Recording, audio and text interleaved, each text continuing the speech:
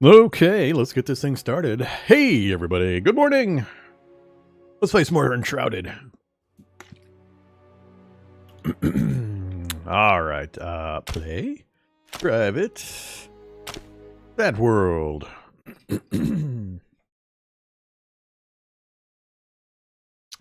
Okay. I was thinking through things last night after the last stream, and I have not been taking advantage of some of the things I can do.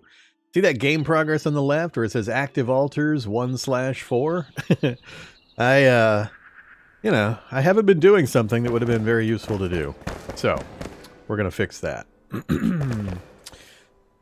Let's see. Where am I at? We got our gear set, all fixed up. Now all fixed up. I've got, I could do with a little more meat. Let's take a look. Yeah, let's get some raw wolf meat. I think that'll be enough for now. Oops.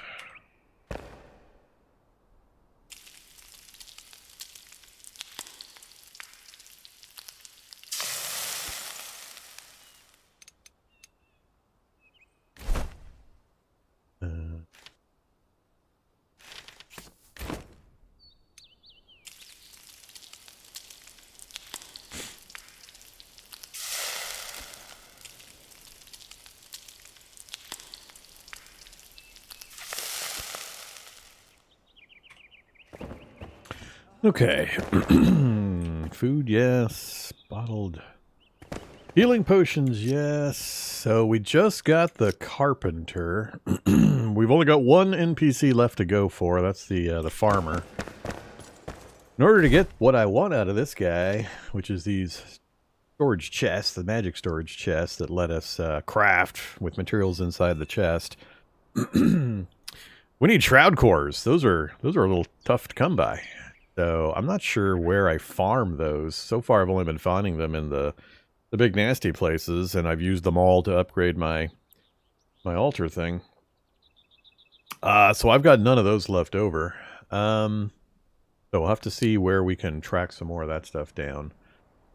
And I know there's different sizes of this. I assume when we level the NPC up, we'll have access to larger versions of the magic chests. So we're going to work on that. We're going to work on getting the farmer. I need to get...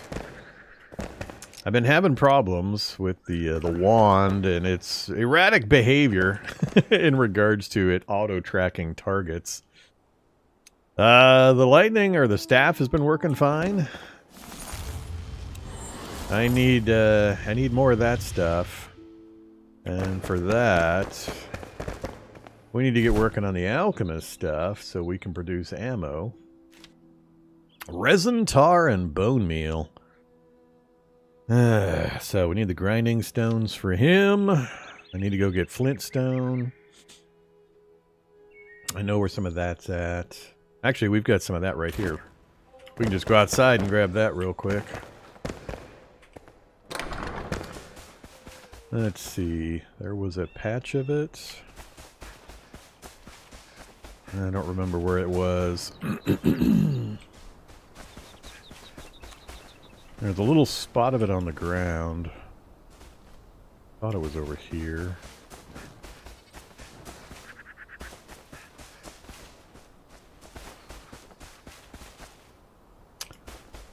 Once that little spot moves.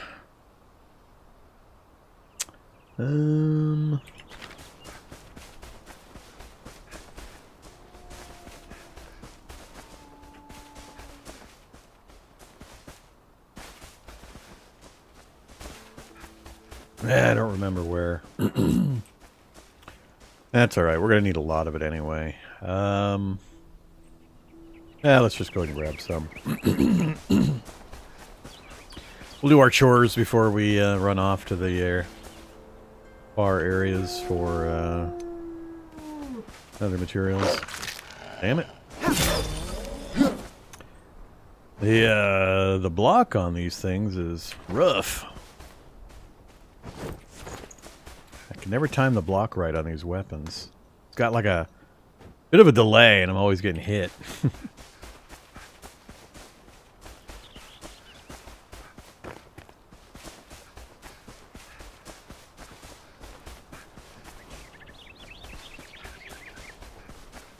Get out of here, goaties.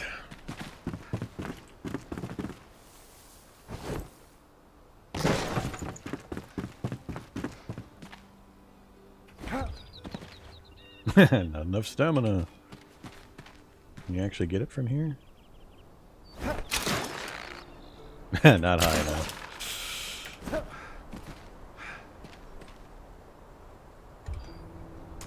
Fine.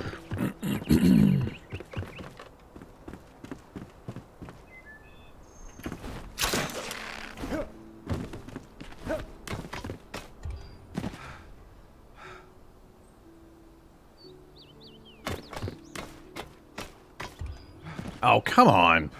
Ugh.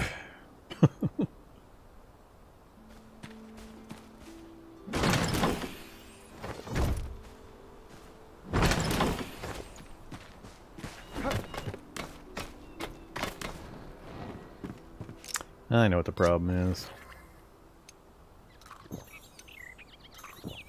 There we go. Problem solved.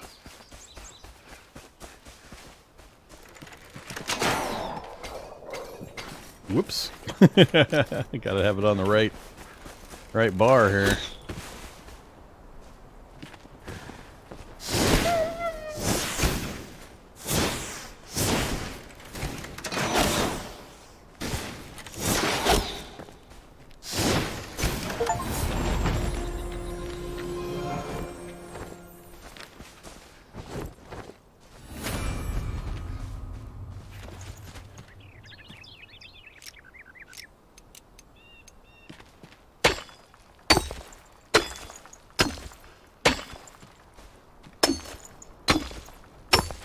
Excuse me? Where's the flint? It's only giving me stone. What the hell? That ain't right. Lag.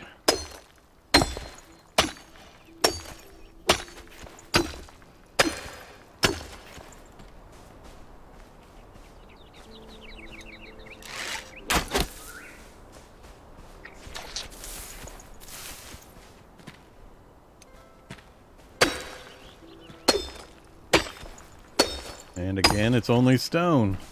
What the hell? Bunch of liars. There's a tiny bit of flintstone.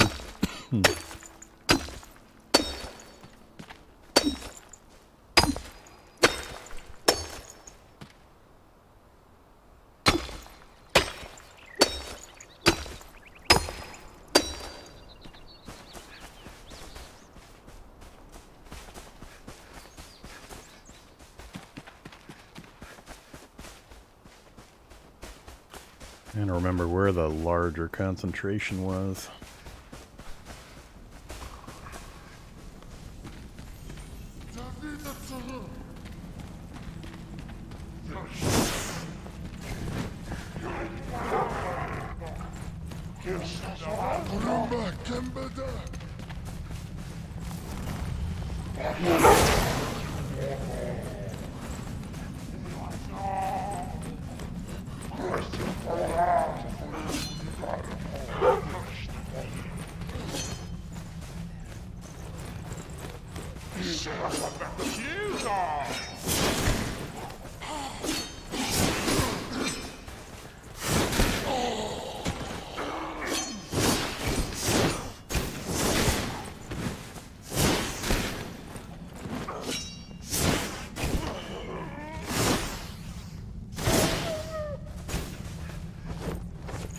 So that was all without tab targeting.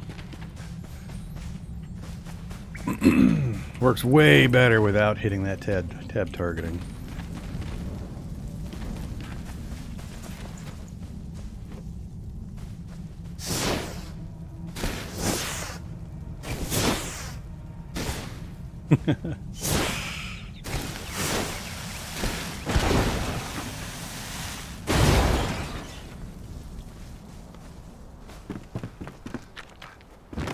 Aww.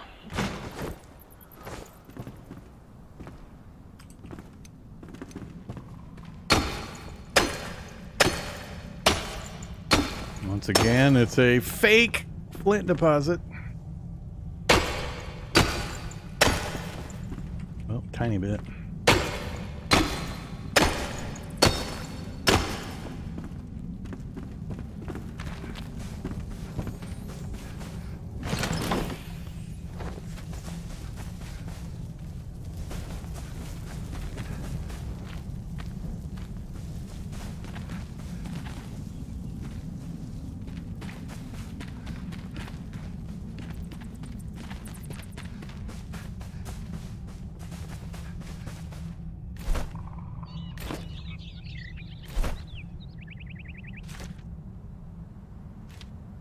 Really? 9? 9 is what I have so far. 9.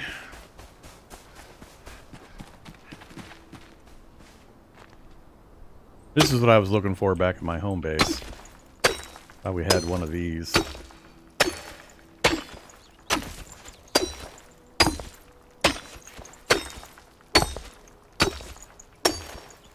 I always go with your wizard, Harry. Any game that offers me anything resembling a fire wizard, that always has to be my first play. It is a universal truth. It is held up through several hundred games. I always play the wizard first.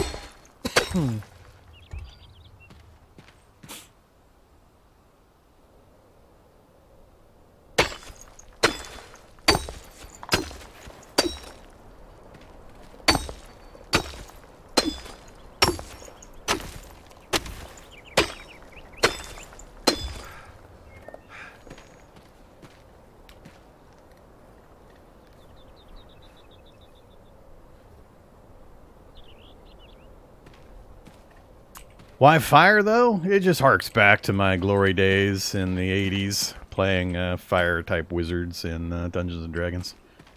I always concentrated on the fireball and fire effects. I'm just paying homage to my roots.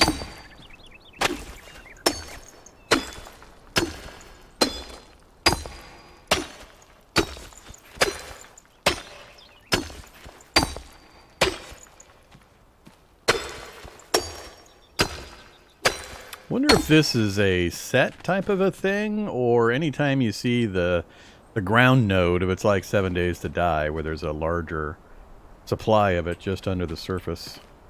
And whether they're permanent, meaning if it resets when I reset the world, or if these are randomized. 'Cause I could have swore I had one of these where I was running around earlier. I'd find it more interesting if they were randomized.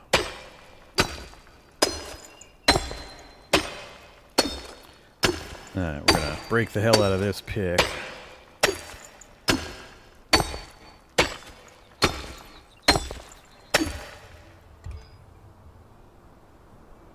What are my thoughts on the game so far? Still a bit mixed. I'm trying to play it for what it is and not what I wish it was.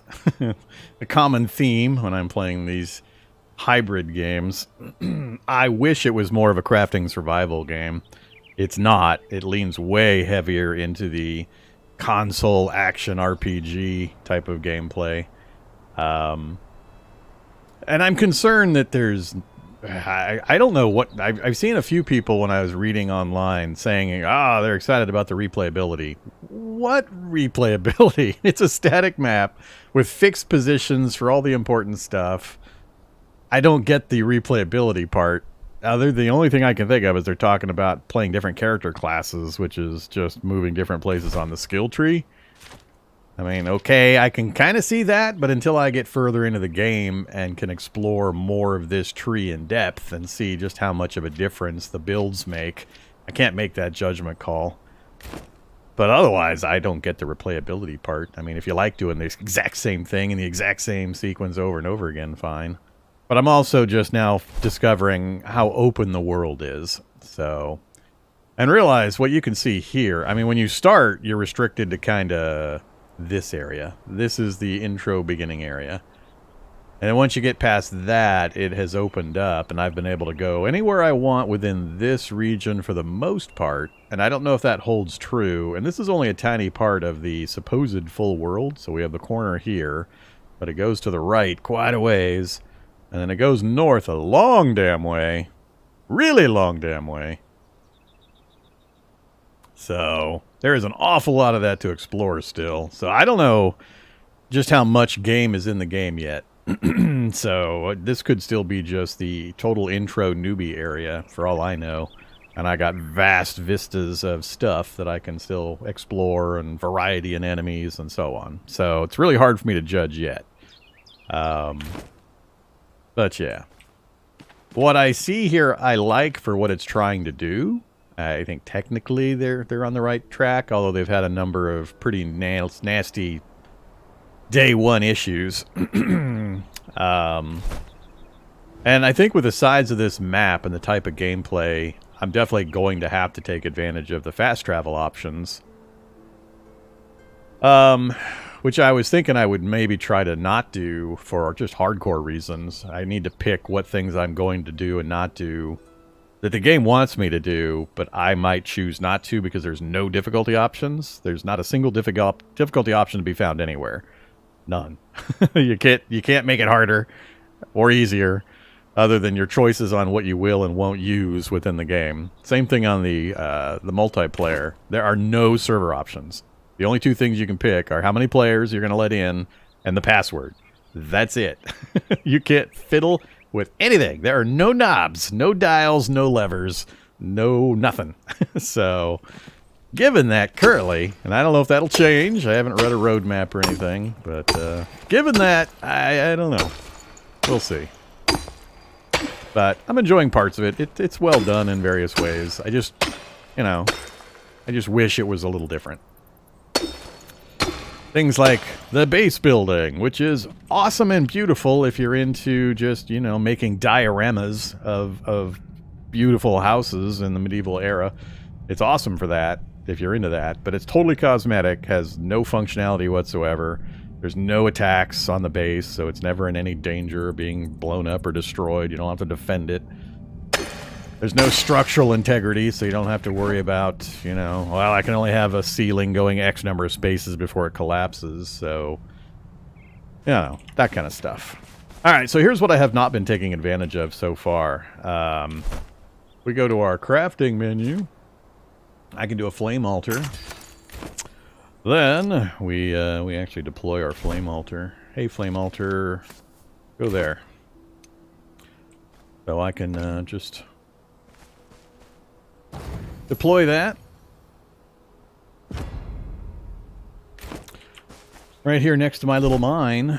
And now I have a quick teleport point. I can just go home, drop my stuff off, repair my gear, and then just immediately teleport back and keep mining. I have not been taking advantage of that. That would have sped things up quite a bit in a number of different ways. Yeah, so every time you upgrade this, you get an increased quantity. So we look at Strength in the Flame. Right here, it shows altar activation capacity. I didn't understand what that meant when I showed it previously. What it literally is how many altars you're allowed to have. So I could pre-position altars, up to 4 of them, anywhere I want in the world. It's best to keep at least one free, so you can do what I just did. You're just running along, or maybe you're about to go into an important dungeon. You just smack down an altar real quick right outside the dungeon, and then you can run in and do all your dungeony stuff, and if you need to, you can pop back out and drop off loot or repair your gear on your workbench back at your base, and then immediately pop back over to the dungeon area. So this is literally how many altars you're allowed to have out there. So currently I have 4 max, and if I upgrade to level 3, it'll go up to 6. So that's huge, and I wasn't using it before, so I should have been using that regularly. Shroud passage level, I think this is the different colored fogs for the shrouds where you go into them and they're just, your timer goes down super fast unless you have a certain shroud passage level. I wish this system was a little more obvious. Then you get attribute bonuses, which is pretty straightforward. It just, gives you more attributes, more hit points, more mana, more all that stuff. And then it increases your shroud timer as well. So you want to be strengthening your flame altar.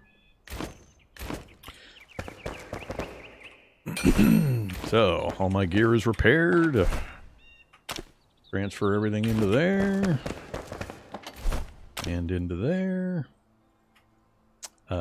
Keep the grilled meat. A dirt roadblock. Really? Terrain equipable? Okay. That stuff.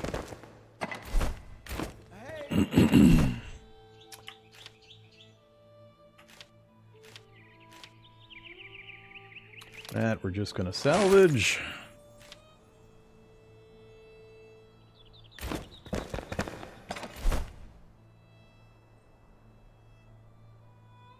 I have no arrows with me. Alright, I guess we'll keep the wooden arrows with me for now.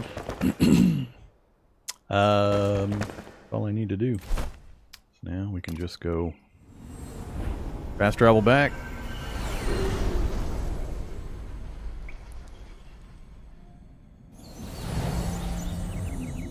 Spoiled by the depth of roguelike games. These look so shallow. I don't disagree. They're different experiences. I can enjoy both. I have the exact same opinion on games like Project Zomboid in regards to the zombie theme. Given that I've played 6,000 plus hours of Cataclysm Dark Days Ahead, I just can't play Project Zomboid, specifically for two reasons. One, I absolutely hate the movement system. I feel like I'm a tugboat driver, not a human moving on a map. I feel like I'm driving a tugboat. And secondly, just because of the lack of depth and complexity. I just can't play Project Zomboid because it's got like 0.5% of the depth and complexity of Cataclysm Dark Days Ahead, while putting it into a game world that is exactly the same theme and circumstances. Different perspectives, different styles, but the exact same subject matter. I just can't do it. So, I feel you. But I enjoy these kinds of games for the different gameplay experience. So, I can play more simplistic fare and play, you know, the super complex roguelikes. Let's diggy hole. Let's see. Let's toss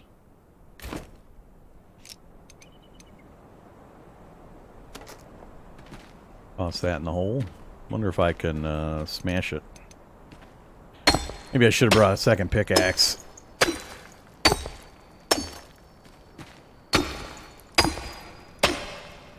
I will say, with the size of the world that it's showing me, and the hopefully distinct play differences if people concentrate into the character classes on the skill tree, and combine that with hopefully more varied and difficult monsters that are going to come up later, where you're fighting like large squads of monsters, or a squad with a big boss or something, or even a mini boss, that would go a long way towards pushing me towards a positive opinion, because then playing co-op, we could have people focus on like a healer build, a tank build, and so on, if those can actually be used properly in coordinated play with each other.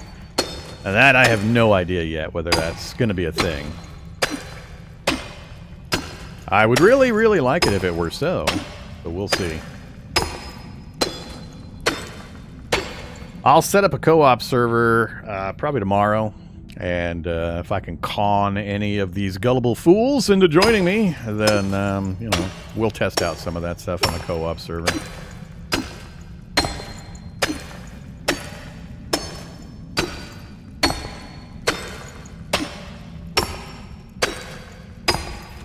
How long have I been on today?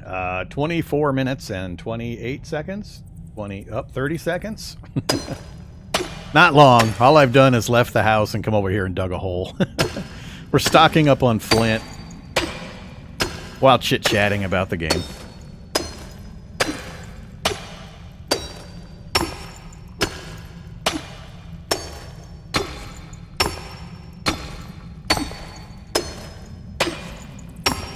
Pretty extensive seam of flint here.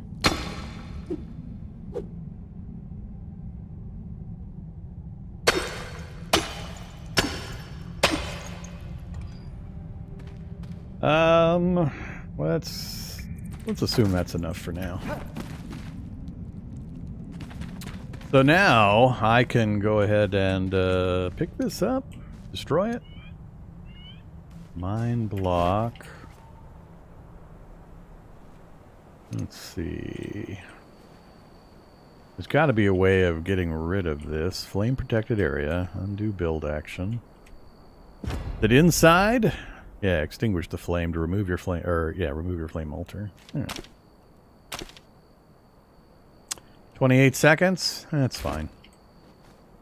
Hopefully I don't have to stand there. Do I have to stand here, or is it still counting down? Still counting down. Alright. Just wait for that to go boom.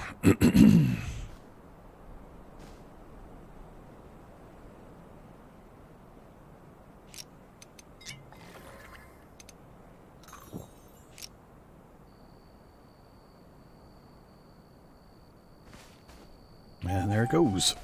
And then we can just pop back home.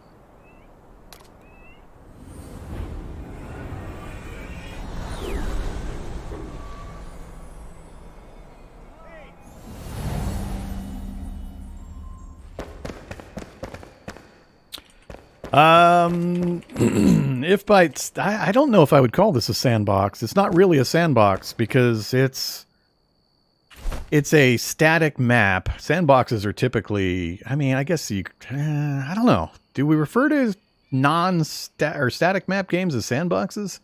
I usually only hear that term when we're talking about procedural gen or random gen worlds, where literally you pop in and you can go anywhere you want immediately. This is not that kind of game. It's a static world with RPG storyline progression mechanics where you have to do certain things and go certain places and accomplish certain things to unlock access to other things.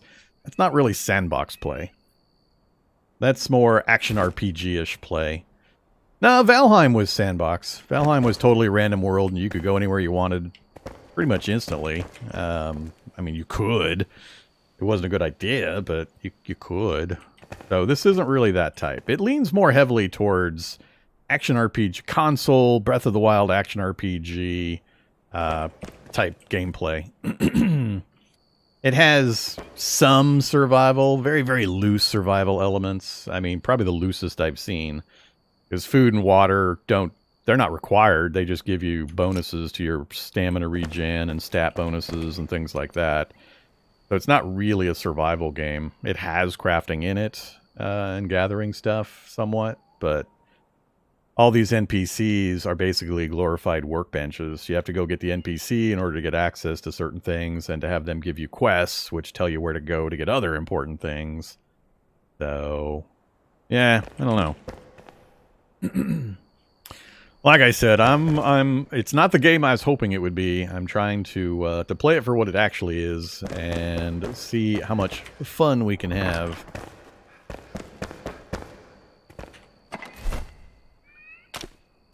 All right. So, we got that done. So, I needed flint for, was it the grinding stone? I forget what I was, what was I focusing on? Grinding stone, yeah. Flint stones and stones. So let's get that done. So flint stones and regular stones. Give me the grinding stone. May the flame guide your way.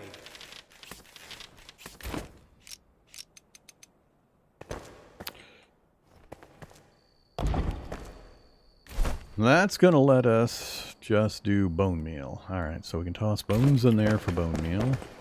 Let's get some of that started. Really? 23? Is that all I've got? Oh. Guess I haven't been doing that much grave robbing. None over here. Really thought I had more than that laying around, though. Alright, so it's working on bone meal. What else did I need for you? Resin's going to be a problem. We found one spot where some enemies were dropping a fair amount of resin, but it's a bit far from here. On the far side of the tower. I can get back to it by teleporting to the tower and flying down to it. Tar I can make by burning food, which is funny. What else were we looking for here? Not the health or survival. Bug dust, glow dust, and... oh, shroud cores. That's just shroud spores and shroud liquid? Really? Is this the same thing?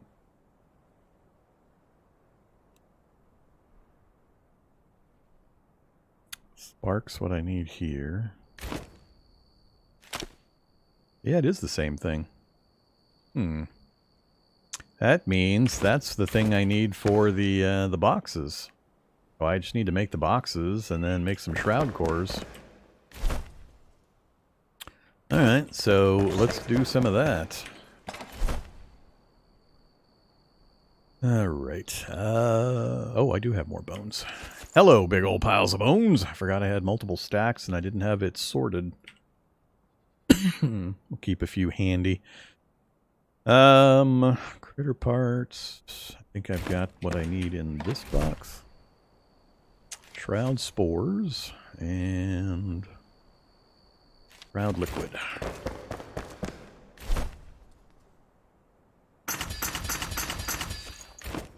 Cool. So I could upgrade the altar again, but I'm not going to do that. I'm going to do...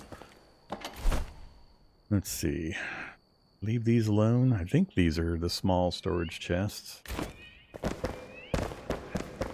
So what I want is these storage boxes here. Magic chests. So, small chest and shroud cores. So I want to make at least a couple of these.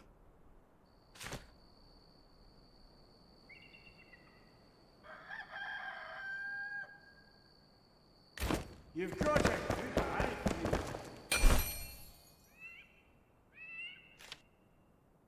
Yeah, that's this one. I don't think I have enough space.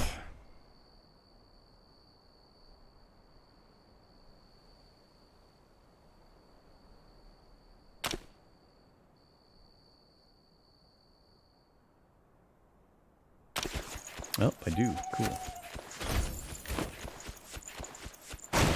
Alright, pick that one up. Then, we're going to talk to you. Turn that into a magic furniture chest. Sawdust.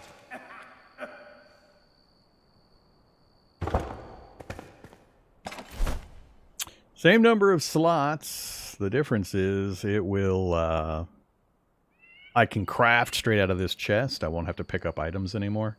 I actually want my other one into here, but I'm going to do both of them. I just need to, I might have to make one more chest to hold stuff while I do all this transferring. So just toss all this stuff back in. Guess it would have been faster just to do it the other way.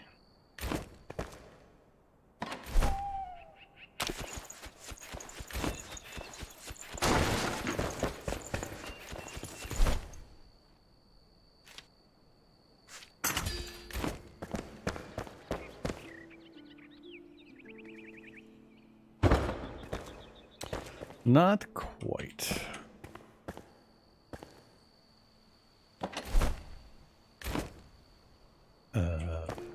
Where's the pick it back up option? There we go.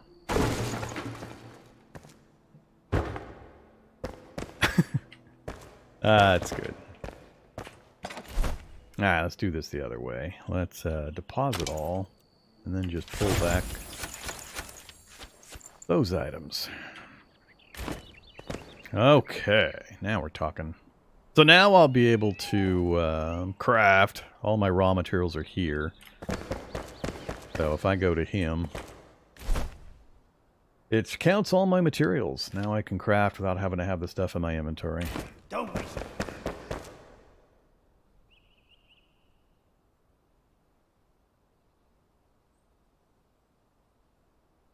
Thought it'd be more open sandbox. If you're only a few hours in, you're still kind of stuck in the intro early area. And the gameplay hasn't opened up yet. So I wouldn't bonk the game for that, because very quickly it starts expanding outward.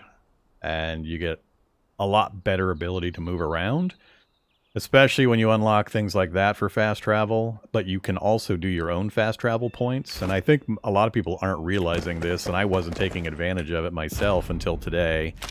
But if you look at this altar activation capacity, this is how many of this altar you can actually have out in the world. And the thing to realize is all it takes is 5 stones to make one of these. So as you travel, just put an altar down anywhere you want.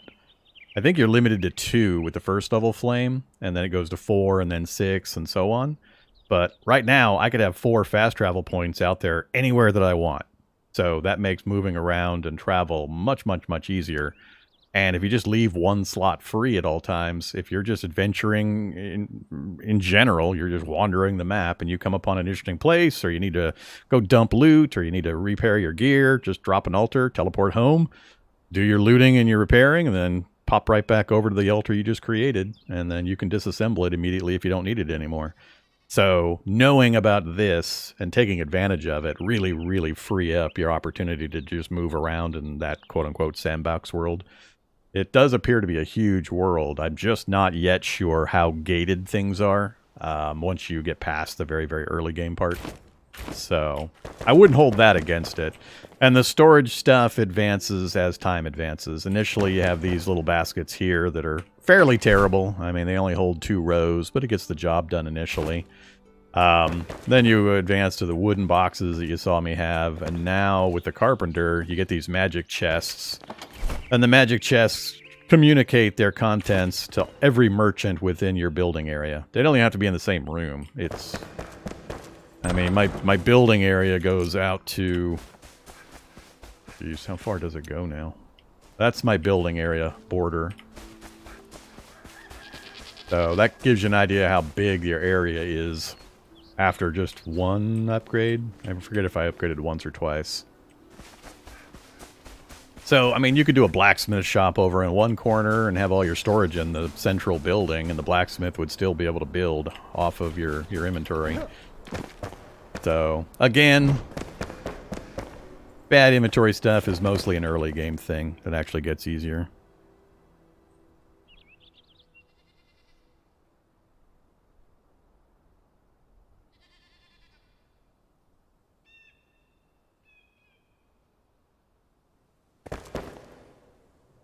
Yeah, some of the stuff is locked behind the NPCs, but I mean, I only played...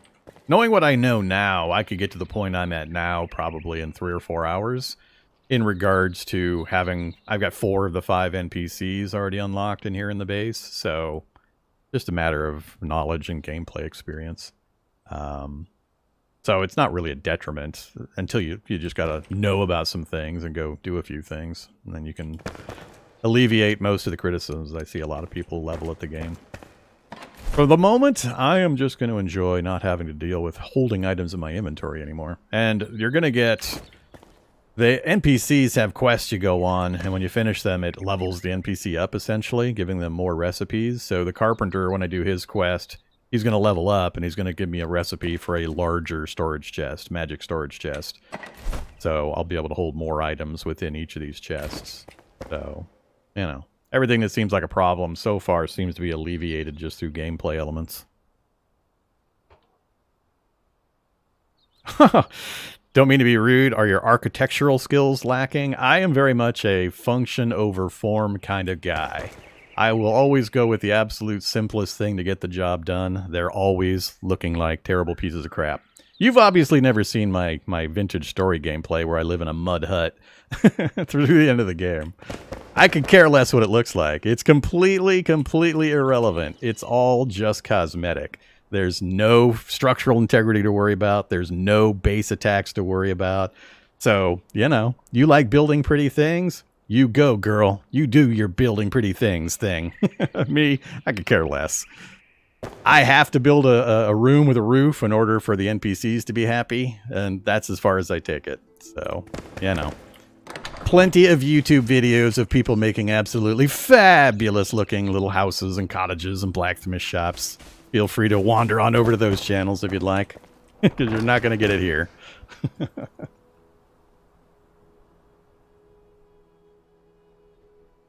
It is absolutely not the game's fault. By far, this game has the best ability to build pretty things of any game out there. So... You know, it's totally me. I fully accept the ugliness of my buildings. The game itself is amazing in regards to the building system. So, I actually do recommend, if you haven't seen what's possible, to go visit a few other YouTube channels. Somebody was doing really cool buildings off of the beta demo that was out a couple of months ago. Just absolutely magnificent looking places. So it's a streamer thing, not a game engine or game limitation thing. Okay, what was I doing? I was doing stuff. I was making boxes. I was gathering materials for the various NPCs. I'm just trying to get the NPCs set up with their associated workbench. So blacksmith needed the kiln and the forge, drying rack for the hunter, grinding stone for the alchemist, and I need to get his thing going, which is the kiln. But I don't know where I get lumps of clay. I haven't seen clay yet. I don't know. Anybody know where clay's at? Oh, sawdust.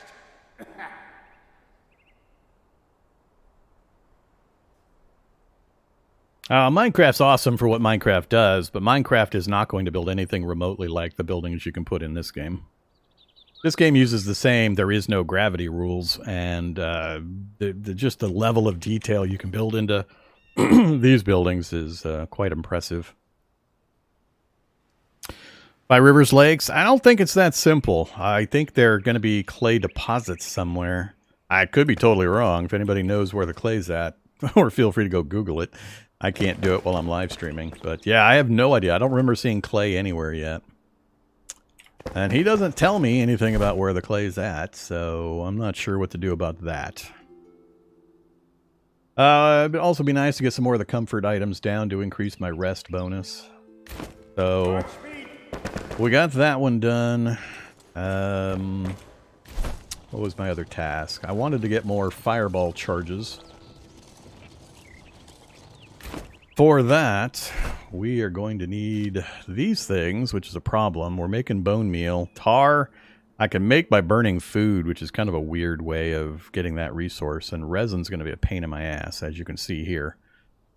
You get 20 charges for 10 resin, which is not terrible, but the resin's a fairly rare drop from trees when you chop them down. And then I found some monsters that have some resin, but there's not very many of them. There's a fire wizard. That's kind of important. Alright, I think I'm going to get... Let's get at least one more of these crates upgraded. Like my food crate? Yeah, let's get my food crate upgraded.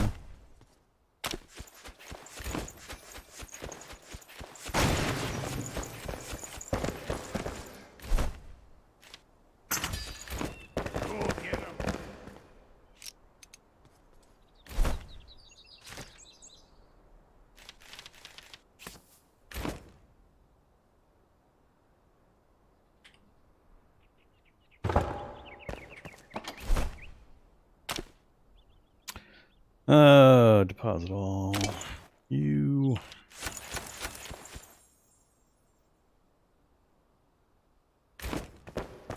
Alright, so that's it for the general storage. These other boxes I've just got gear in that I'm not really using at the moment. Most of this I'm going to destroy for the runes that I can then put on my other gear. Whoops. Hey there, backpack. What happened there? That goes into the other box.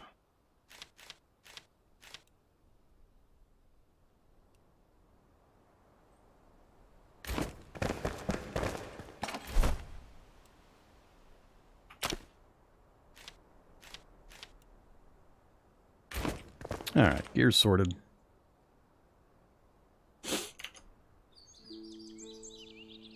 Multi-server or multiplayer? When if you start multiplayer, would you have to restart? You don't have to restart your character. It works like Valheim and some other games of this action RPG style, where your character is a separate entity from the world that you're going to play in. So as you see me when I start the live stream and I'm on the intro screen, I have to pick a character and then I have to pick a world to go into. I can take that character to any world I want. So a multiplayer server that started, you could bring any character you want into that server. When I start my server, I'm going to tell people you got to start off fresh. With the possible exception is once the server's been running for a while, maybe people that are new that want to join, I'd let bring in certain levels. But I don't want a level 100 uber god that's been, you know, cheated all the way up to the top with all the gear to just step into the world and raffle stomp everything, have the rest of us just standing there looking dumb. So, you know, unfortunately, I don't think there's any filters. Like I said, there is exactly 2 things you can set on a dedicated server: how many players and the password, and that's it. So, you know, we'll see. But yeah, the player is separate from the world. All right, so upgrade. I think that's all I need to worry about for the moment. We need resin, and what else am I working on? I was going to go get the farmer so I could finish my collection of NPCs. The farmer is way up here. So I'm going to teleport to the spire, and we're going to fly as far as we can to the north, which won't be very far. I think we barely made it to, like, here. So it's not really going to save me that much time. You just until I know there's some way in the future of boosting your flight, like generating an air blast that lifts you up or something. I remember seeing in a video. I don't know if that was a terrain feature that did that or a character ability or what, but yeah, we're going to try to go with the farmer. And then we'll start working on some of these other things. The alchemist mortar's up that way too. Let's do that though. Alright, so let's go ahead and teleport on up to that one.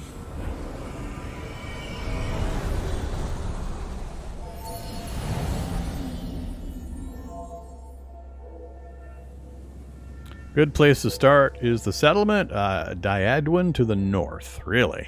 I have no idea where that's at. The Revelwood biome.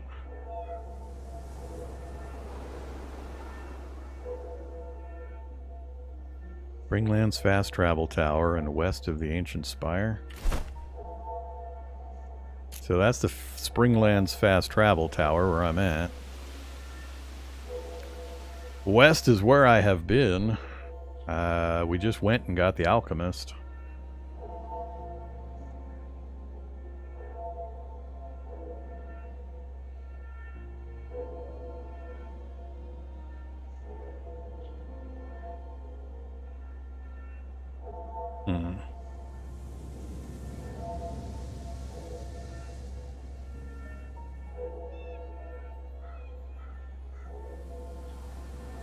I'm as sure it's 16 online at a time. That's how most all servers work. Now that's the salt mine location there. I'm still going to go get the farmer first. We'll get the farmer done, and then we'll go investigate to the west here and see if we can figure out where the clay is. All right, so let's make a. We're heading here. Set that as a waypoint. So. You know, that direction. That's not quite the right direction. There's a tower way out there. Bet you that's where we're going. Yeah, that's probably where we're going. So where am I going to aim for? I don't want to end up in the fog right there. I think I'll aim for that red red rooftop right at the top of my hat there. And we'll kind of work our way around and over that direction.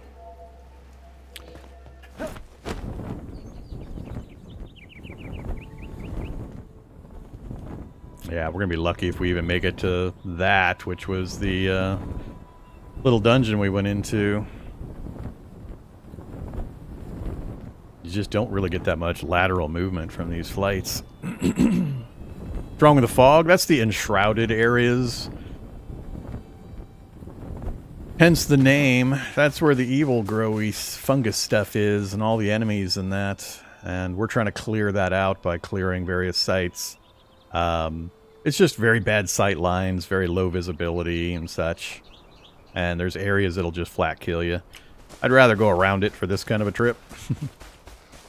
Because I could get myself into a position where there's a cliff on the far side, and then I travel all the way over there only to have a cliff barring my progress, and then I'd have to retreat back out again. I'd rather be able to see where I'm going. Well, hi there.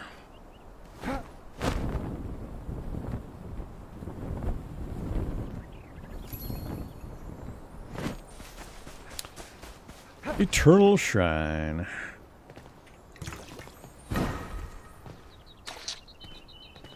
Steal the loot from the Eternal Shrine. Honey? Ooh, a spark. Really?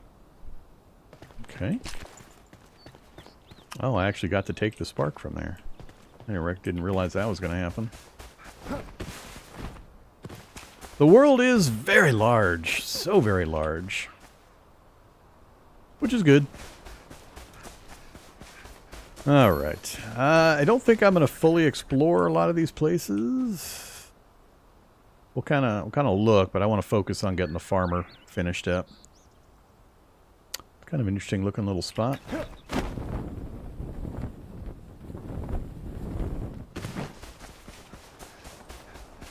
Flintstone.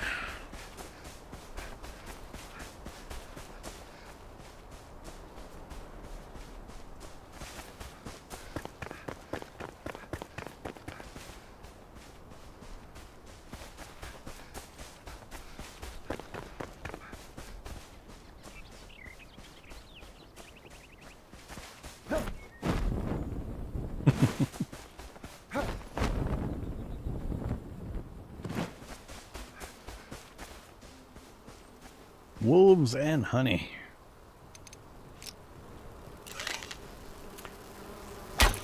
Bees.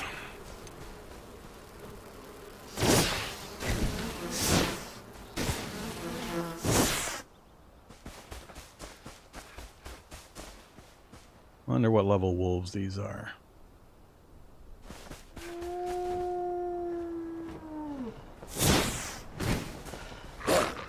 Level 7.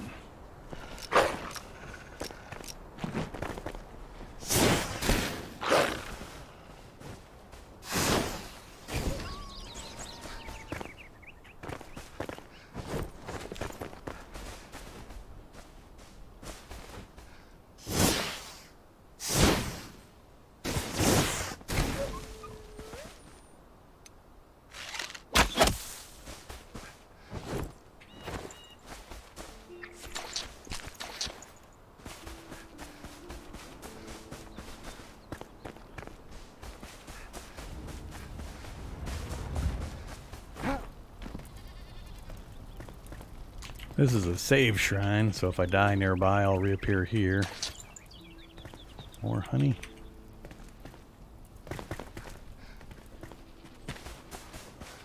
Alright, now I don't have as good a look at the terrain. Now that we're in the lowlands. Whoops, I need to go there. We're closer than I thought. Maybe we'll go over and get the alchemist mortar first, and then we'll hit the farmer's vault. We've got an elixir well as well as a flame sanctum. There's a lot of stuff right in here. Gonna be up top there. Don't think I can climb that. Maybe I can. Maybe I can't. And momentum is awful once you start to fall down.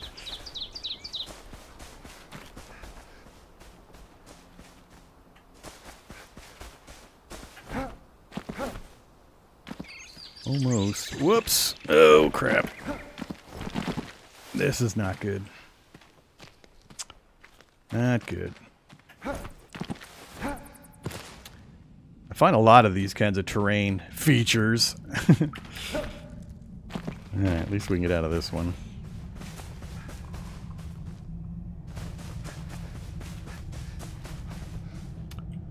Whoa, that's a lot of wolves.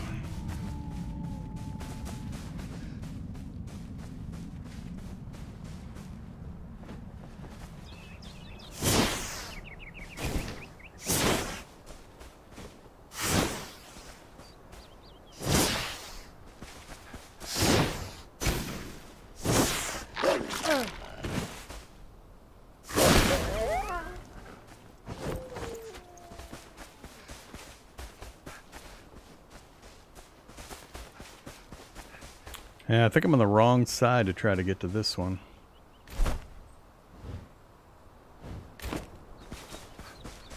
Wrong side of this hill, I mean.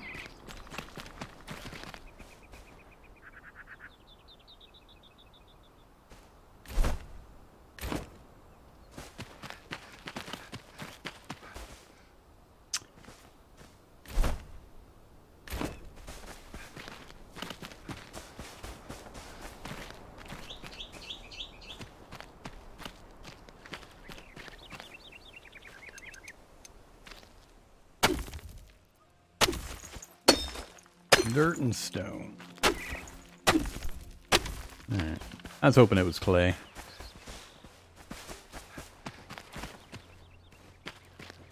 Oh, down in the shroud. At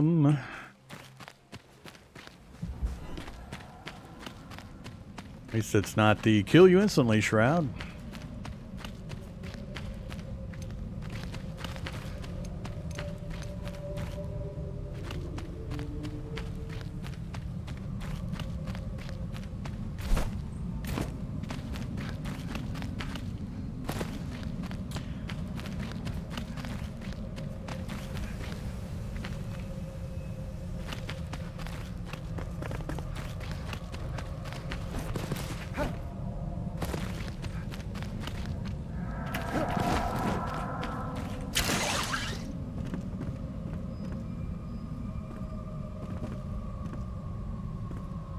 What's the benefit of coming up here?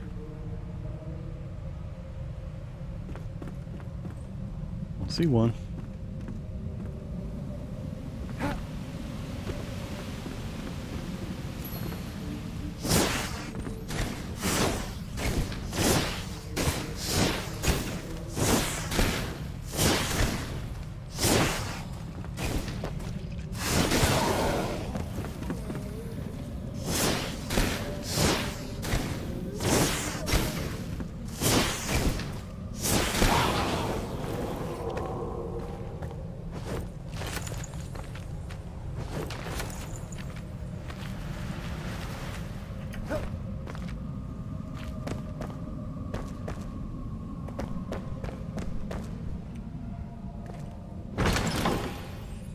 Chain heal.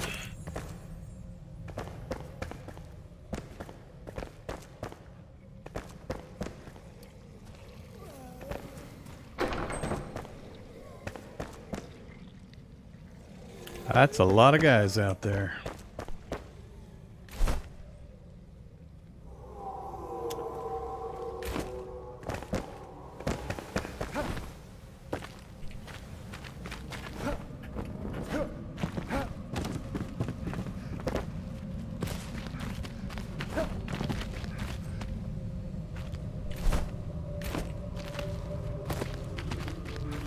Uh-oh, up there.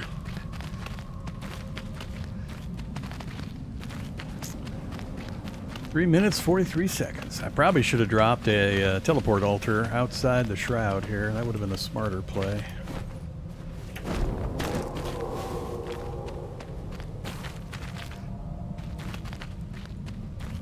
Guess that's so you don't have to go in the front door.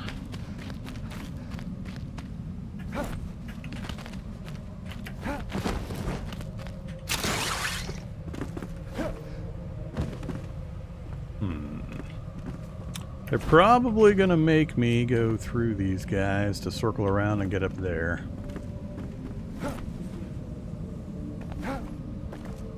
No way I'm going to make that.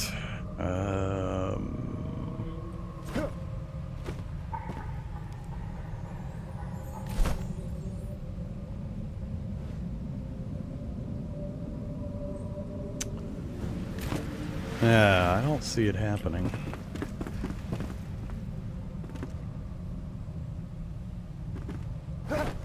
Alright, let's take a quick trip back out. I'm gonna set up an altar. Whoa.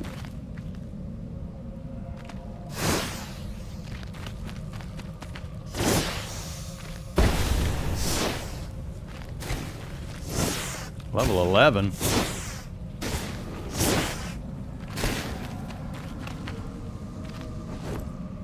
Shroud sack.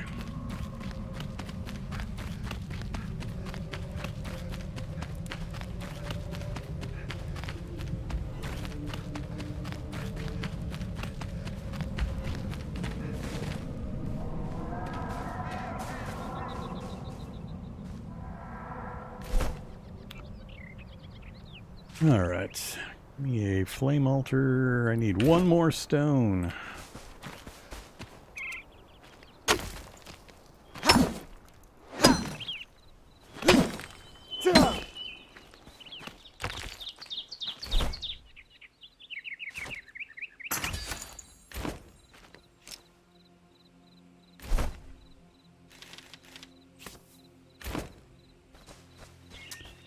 Not enough free space, huh?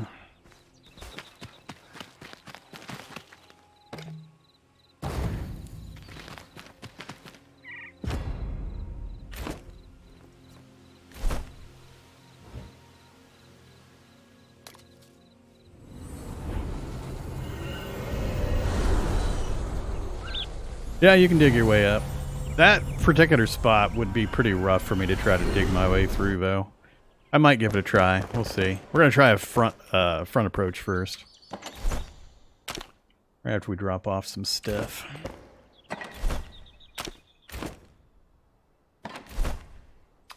Running out of space for stuff again.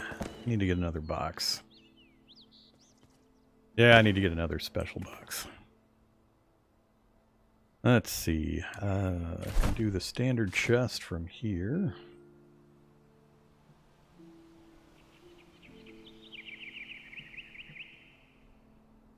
Or not.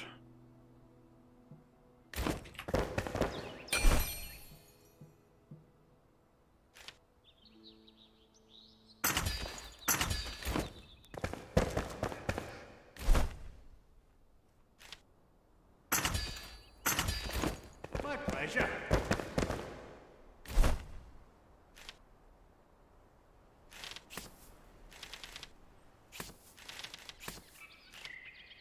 When did I pick up a Wildwood Shortbow Epic? I don't remember picking that up. I'm still using my Ornate Wood Bow level 7 Epic. That's a level 3. Just... I haven't decided if I want to try stacking these things. I think choosing which one I want to interact with will be a problem if I try to stack them. So for now... just do that. And I'm going to end up replacing that one with this one.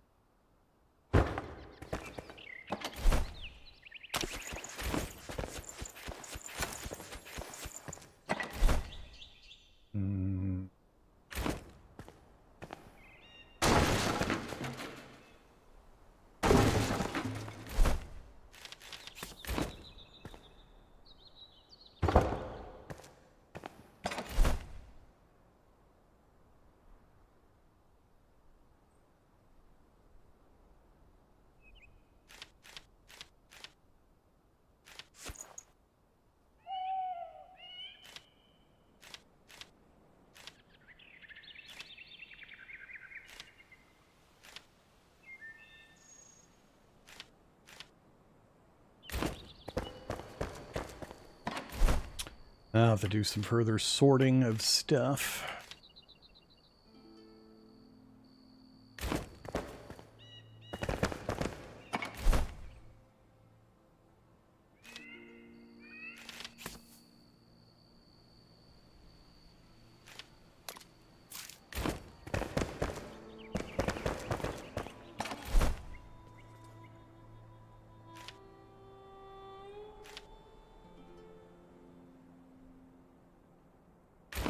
Alright, inventory's sorted. Gear is repaired. Let's go ahead and just rest the night away and then we'll head on back over.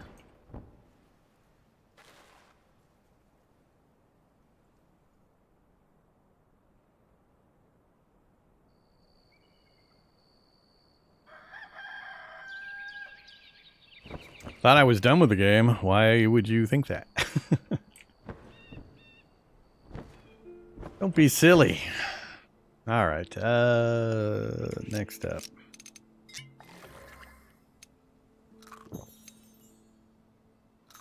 Alright, we got all of our bonuses sorted. Health regen. Actually, I should save the purple berries for when I'm needing some health. I need to find a substitute for the purple berries. What else we got? Red mushrooms, which I haven't grilled yet. Oh yeah, I should be doing the red mushrooms.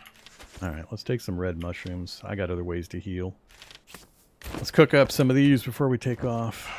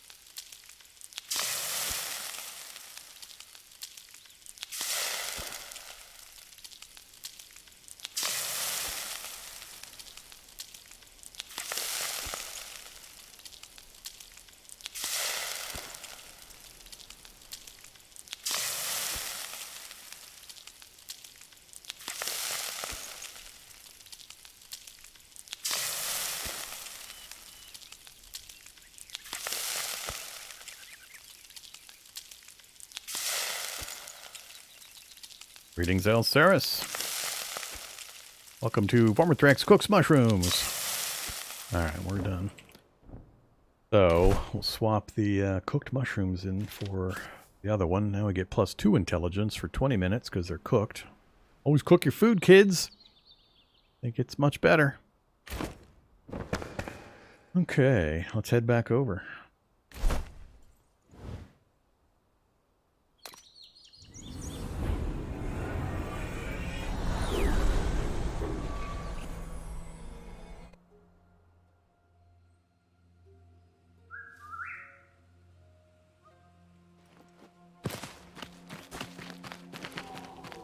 Head back in.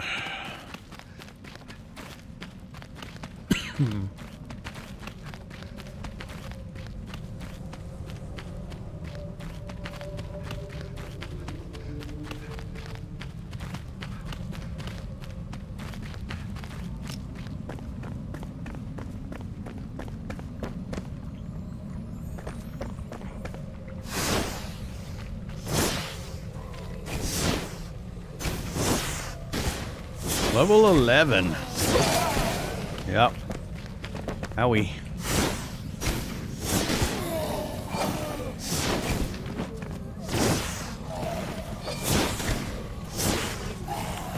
I really hate when it fires right over top of the guy who's 5 feet away from you.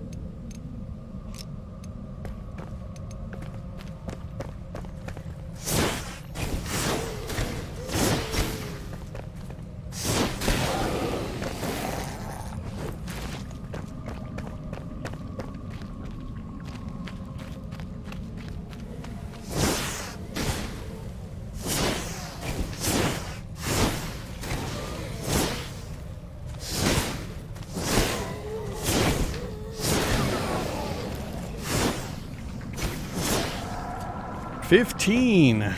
Some armor. Come on.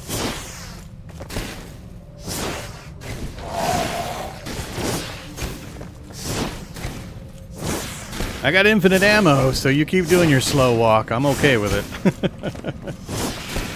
It's the joy of the wand.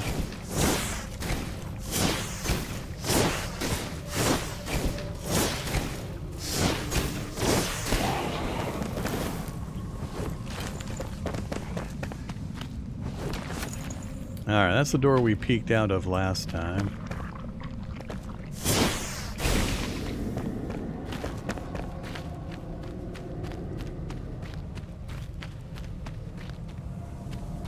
Not going to break every single container I see this time through. Alright, front area looks pretty clear.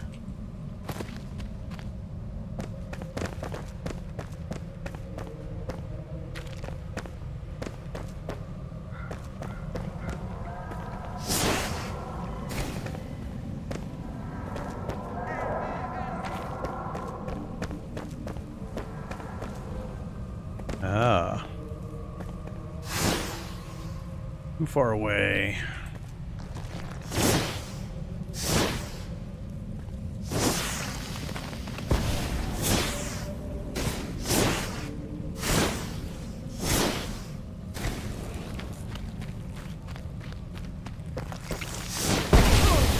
Ow. They don't fire very fast. I don't have enough bandages. Oh, crap. Should have made more bandages. 2 minutes. We're getting close. I'm going to have to bail back out of here and come back down after I reset the timer, though. Yeah, let's do that. I don't know how much forward I have to push before we'll have an opportunity to reset the Shroud timer. I didn't bring any potions with me to do it.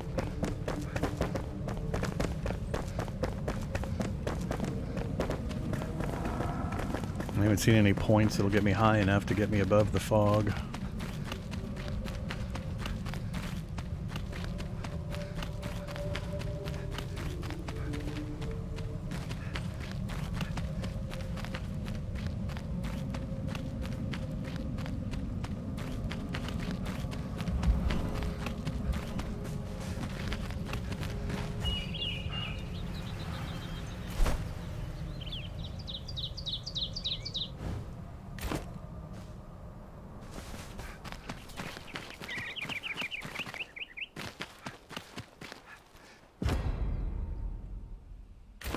Nah, I think we can make it. I was gonna go back and get some bandages, but nah.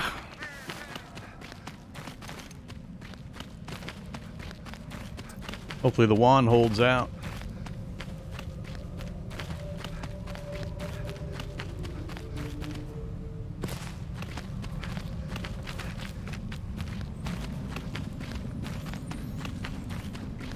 I do wonder how much sneaking you can do. They make a note of being able to hide in bushes and things like that.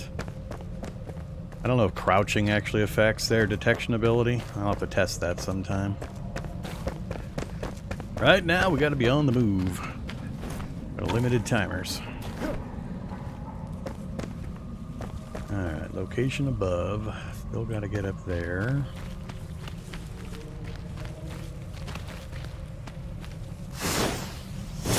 Come on, magic missile.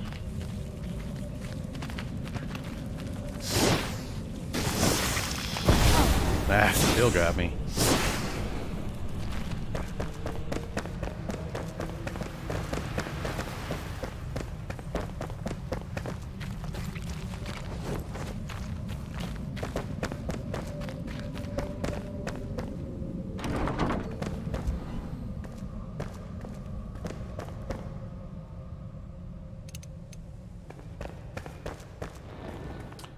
I don't want to go down there.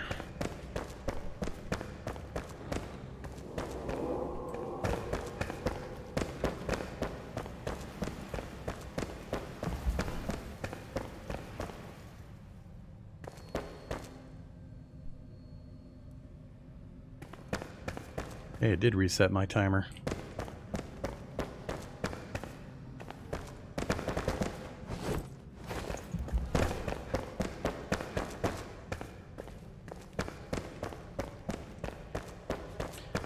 Yeah, so I could have pushed forward. This tower gets me high enough to not be able, or to reset the shroud timer.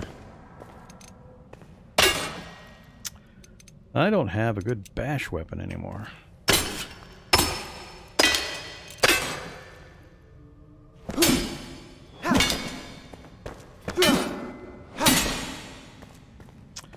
Not gonna bother.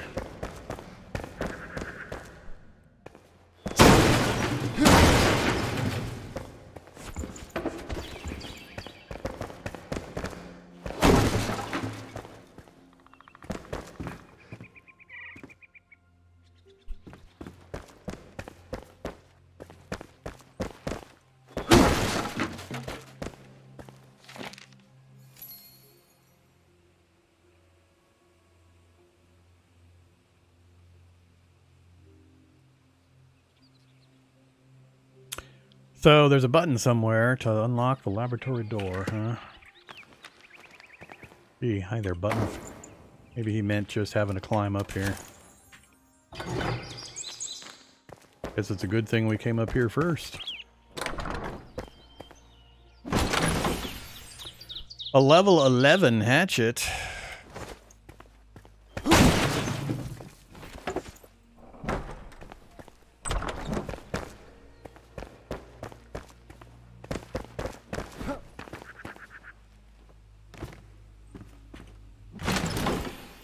Copper arrows. Only 5 of them, but... Oh, hi there, ladder I didn't see earlier. Alright, back down into the shroud. And now into the basement.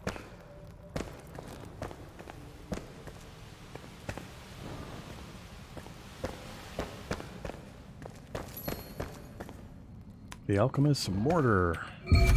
Ah, quest complete. That's the main thing we were after. Ah, got it.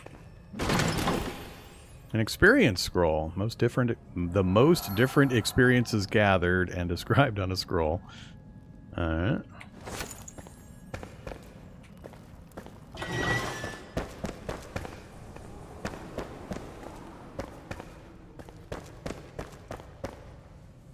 think that's all I care about, really. Alright, so we can't fast travel while in the Shroud, so we'll just pop upstairs for a second. And I'm just going to fast travel my way back to the altar that we made, and we'll destroy it, and we'll move on to the Farmer Vault.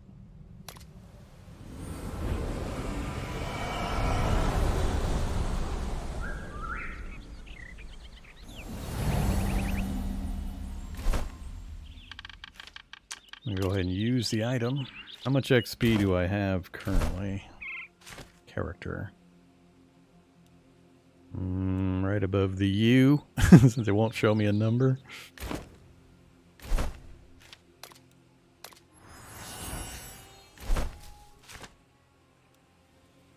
I guess it moved a tiny bit. It's kind of in between the U and the T now, or above the T. Yeah, that was not much.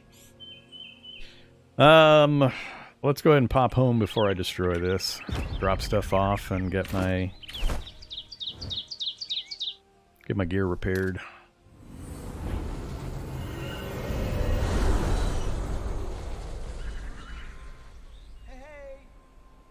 Hey, hey, ho, ho. Yeah. Whatever it is, Order returned. Place it in the base. Fire in your veins guide you.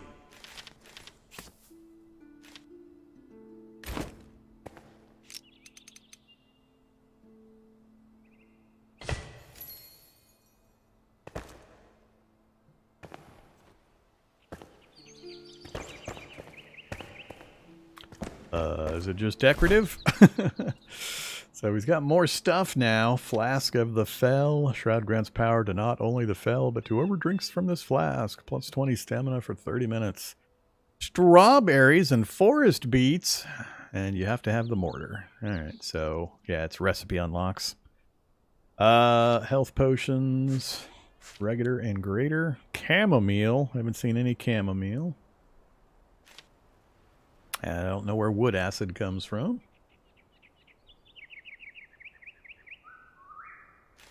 Oh, that's right. I want to make the spiritual cane. I don't know if it's better than the one I've got, but... ooh, the mage set. Upgraded armor. Don't know where indigo is. Can't make linen yet. Haven't seen amber. Yeah, it keeps expanding and expanding.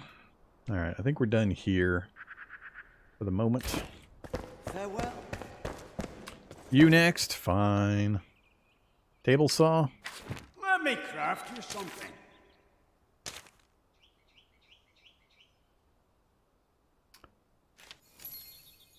Alright. Another quest location. Medium chest!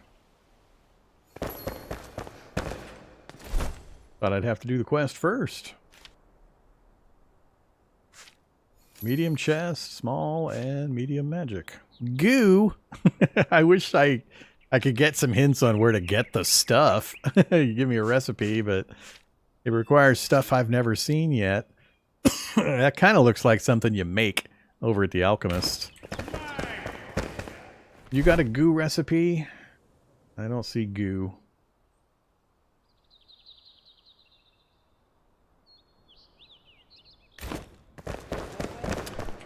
Well, I mean, I can do the regular medium chests. I assume that's just normal. Nails, wood planks, yeah. So we could do a medium chest.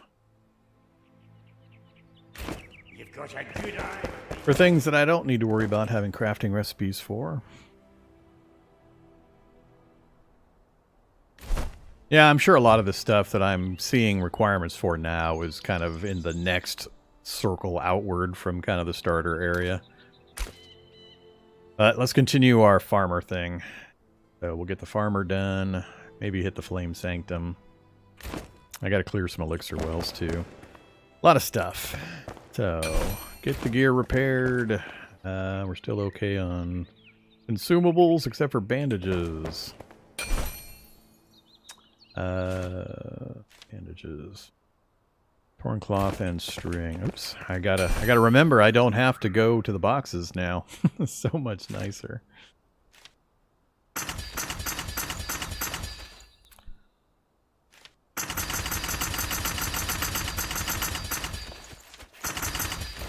Alright. That should be plenty. Back up to 11. Yeah, that'll do. Let's get moving.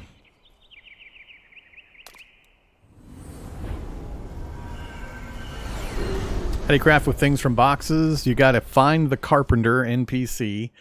He has a recipe for magic box, and the magic box will broadcast its contents to any crafting needed in the entire zone that your flame contains. Whether it's your own personal crafting from this screen, it'll pull the materials automatically from any of the magic boxes, or any of your NPCs, anywhere in your base. So you don't necessarily need to have all the NPCs in one building like I've got. You could make a blacksmith building and make a carpenter building if you want to get all fancy and pretty about it. And then have each of them, they'll all pull from the inventory boxes no matter where they're located. So, but yeah. Most of the annoyances that I had with the very early game are getting solved as I advance into the game. They're just gated by certain NPCs or recipe unlocks or systems and so on. I also want to make sure everybody takes advantage of what I'm doing here, which is using our altar ability. We can drop more than one of these altars like you started your home base with. So when I got near an area where I'm going to adventure, I drop a new altar, which creates a fast travel point. And then when I'm done with it, I can just destroy it and move on. You've got 2 slots in the very beginning, so you set one of them up as your home base, but that leaves you a second slot. So when you go adventuring out in the newbie area, like if you're over here, you can just drop an altar. That way you can immediately teleport back to your home and repair your gear or drop off loot, and then immediately return back to where you're adventuring. So it helps out tremendously if you always save one of your altar slots for while you're traveling. And they're easy to put up and take down again and move wherever you need to. Or you can use some of the slots to set up permanent travel points wherever you want. The only limitation is it can't be in the Shroud. And I had a little bit of an issue with the slope here, but I was able to find a spot to drop it. So we're done with this one for now. So we're going to go ahead and take it down. So just commune with it and tell it to extinguish. And then you just got to wait 30 seconds. And you don't have to be in that screen to do that. Let's see. Let's refresh our food and water.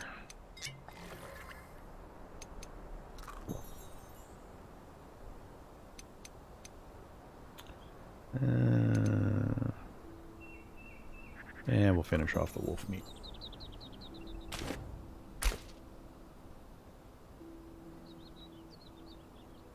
So yeah, if any folks are watching and have questions, feel free to ask in chat. Don't be shy. I'm always happy to answer questions during streams, if I can. Brand new to this one, so if you're ahead of where I'm at... Oh! Well, hi there. Forest Beats? I think I ran... Did I run past one?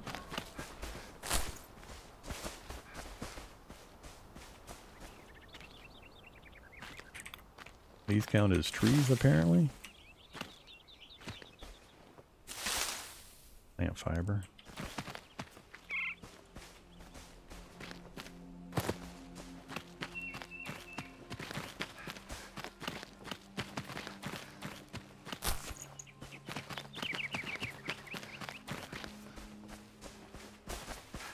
Wonder if I should mark this area. Let's mark it. Create marker. I guess we'll do loot. Green. Do I get to name it? Hey. Create marker. Green. Loot. I don't get to mark. I don't get to name it? What the hell?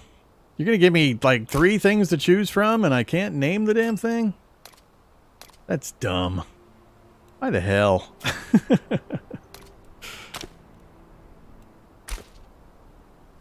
I am not amused. I don't leave a teleporter here. There's not much point. I might leave a teleporter up in this region anyway. Yeah, I don't like that this is all we've got to choose from, and we can't even name the thing. That's just silly. 1 out of 4 active altars.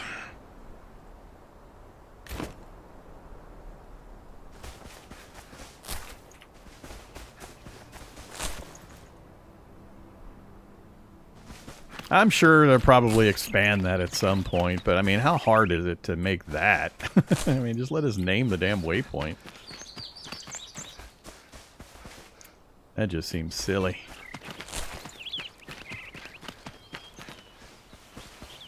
Why put a function that limited in? Alright, so we're heading up to there.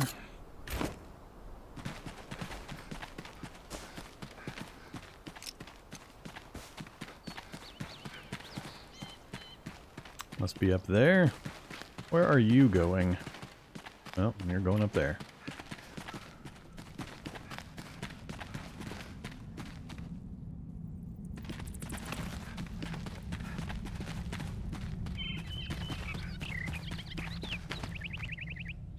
I got a shelter bonus under the cliffside? Under the tree?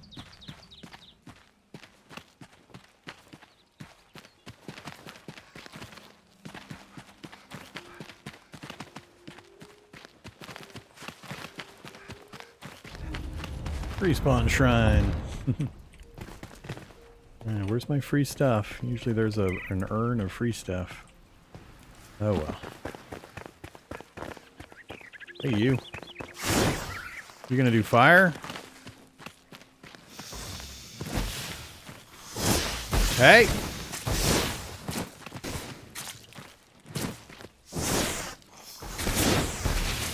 I got jelly on my head.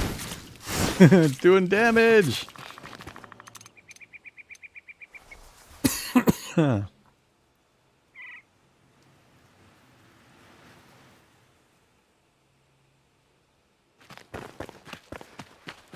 Strawberries? Strawberries.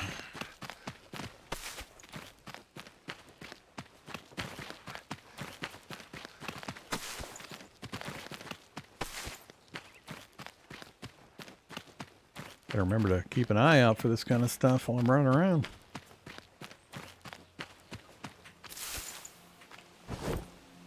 Poison sack.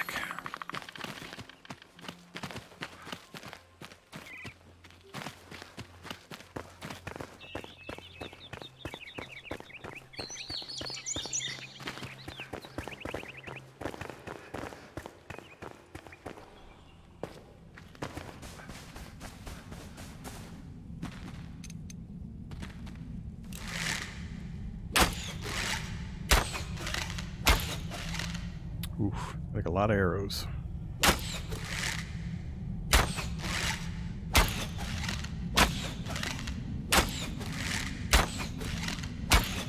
Getting criticals when I hit it right in the middle there. Yeah, that is a lot of arrows. I think this one, whoa, maybe not. I don't think I can get close enough to use my wand effectively.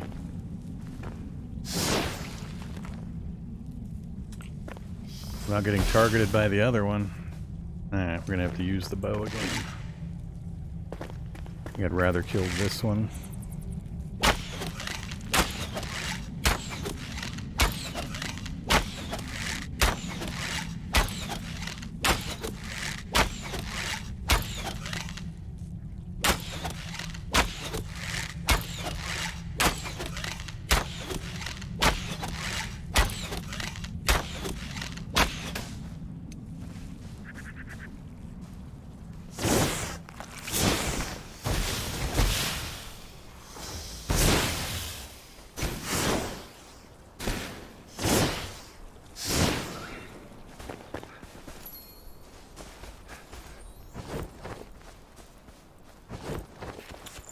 Trap on the ground. More traps on the ground.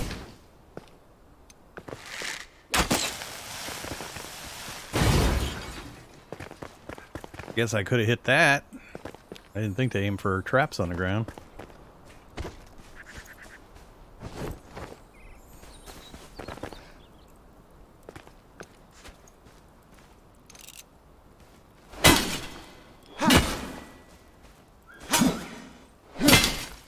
Yeah, I need something better at bashing metal items. Hardwood.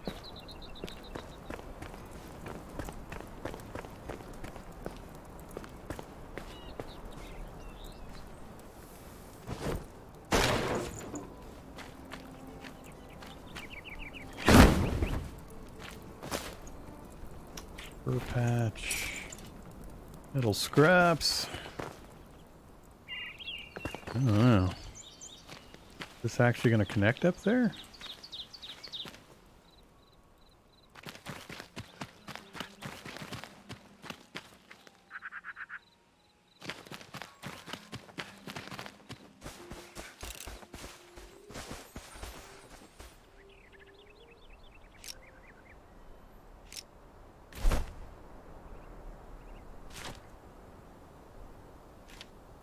Oops, out of stone.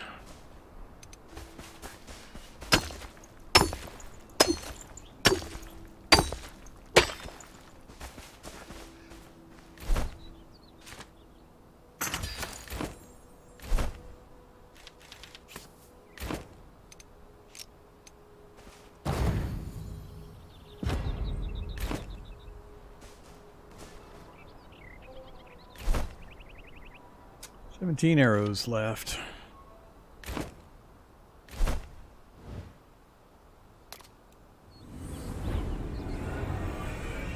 So the wand has infinite ammo, but it's very short range. The staff, you have to have ammo with you. So when I switch to the staff and I try to use it, if I right click, I can then choose the heal channel, the ice bolt, or the fireball spell, because I have those charges of ammo in my inventory.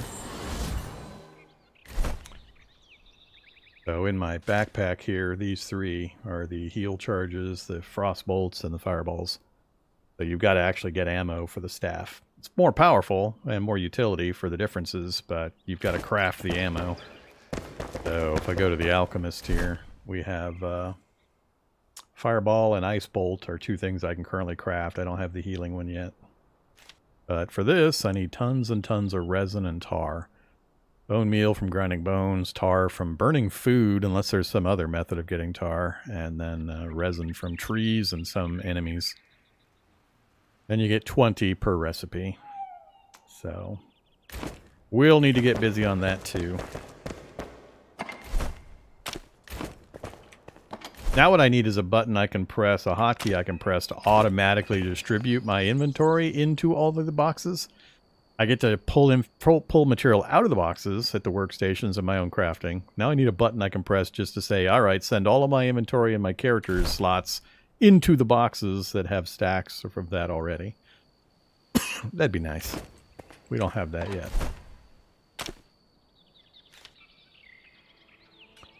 Don't need a campfire.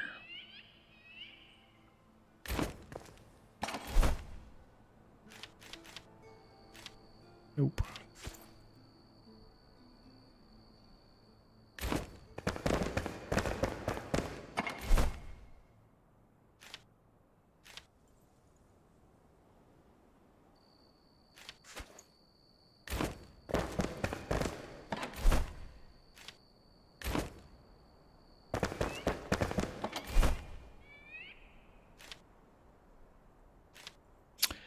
Time to get another box for all these potions. Excuse me. Alright, we're sorted otherwise. Gear is repaired.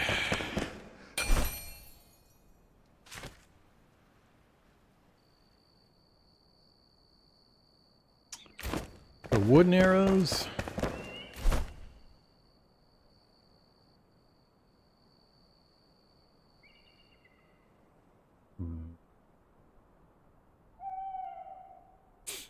Where are the other arrows crafted?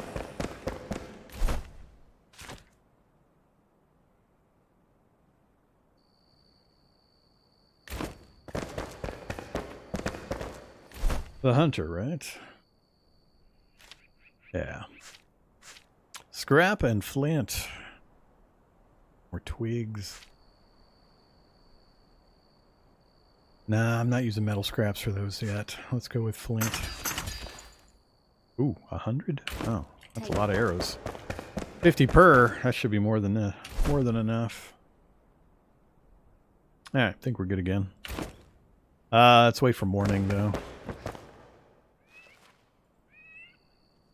Shift R is deposit into the chest, period. Oh, wait, you mean it works from without actually opening the chest? I haven't checked that. I'll have to test that.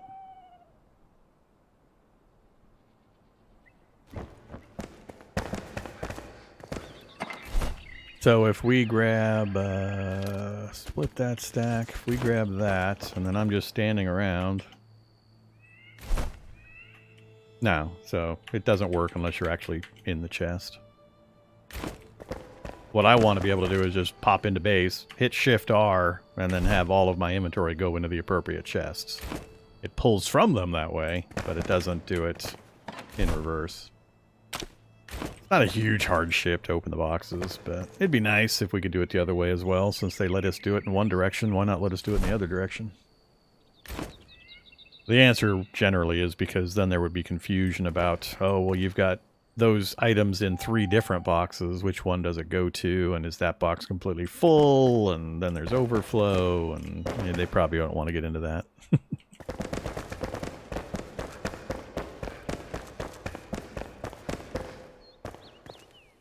Can you name a game that does that? Yeah, I can. 7 Days to Die with the True Survival. Not True Survival? No, not Undead Legacy. Sorry, not True Survival. Undead Legacy lets you do that. Step into your base. You have to be within a certain range of your boxes, but there's games that let you do that. I just think since they're doing it one way, we should be able to do it the other way. In the reverse direction. Since they've opened the can, I wanna fully utilize the ability. Okay, we're heading back. Terraria also? Yeah.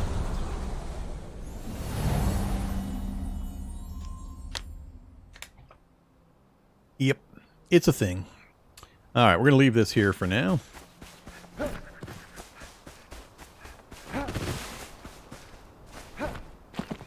I need to look at my spec abilities, my skill abilities. Have I gained any points again lately? We're at 2. Merciless attack, sneak attack. I've decided I do actually want to get those. And then apparently there's a double jump right there. I also want to get double jump. So that one I'd have to spec into a few things to get the double jump.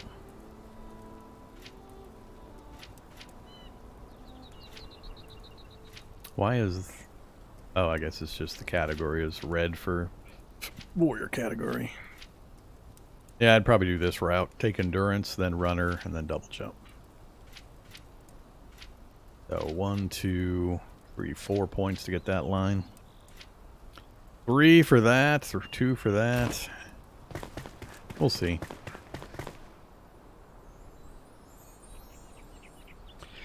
I also am waiting for the update for Undead Legacy. Subquake visits the channel regularly. I haven't been pestering him. But when A21 came out, I said, I doubt we're going to see Undead Legacy before the end of the year. So that prediction came true. How far into 2024 we're going to wait, I don't know.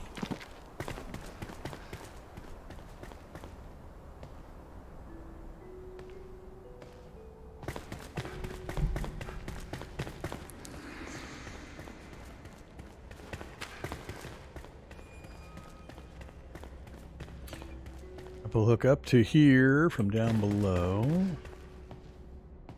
Jump puzzles, and then you've got to cross that to get into there.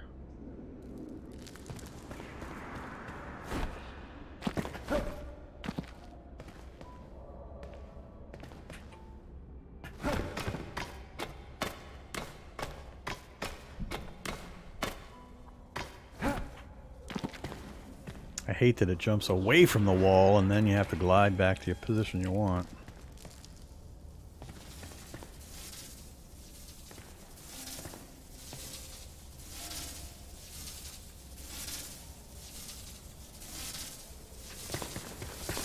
Ow. That is a lot of damage. Owie. I'm not sure if you can stop in between those.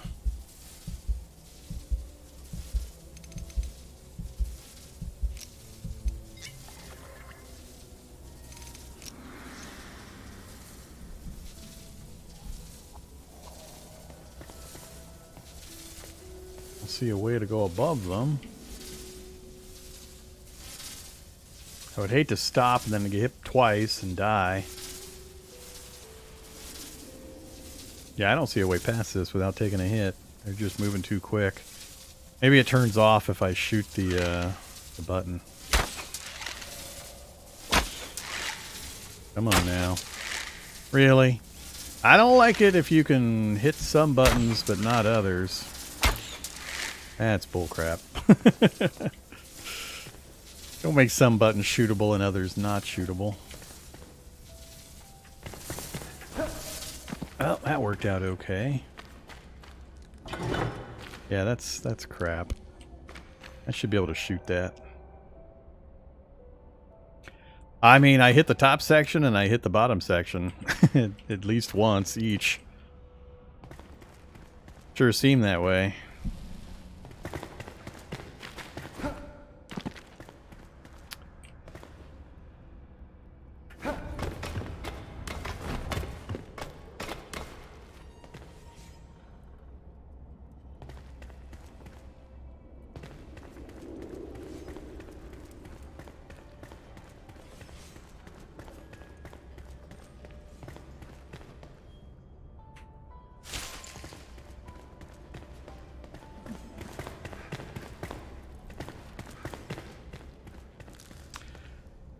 Alright, so...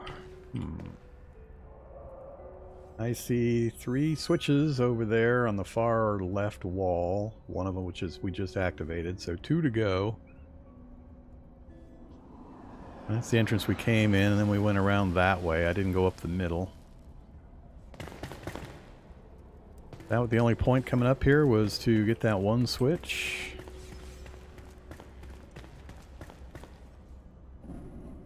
Haven't seen anything that looks like a secret door.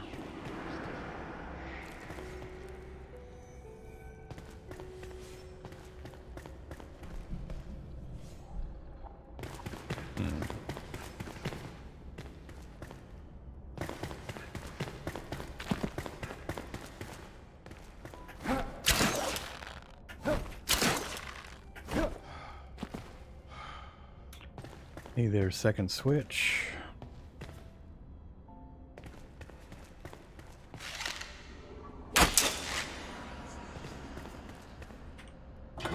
Yeah, not a fan of inconsistencies in the interface.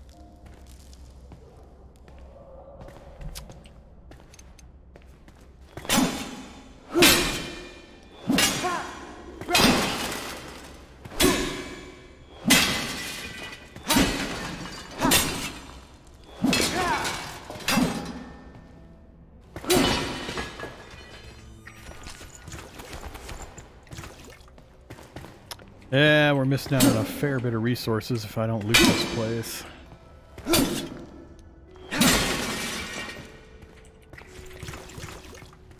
Don't need water. Alright, 2 out of 3, which I assume will then open that door to the treasure chest, but that's usually isolated from getting the character unlock, at least every other one I've been to.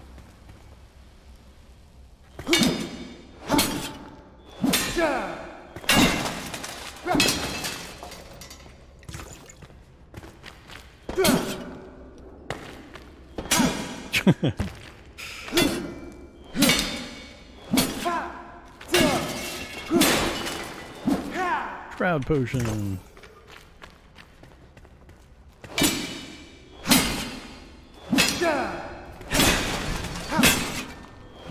Salt.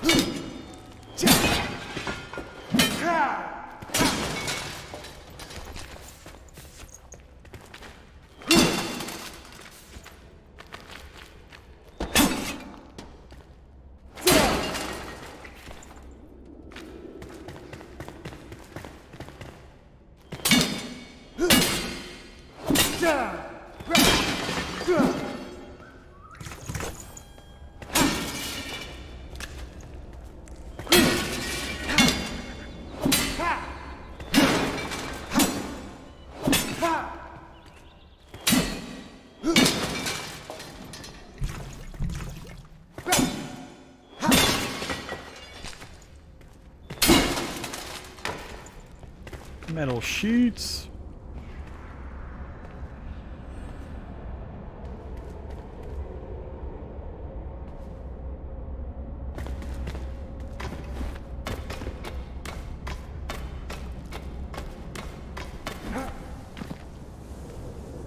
Location below, huh?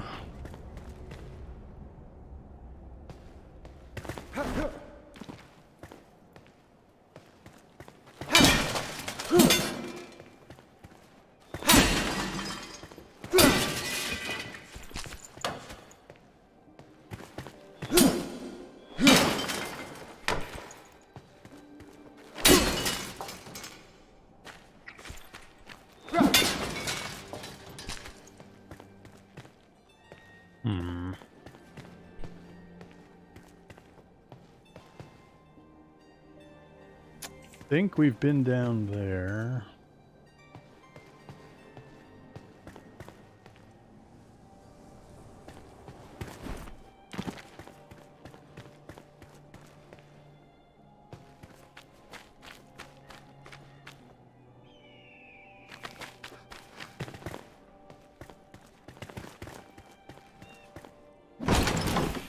Nice.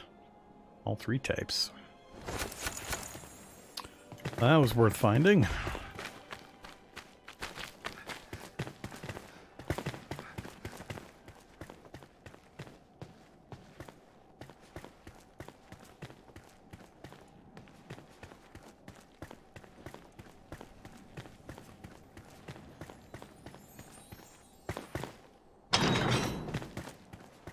There's the third button.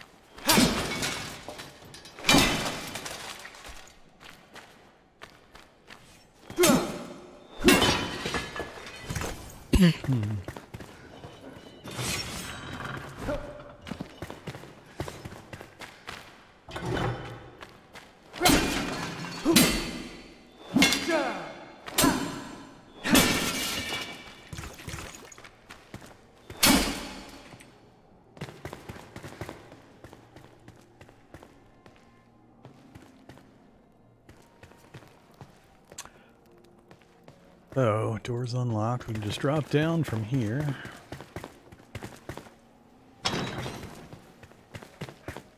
More magic, please. A forest longbow level 7.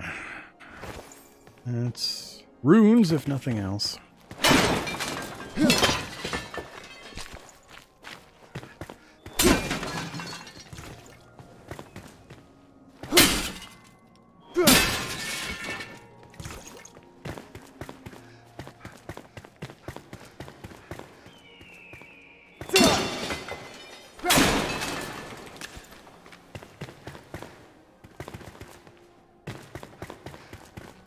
That is a long way down. I think that'll kill me if I drop straight there. Might be able to go to that one.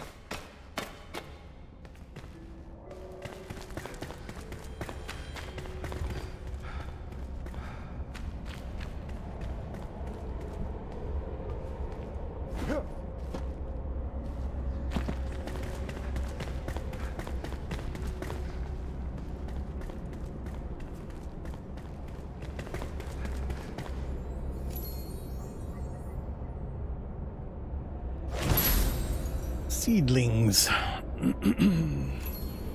Vegetable puree.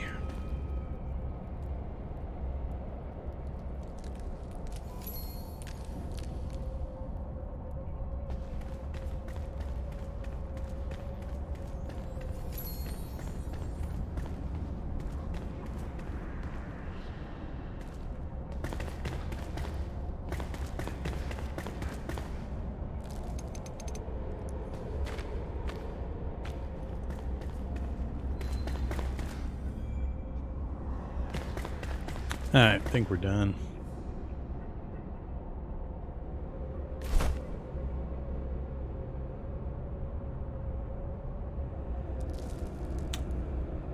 Let's go home, get the farmer set up, take a look at his stuff, and then we'll pop back here and we'll go over to the Flame Sanctum and then maybe the Elixir Well.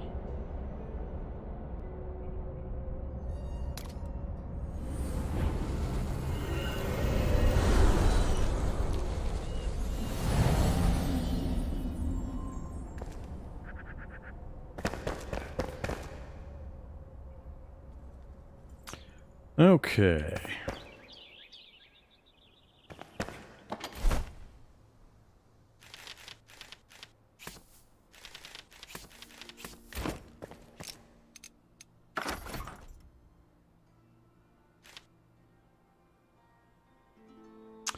Oh, I guess we'll put her over here.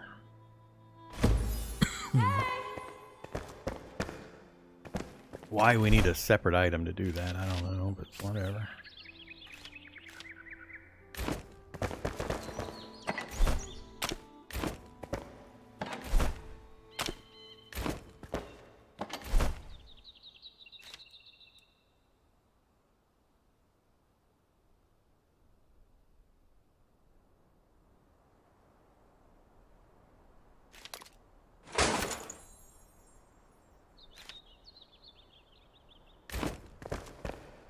Okay. Inventory is deposited, gears repaired. Go chat with the farmer. What a nice surprise!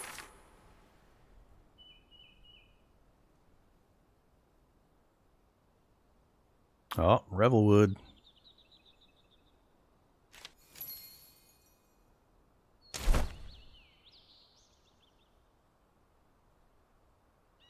Popcorn.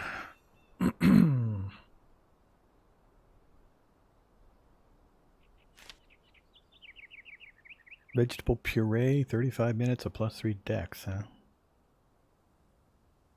I need a regular fireplace? That's funny.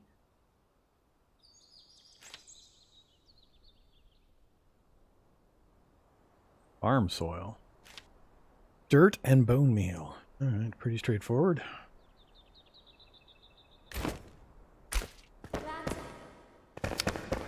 So this doesn't count, huh?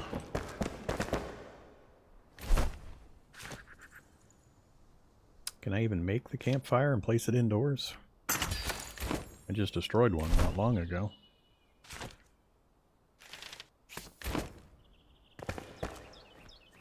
Guess so.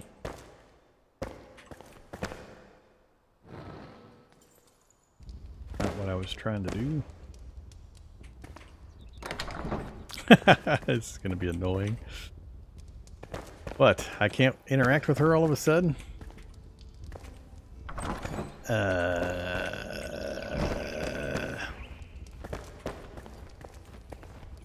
Huh.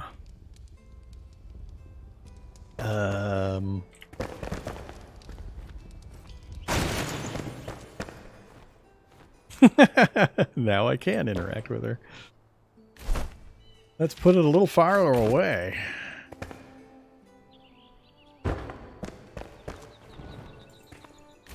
Apparently I was getting some interaction overlap there. Goodbye.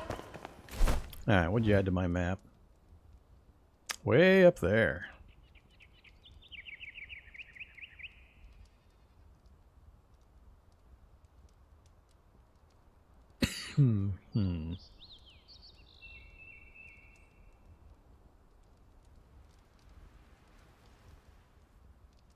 Thought she was going to put Revelwood on my map somewhere. Guess that's the one. So, further north from where I was at. Which still is, drag. Still a long way from the top of the map.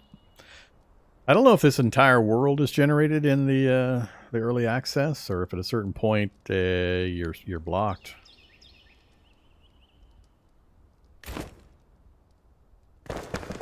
Alright, so what to work on. Now we've got all of the NPCs. There are none left to locate. Now it's just doing their quests, getting them their upgrade options so we can get better recipes and stuff. What was I wanting to work on? I still want to pop back and get the Flame Sanctum and maybe the Elixir Well done. So let's keep finishing up here.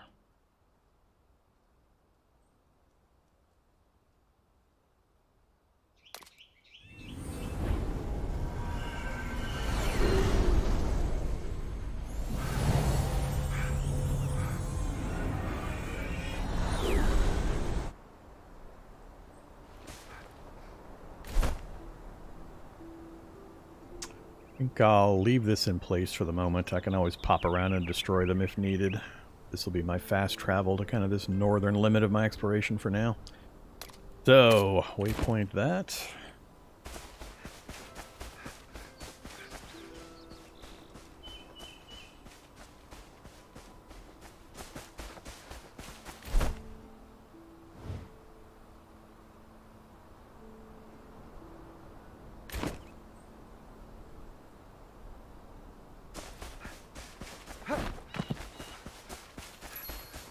Westcott.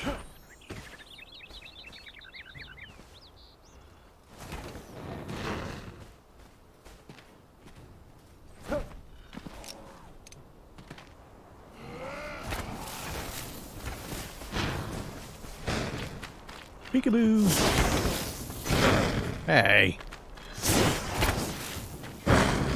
Rude.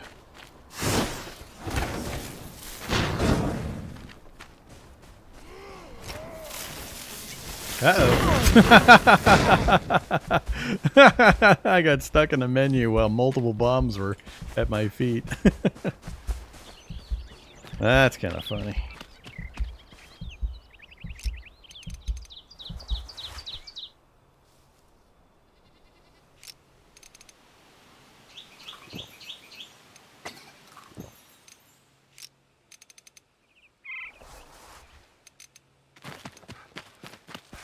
Alright, let's go deal with these guys.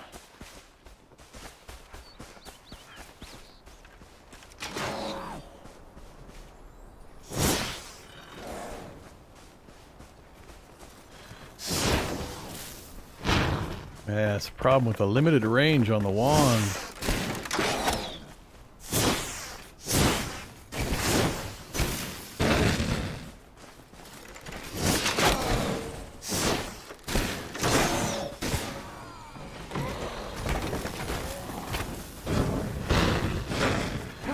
Dude, you need to settle down.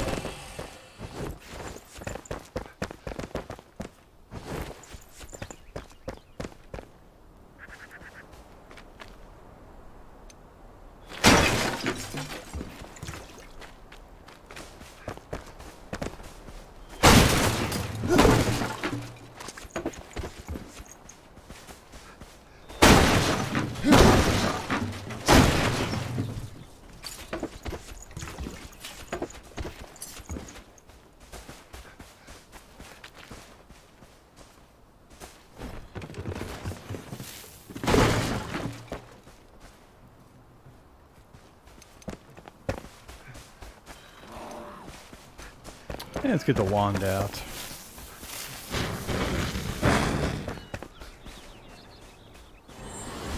Go, ice bolts.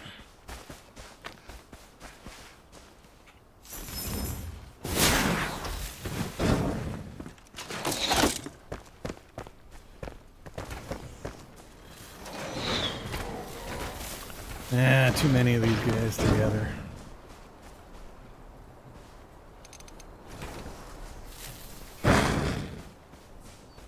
See me through the wall, can he?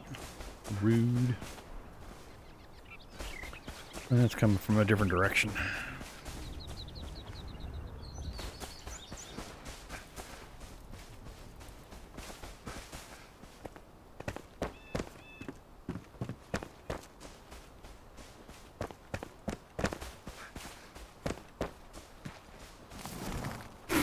Whoops.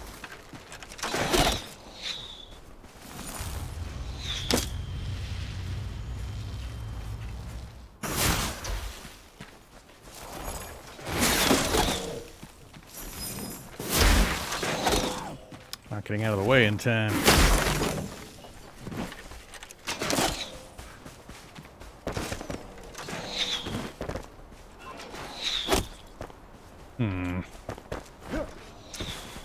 Don't like it.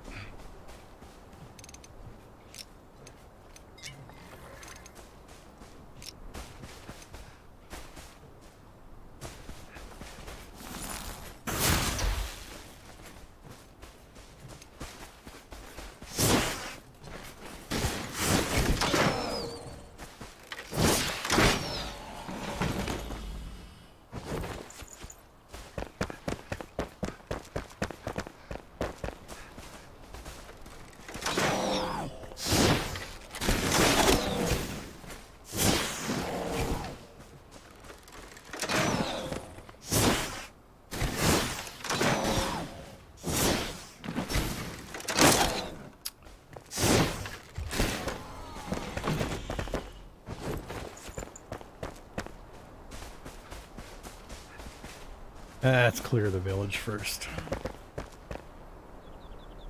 That's another one of the firebomb guys, I believe.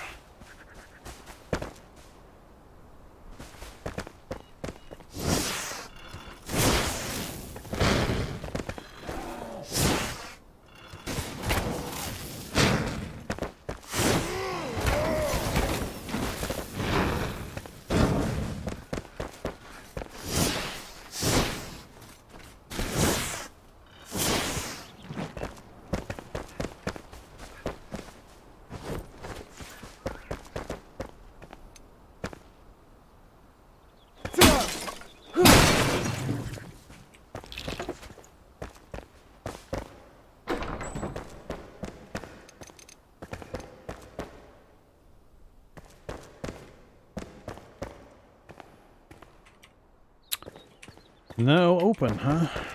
Okay.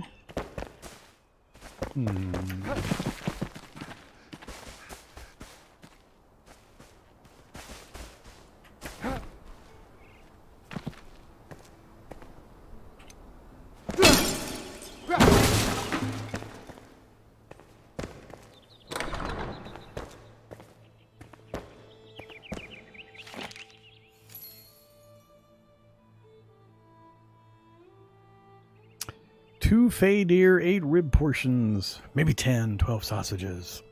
Stew.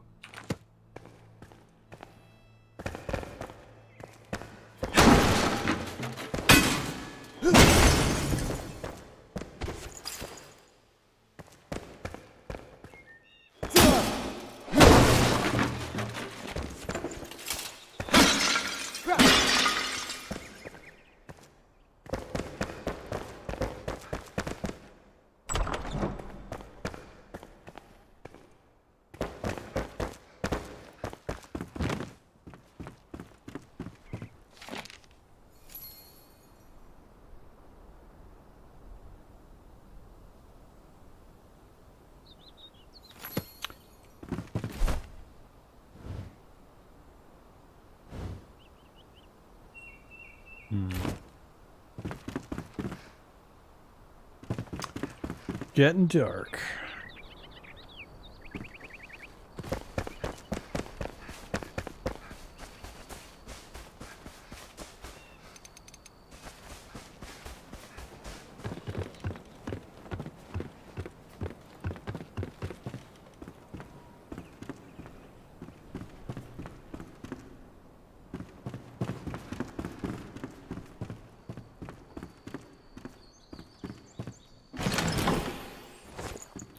One, huh?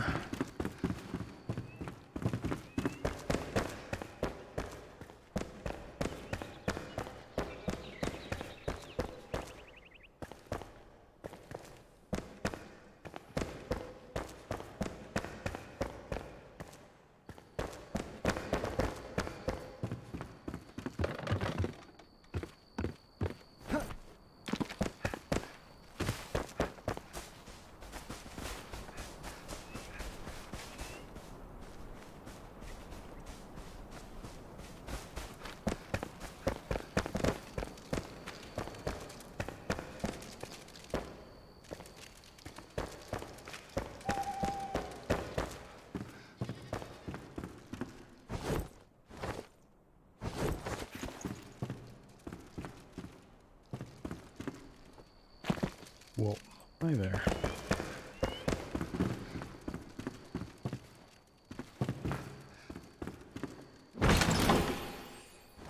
A little better.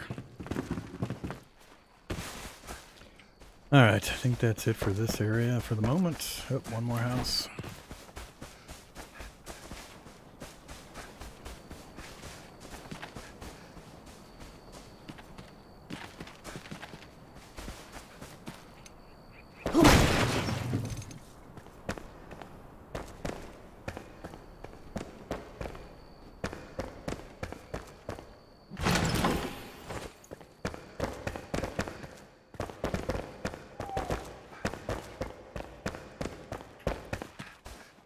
Now we're done.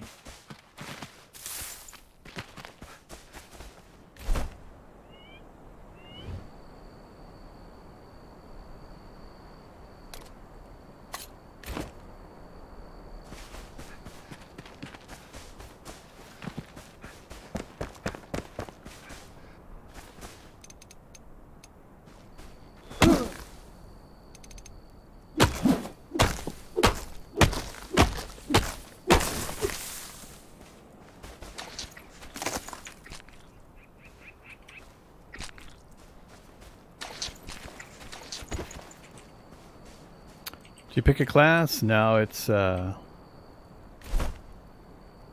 gain skills as you level up, and they have this huge skill tree where you've got warriors on this outer edge, mages on this side, and kind of ranger assassins on that side. And then you can spec yourself wherever you want into the various trees to try to build hybrids if you don't want to go pure one way or the other. So far, I'm just pure wizard tree at the moment. But I want to pick up a couple of these other ones, at least get double jump and sneak attack and maybe merciless attack. So you can pick and choose, and I believe you can reset these back at your base.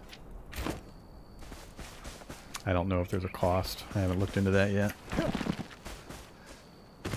Alright, let's go check out this tavern story thing.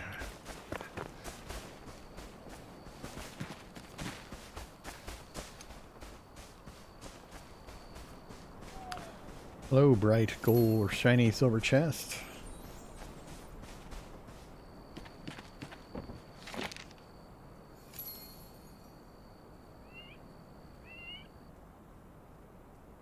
Something sinister buried in that thicket. Two-clawed hunting spider.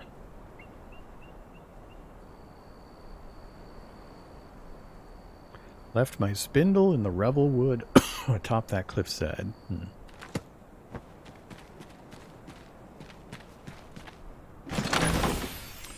A crackling wand, level 9.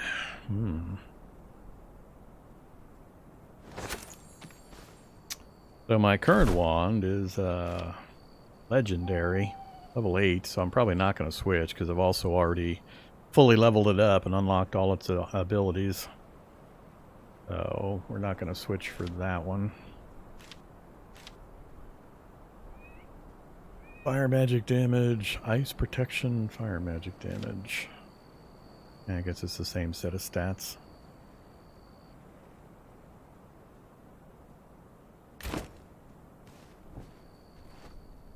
Let's let some time pass.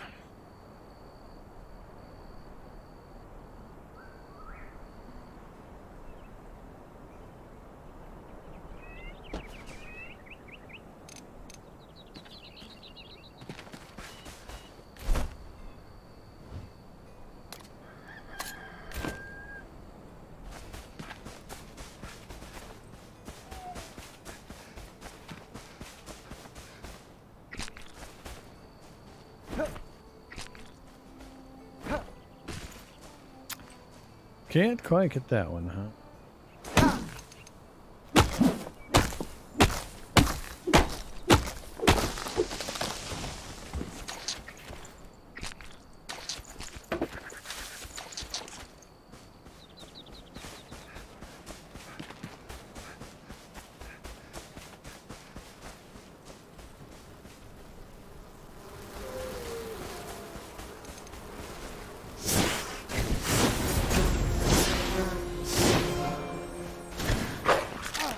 Hey! Ouch!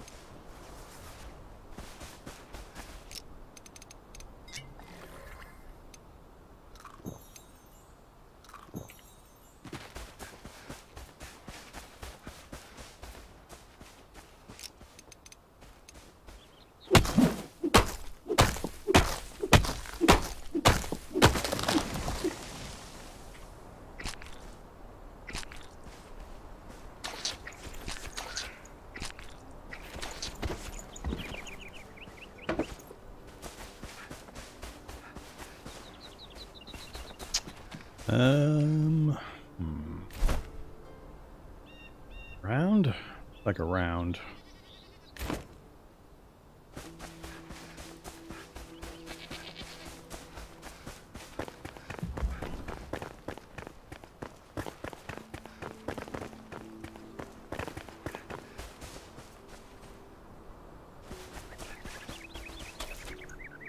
Standard red mushrooms.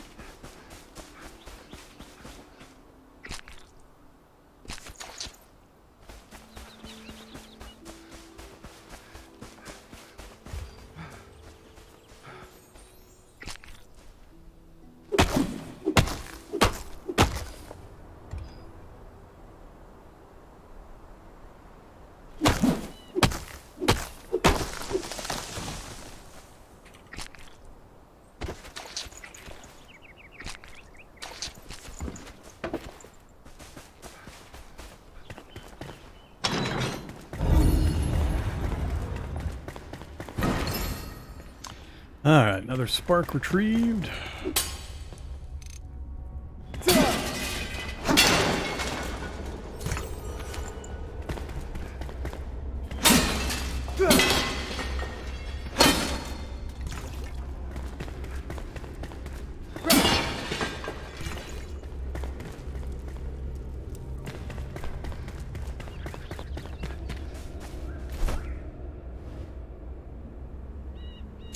Guess it's Elixir Well next.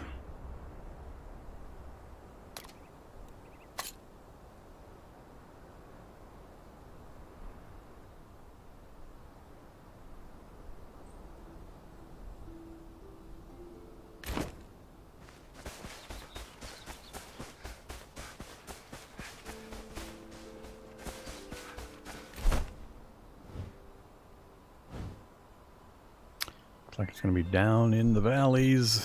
So we should be able to fly down to it. Trying to go to that point there. See if we can drop down onto it.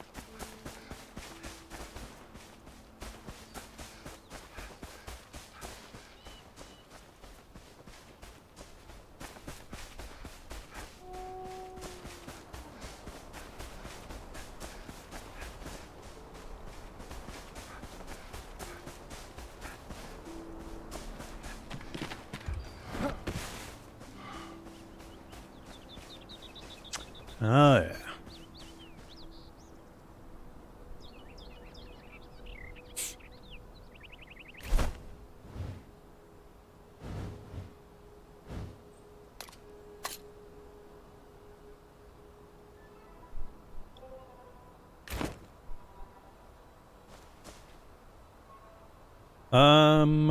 I think I'm going to go over there. We'll get a portal set up. That way if we die in there, I can easily port back over.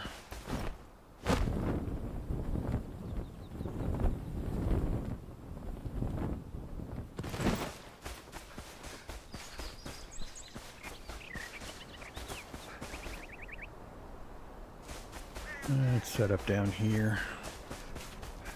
I'll set up right next to the road.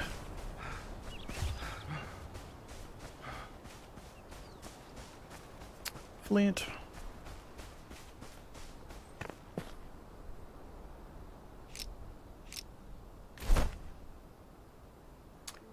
I don't think I have any stone.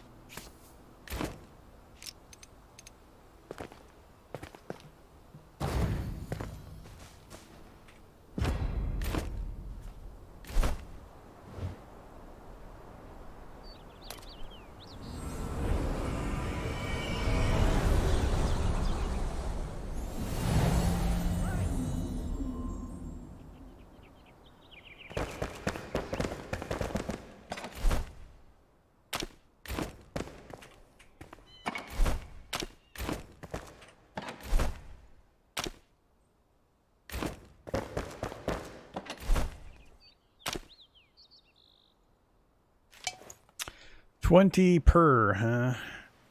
Alright. Time to make another stack.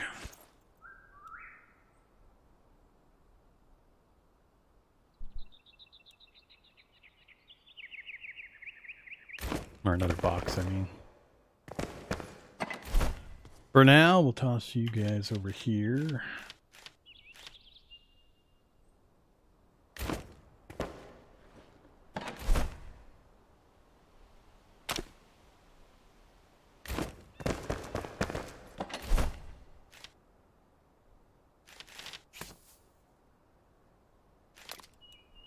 Whoops. My bad. Wrong button. Oh well, who needed those runes anyway? Let's see. We max stacked those two, did we?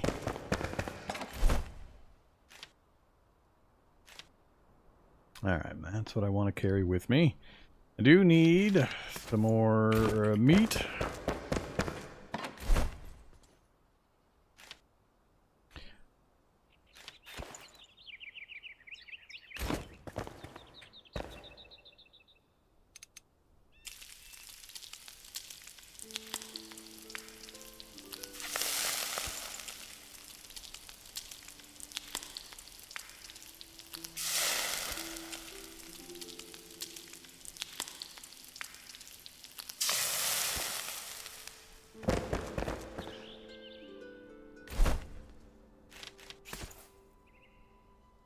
Alright, we're good on supplies.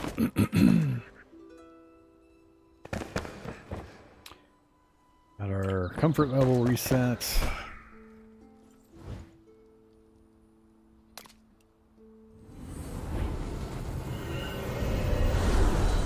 Whoops. Ah, crap. Forgot something. Forgot to hit the workbench to repair my gear. We should be fine. Alright, let's head in.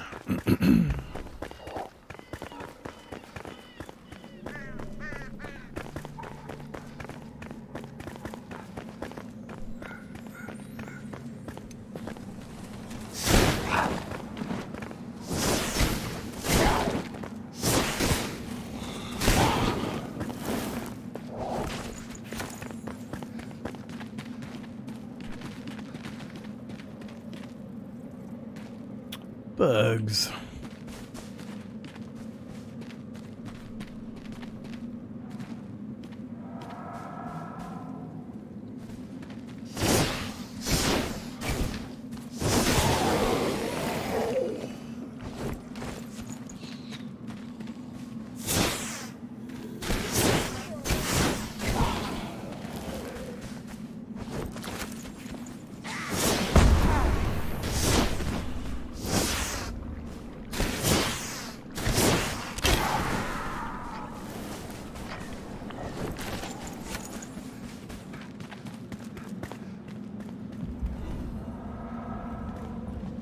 Want me to go in the hole, do they?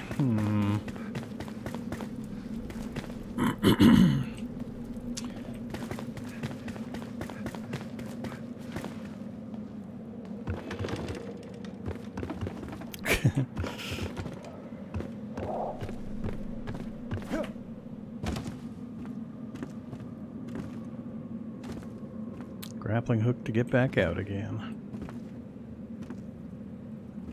Alright, so there's the thing we have to kill, or chop down.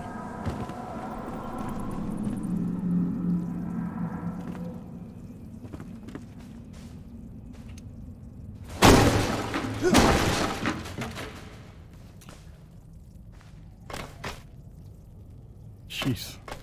Didn't know there was a hidden lattice there.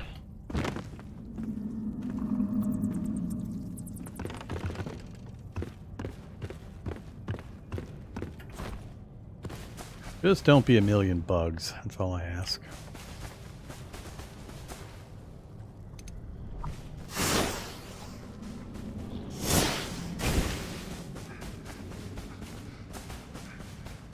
Gotta get moving because we've got limited time down here.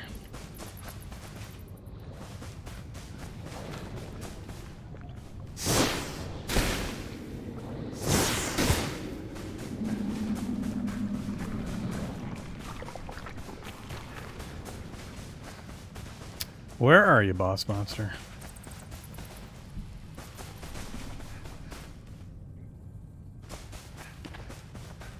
Wonder if it's better to glide down to a fighting position.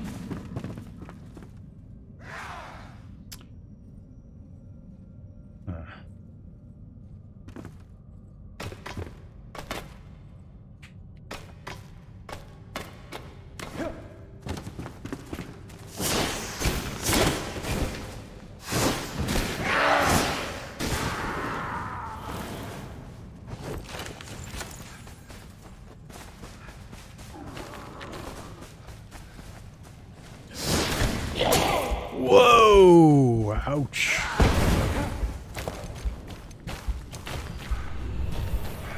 Oh, crap.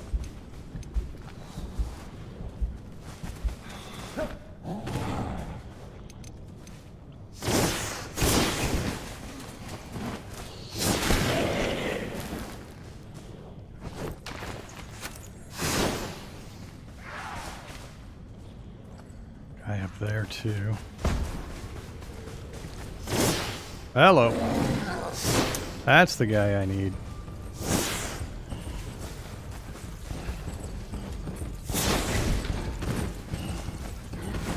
Why do I feel like he's gonna one-shot me? Oh crap, bugs.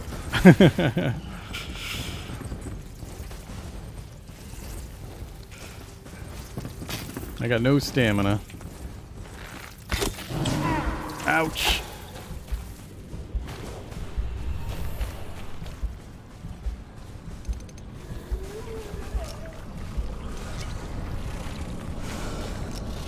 Am I allowed to take it out with without killing a bad guy? Come on, come on, come on, come on! Oh, come on.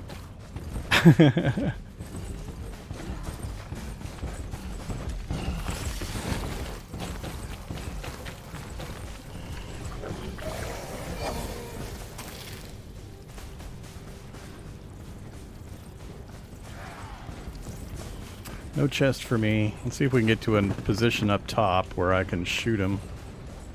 If I can get enough stamina.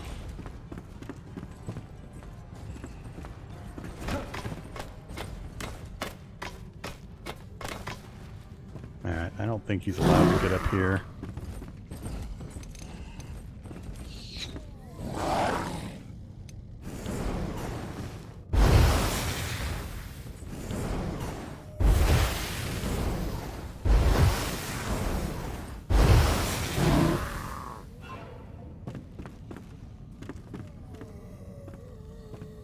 Whoa, nope, nope. Stay up there. God damn it. Oh man! That is annoying. Stupid tab targeting.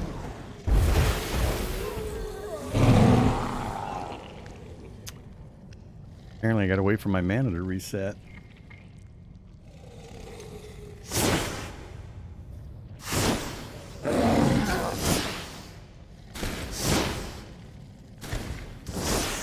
Backstab damage. I hadn't noticed that before. So, positioning is important. I know I killed, I think, one of the other little guys. Oop, nope. Get him, magic missile!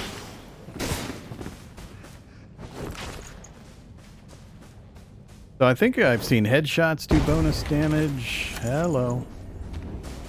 There's still that guy over here. An archer. Yeah.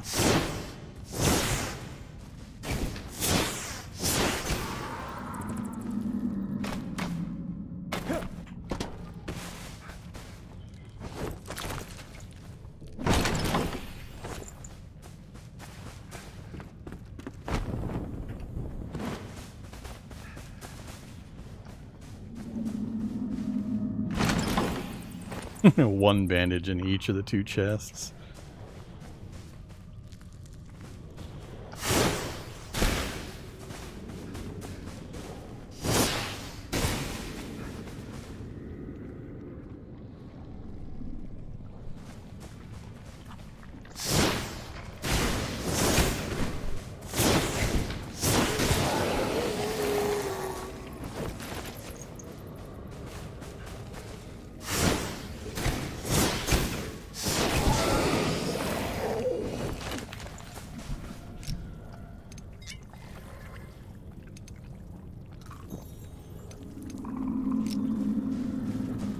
Bugs.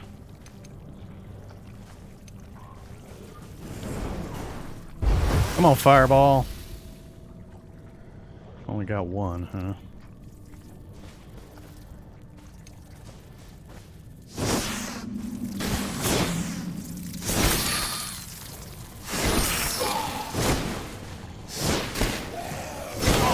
Ouch. Damn it. Don't let these guys hit me.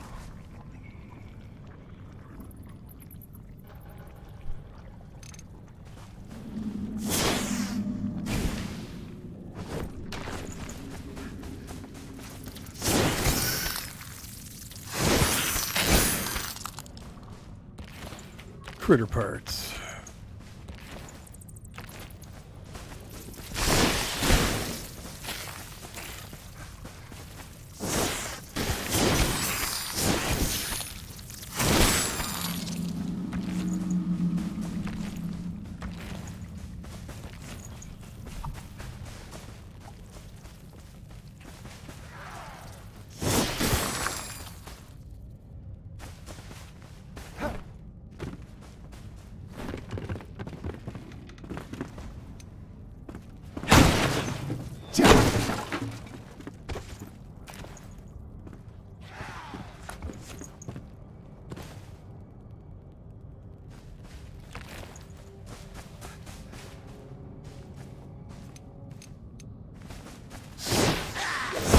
Whoa, dude. Rude. Damn it.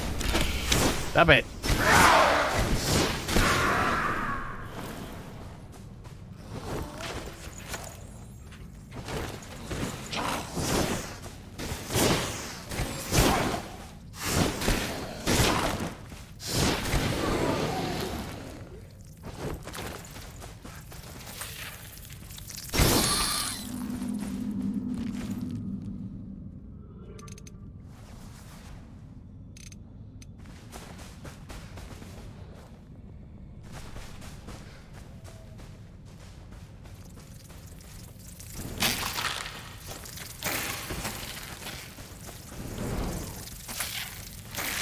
Damn it.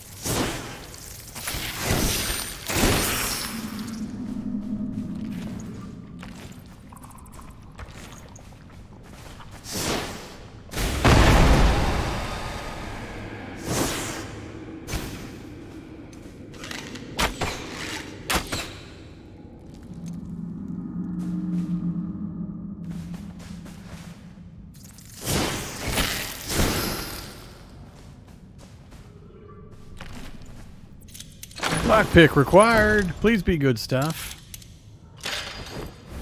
Hunter's bow level 5. Looks like trash.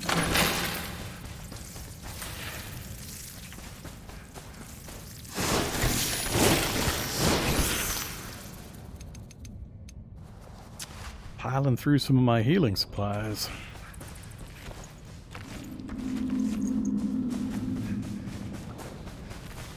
I think this is the way I traveled earlier to get to the thing I blew up. I just ran past a bunch of stuff. More bugs. Ah!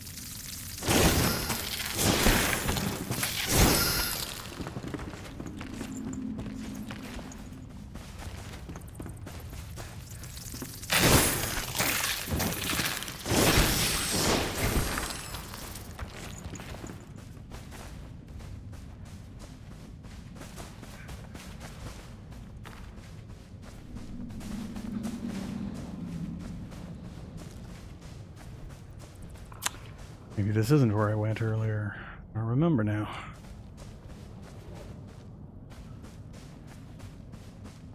Little teeny piece of sunshine. So that looks interesting.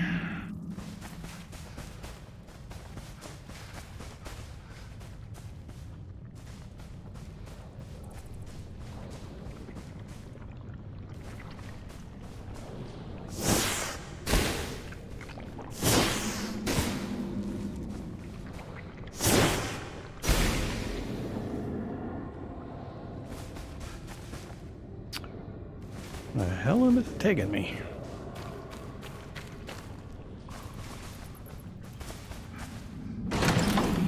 Wisp of light.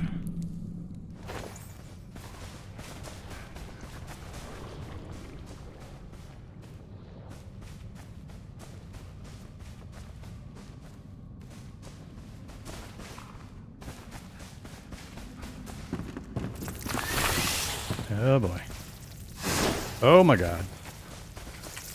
That is a lot of bugs. That is a lot of bugs.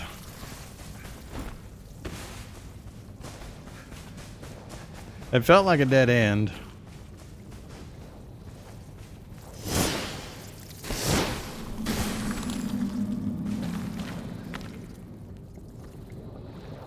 There was like a drop down, I think, to the right side. I think I'm going to head back and climb whatever this is, though.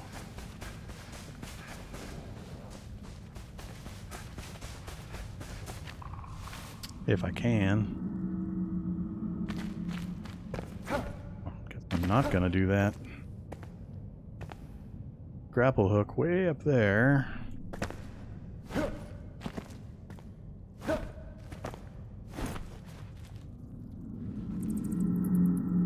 That's way too high.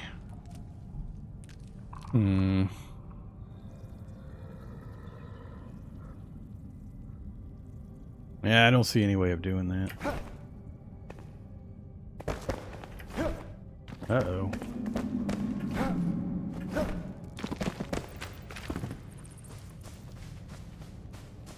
Oh, never mind. I think this is the way I came in. This is all that set of ups and downs and ups and downs. Alright. Just got turned around. Forgot what the entrance looked like.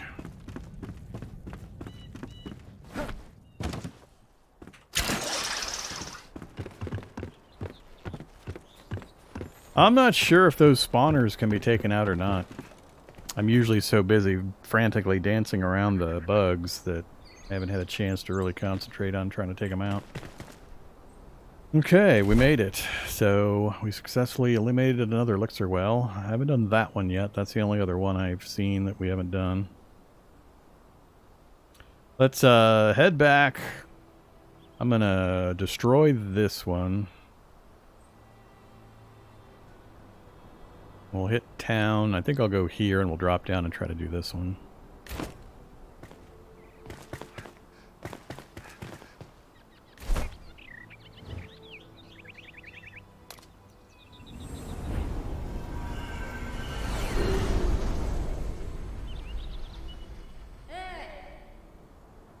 I do wonder if the map information is shared in a community game.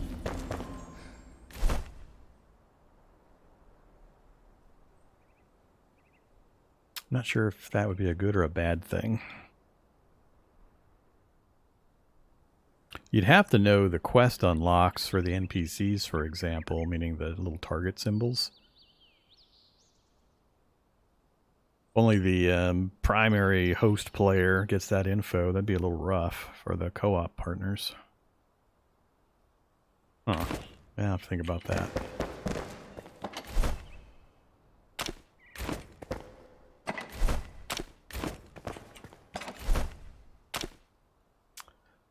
Alright. Shroud spore. Potions. Don't need rusty short swords.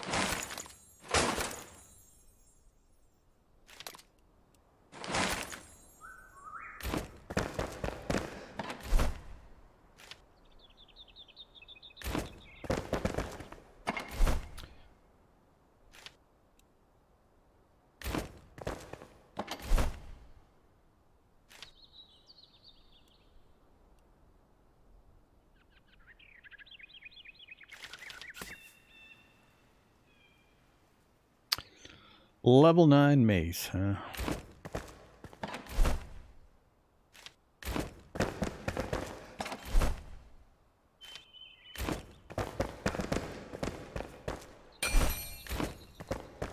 Alright, gear's fixed.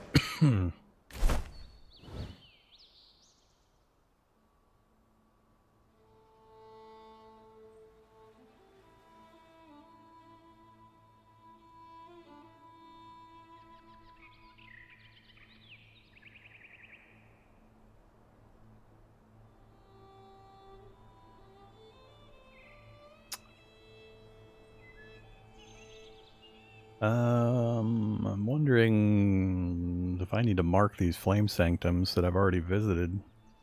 It's not showing any kind of a symbol to show that I've claimed it, I don't think. Unless I've claimed all of these, and that's why they look the way they do. I don't remember if there's one on the map I've seen that I haven't claimed. Let's compare.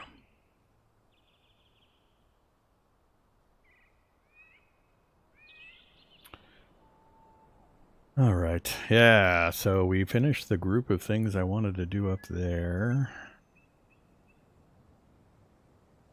Yeah, I think I'm going to go ahead and do the elixir well. Maybe we'll go check out the salt mine. I know where it's at. That way we'll kind of be done with all my questing stuff over on this side. Then I'll have to pick another direction. Either up to there, or go get the table saw for the carpenter to get him leveled up so we can get more boxes unlocked. I still need to figure out where goo comes from.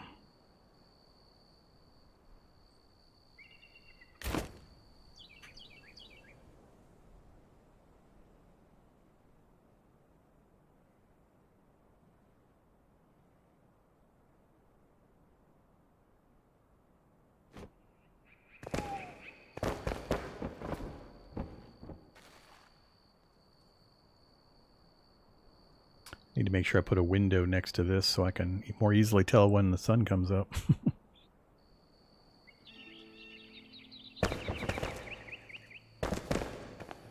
Alright, supply is still good.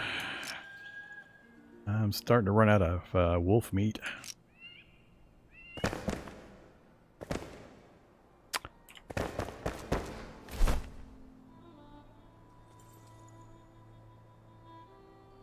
Farmer doesn't give me any new food recipes.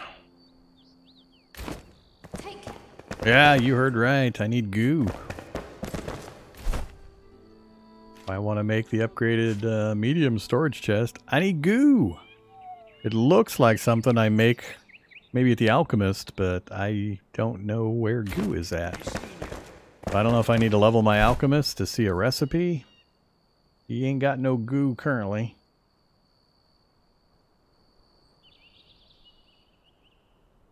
I'd love to get the next set of clothing, but we need things I haven't found like indigo plants and amber.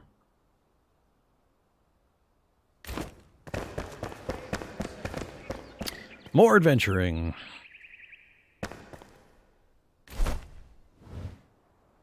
Alright, let's pop back here, destroy this, then we'll teleport to here and try to figure out where this elixir well's at.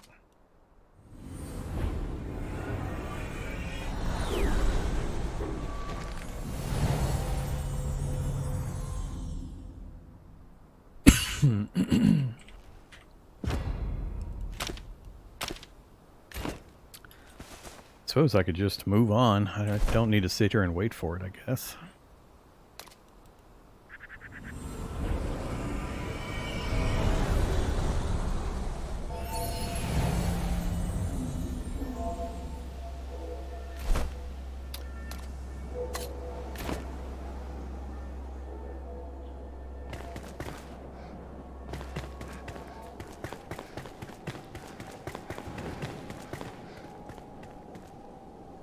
Alright, so it's somewhere in that canyon down there. Right down there. You can kind of see a spar of something jutting out in that little U-bend right there. So I think I'll try to land on the far side in front of that building, and then we'll look down into it, and then we'll drop down into that area.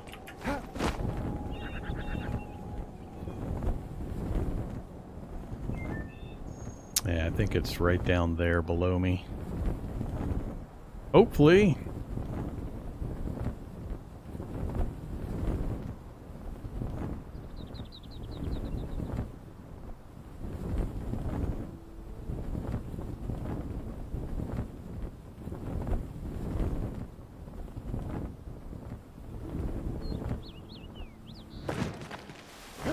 Hoping to land up here. Didn't quite make it. Oh, there we go.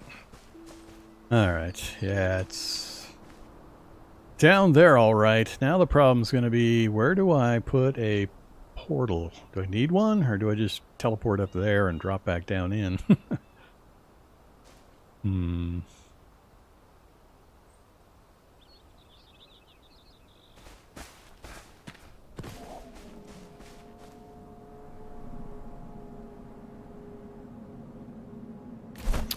Yeah, Breath of the Wild and Valheim are the two biggest influences.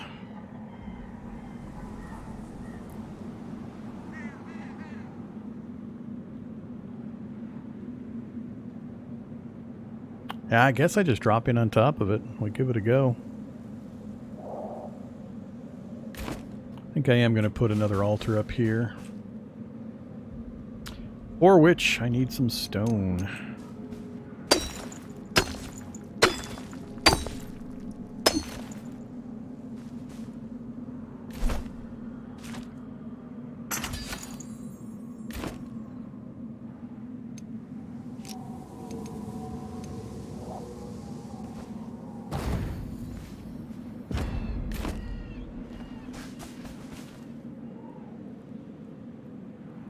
Alright, best guess.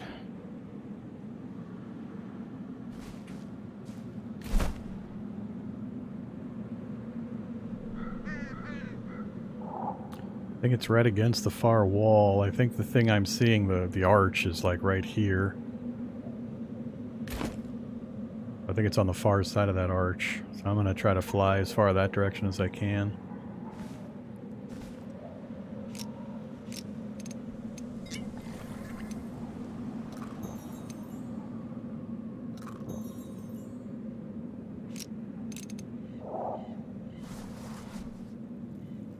Probably use my staff to heal every once in a while.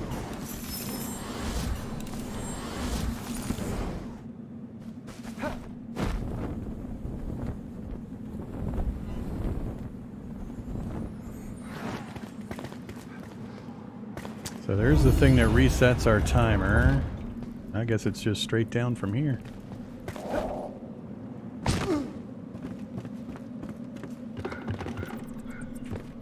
I don't like the ladder system.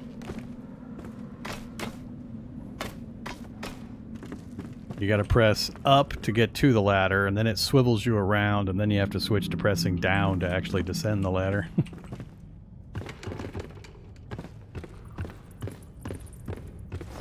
And to let go of it, you hop away from it. Alright, it's just gonna be another kill things as we go, run away setup. We got lucky last time in that I was able to chop the thing down pretty early. That looks awful close, unless there's stuff between me and it. There's stuff between me and it. Like a big chasm. Guess I could try gliding over there. That would probably glide me right into a big fight that I can't handle. Hey guys.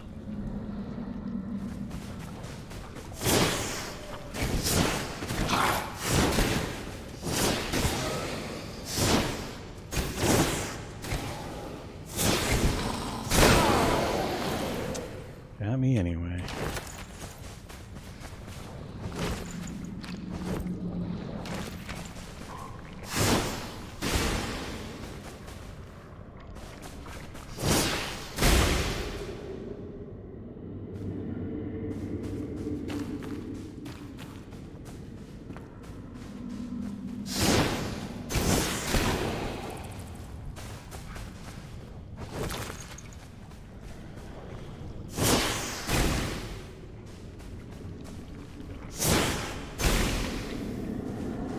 Sure looking awful close.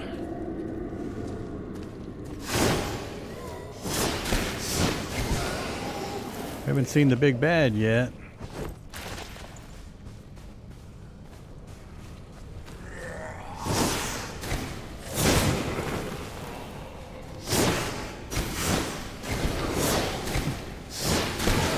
Guys are level 3. I didn't even realize how low level these guys are.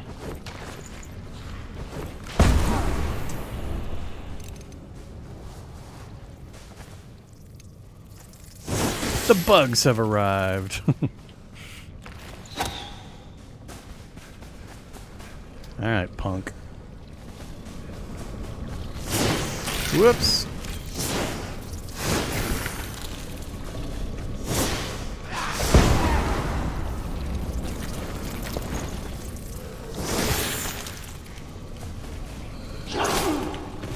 Where the hell did you come from?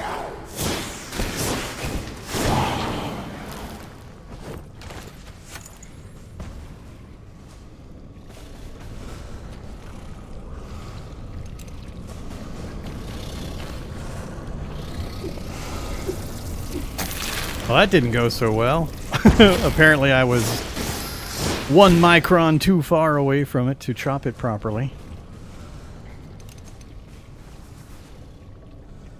Somebody's up there shooting at me.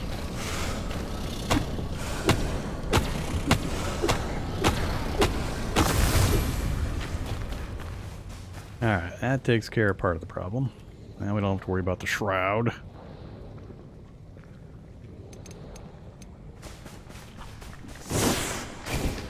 Apparently I should have gotten to this one a little earlier.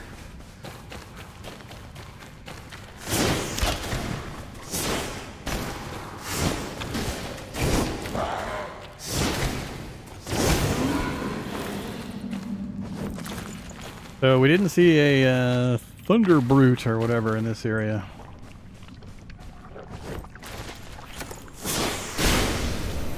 That was too close.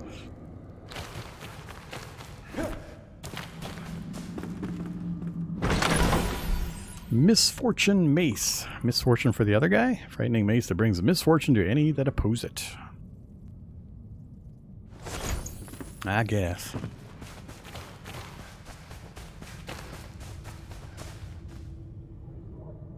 Well, do we keep looking around or do we just pop out of here? So far, other than like a chest or two with random minor items that'll probably be too low for me to care about, I don't think there's a reason for me to stay in here. So, while we're not enshrouded, I think I'll pop out, destroy this, and then head back home.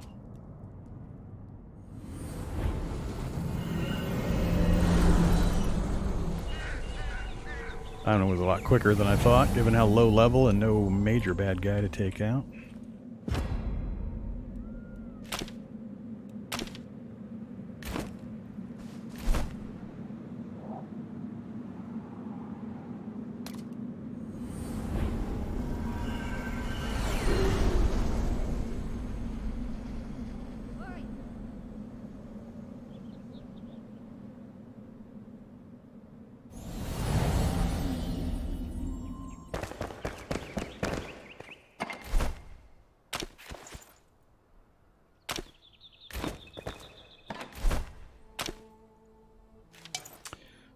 Pull up.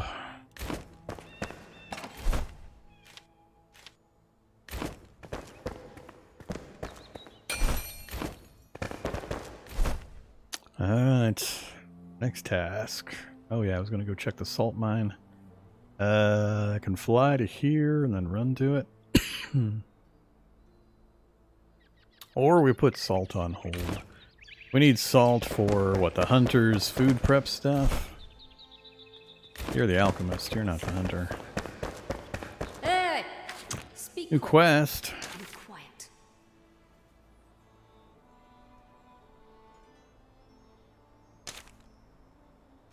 Fetch quests. Gotta love fetch quests. Still limited to the small backpack recipe.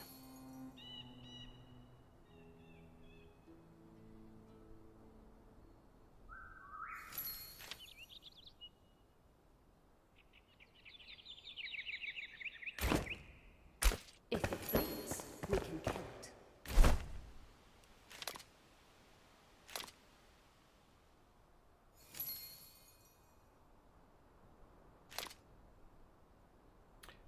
Good old salt for dried fur, which is something that she needs for other items. I should probably start throwing materials into these basic crafting workbenches to keep the material flow going. Let's see, I still got quite a bit of charcoal. I'm not sure what I use critter parts for yet. We're starting to get too many stacks of that stuff. Remember the good old days when I didn't know if we had stack limits? Those days are gone.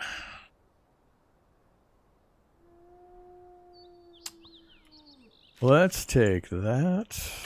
I forget what else you need. Just the logs and the dirt.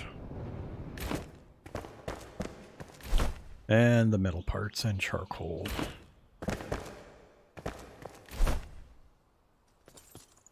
So these do not pull from, yeah, because you got to actually have it and then put it in the box. All right, so that part you still have to do manually. Wow,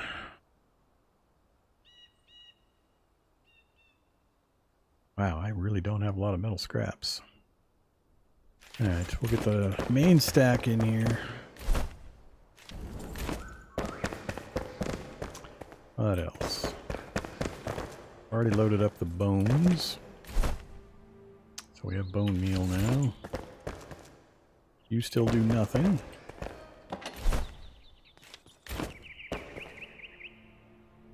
I haven't made your table yet. Gotta go get the table saw. I guess that'll be our next quest. I'm going to ignore the salt for now. Have you found the idea behind Enshrouded yet? I don't know what that means. I'm not sure what you're asking there. I need more info. Let's go get the table saw. I think we'll port up to that one, and then we'll head off that direction.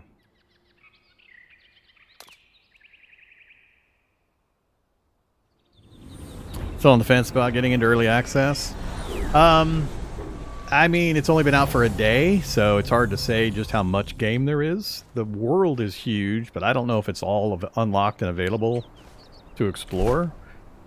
It keeps getting broader and broader as I play. I mean, we've been focusing mostly in this tiny starter area. Now I'm starting to move out, but to give an idea of how big the map is, this is the bottom corner. We start kind of in that bottom corner because it goes to this side almost twice the distance we've already got explored here.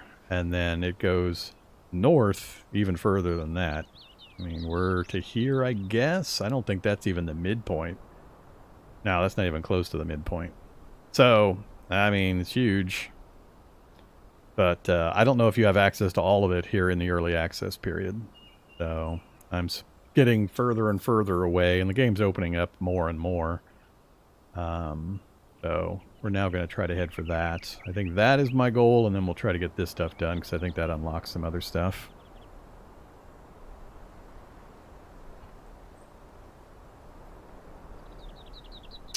The on the rails part is true for the very early game. It's opening up quite a bit now. So, I mean, most games have a tutorial section where you're limited or locked in for some period of time. Especially on a game that's got kind of RPG storyline progression mechanics built in on a static map. Alright, let's set that as our waypoint. We got a shrouded area here we haven't cleared yet.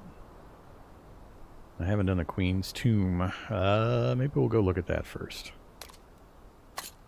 That sounds fun.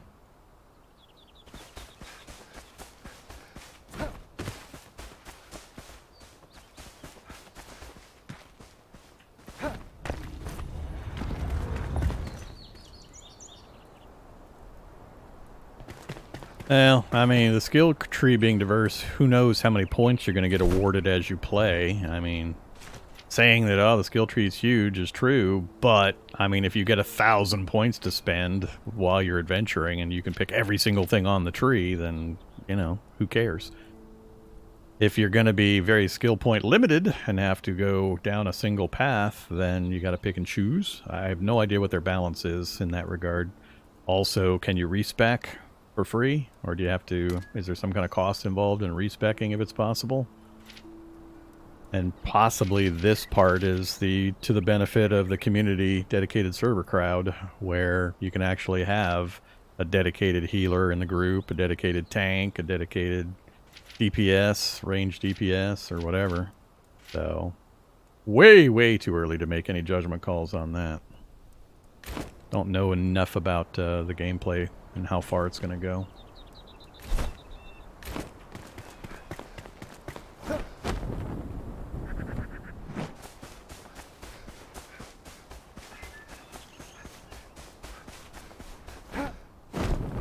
Let's drop right into a pile of wolves.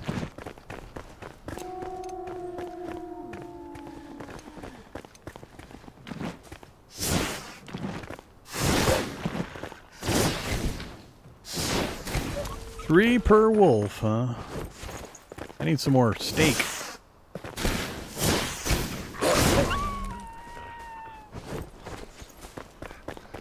They really don't like to give up the steak.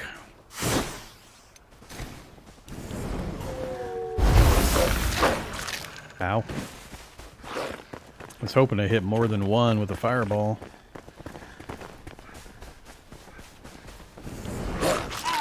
Damn it.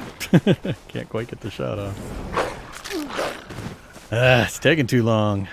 Out of stamina. Takes too long to charge the staff up.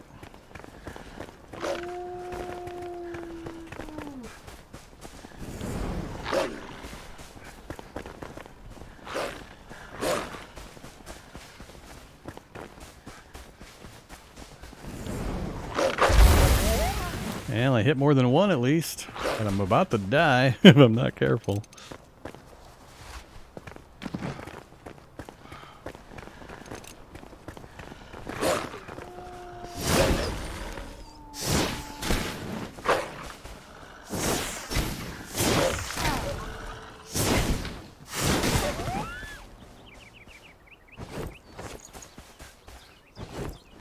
One of the wolf meat. Two. Just two out of that pack of, I think, 6 wolves.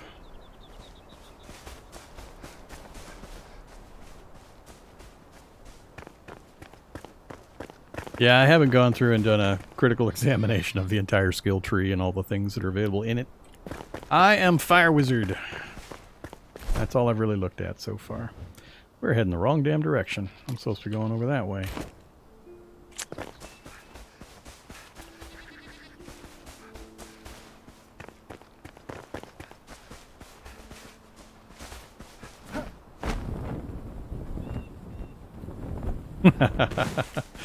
That's some low gliding.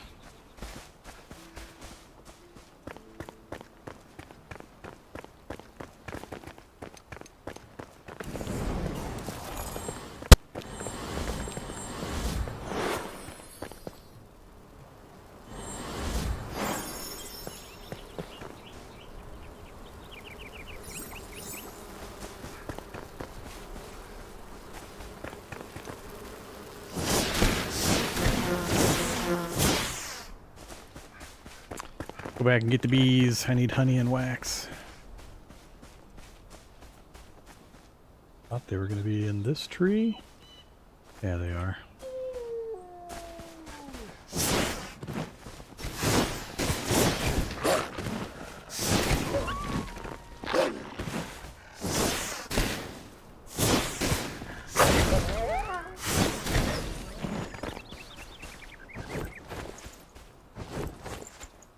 Ah, we're getting some wolf meat. Oh, 3 for 3. Kind of protected up there. Chop the tree down.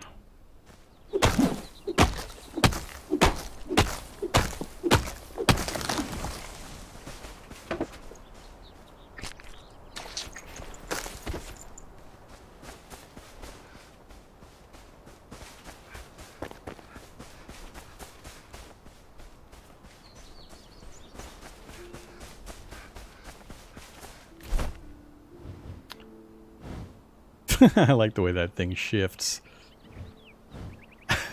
Where are you actually at, Queen's Tomb? That's going to be a problem. I think it's on the other side of this mountain. I'm not sure which way to go around. Last time we set up our porter here. We went down into the Shroud to do Lone Thistle and get the item we needed here. This time, I think I'm going to go around the other way. So, we're going to get around this side of these rocks, hopefully. Look out, goatees coming through. Yeah, you only get that one with the actual chopping axe. You don't get it with the combat axe. But the tree chopping axe, it goes fast and furious. Well, hi there.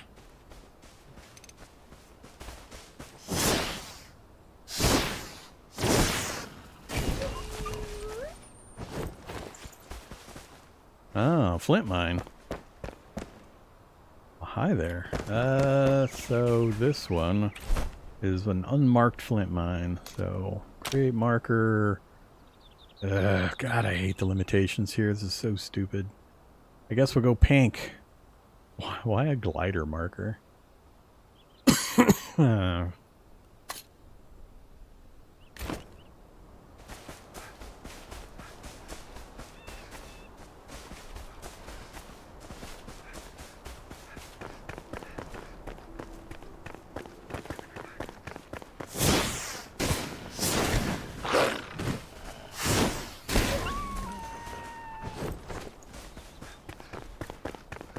Once you learn to not use tab targeting with this wand, it is stupid powerful. Hill of Scavengers. Definitely seems like we need to get through it. I think I'm going to avoid it for the moment. Let's just keep working on the queen. Oh, a cave. Or a mine.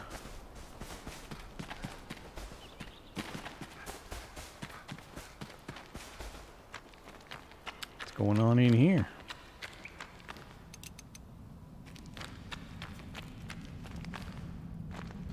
More flint, more flint.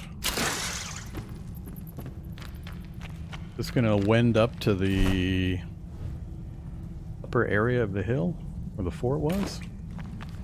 Yeah, it looks like it's a back way into the fort. Alright, cool.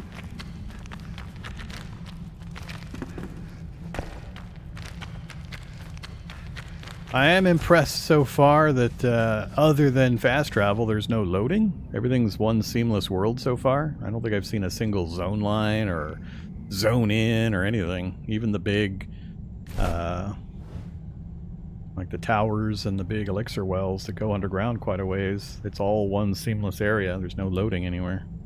So that's pretty impressive.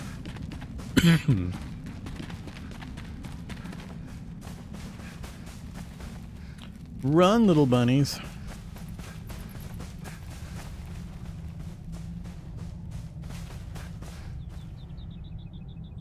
Yeah. If you had a lot of explosives, maybe you could do that, but it would take you forever to dig a tunnel of any appreciable distance with the pickaxe work and your stamina limitations. It would be rough. Alright, so the Queen's Tomb entrance is right there, going into that hillside. Plus, anything you dig outside of your controlled area where your home base flame is disappears when you reload back in. It goes back to the base game setting. So, any deforming of terrain you do outside of that area is temporary.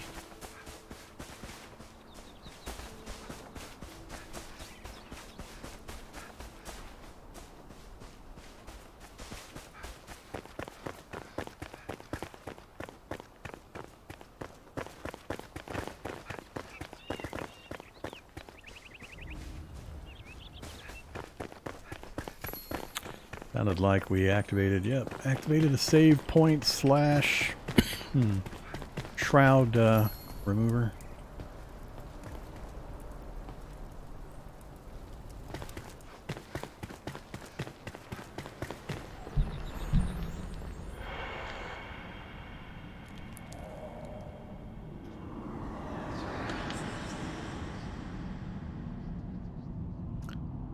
Game needs slaves. That's what your co-op buddies are for when you set up your dedicated server. You know, you just got to bring your own. BYOS. Bring your own. Workers who aren't allowed to quit.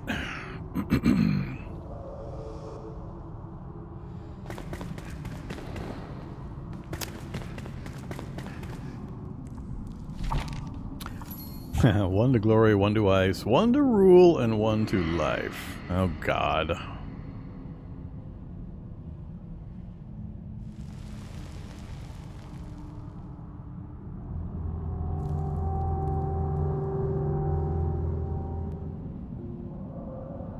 Lovely. Another one of these types.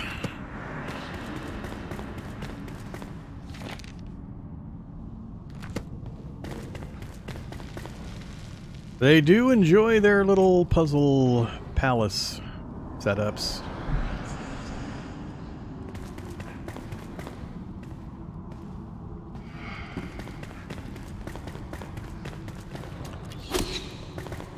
Hmm.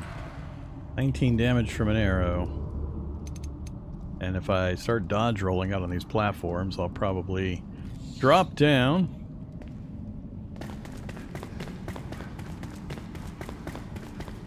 So, let's not fight over there.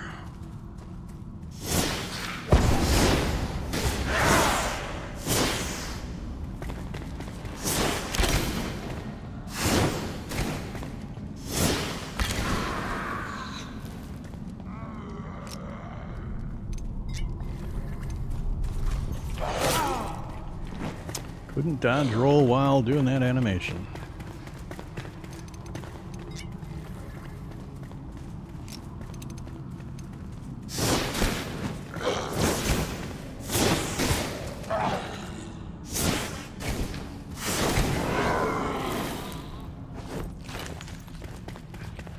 Guys hit pretty hard.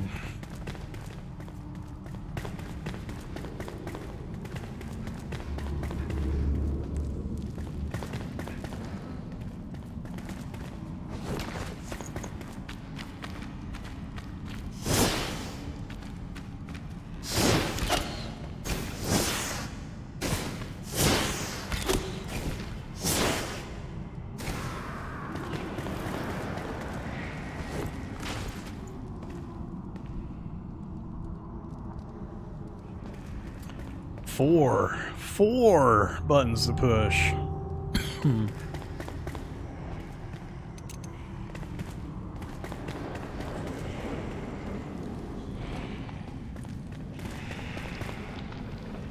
That looks walkable.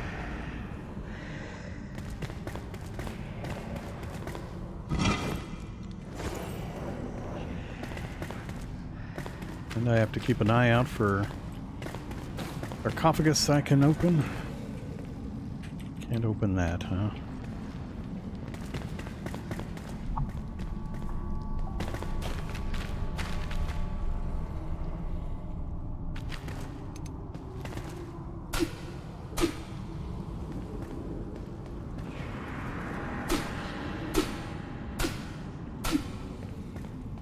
Kind of figured.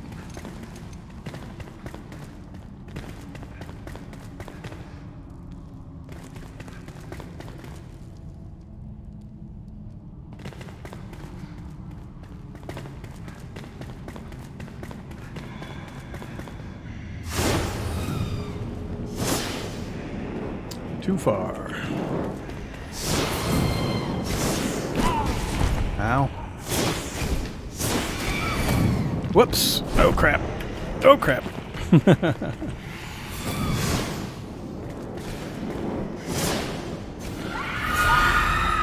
I am level 7. That's what level I am. I assume her body fell into the pit, into the lava. That's unfortunate.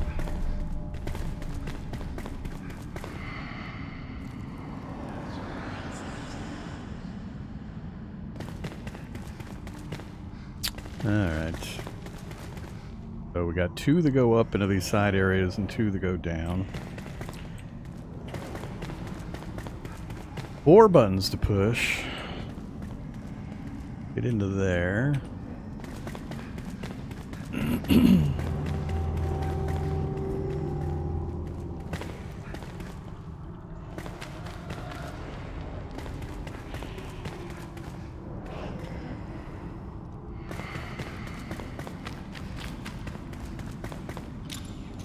I didn't bring enough lockpicks.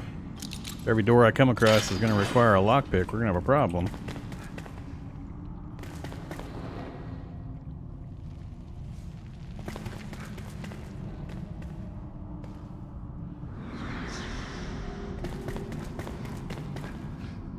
So we can scale up there. Not sure we can make that jump.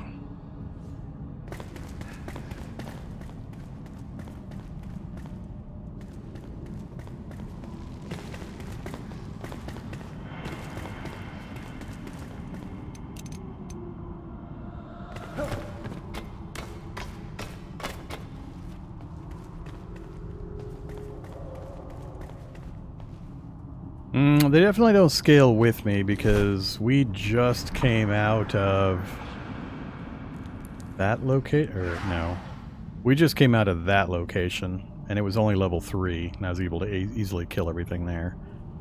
Whereas that one was level 7 or so, and some of the stuff I fought up here was like level 11. So it's not just auto scaling. Alright, so we climb. That brings us to here. We do have a grapple hook to cross, and we do have a button to push. And I suppose we cannot hit it with the arrows again. Yeah, that was a direct hit there. I see you over there, buddy. You're just around the corner.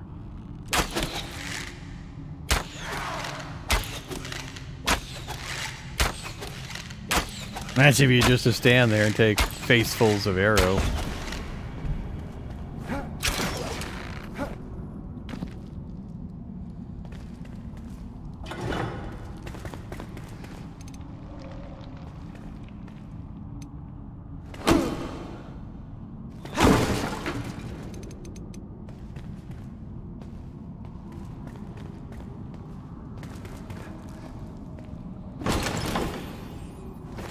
One bandage.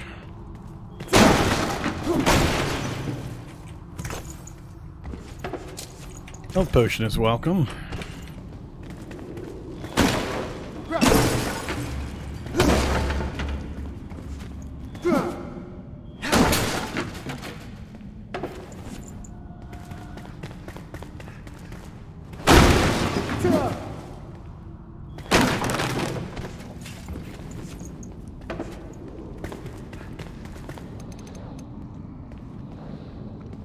Well, that looks kind of nasty.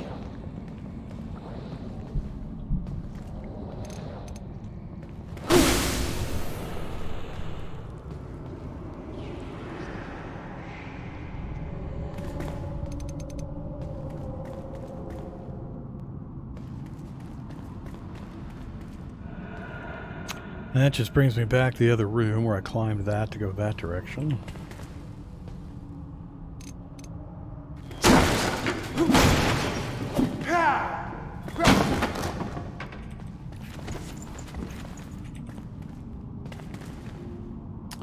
Alright, I think we're done over here.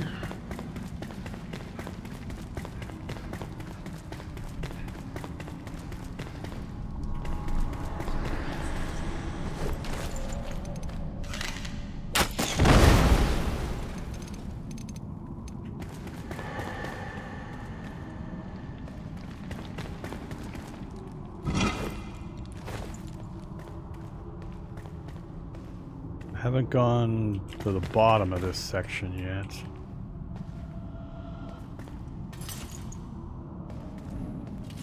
Excuse me? Metal scraps, metal scraps, metal scraps. That from the explosion?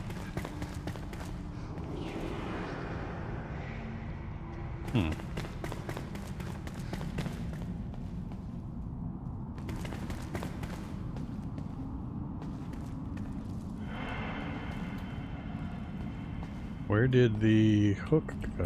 Oh, it's right underneath the ceiling there. I guess maybe you're supposed to go this way to get back out again.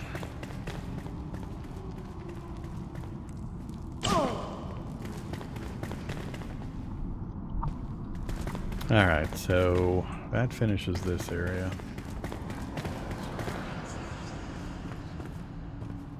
Is this to get back up out of there?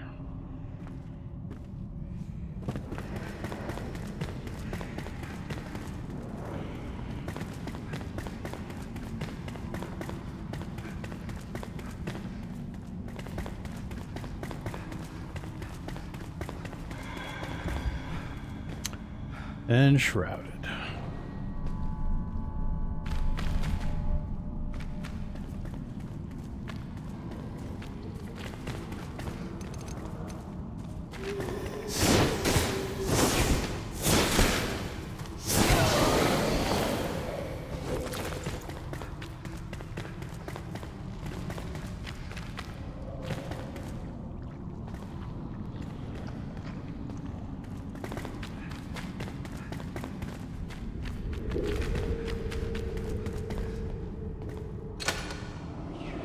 No lockpicks. Yeah, we're gonna have to pop back home and grab some more lockpicks. Actually, they gave me some metal parts. Can I don't remember if I can craft them without... I can.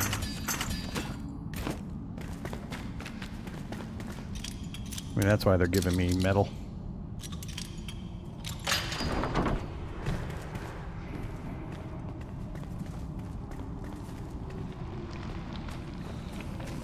Whoa! Ouch!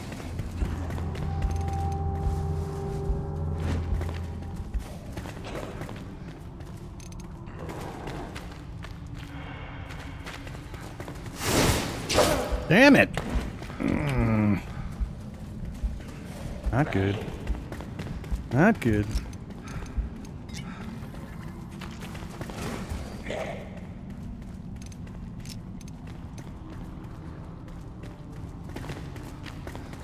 This dude hits hard. Ah! I can't dodge sometimes. It's annoying me.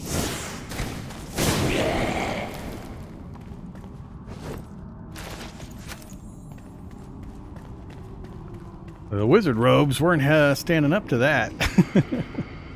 That was a 2 shots, I'm dead type of thing. I'm not sure where he came from either. He dropped down from above.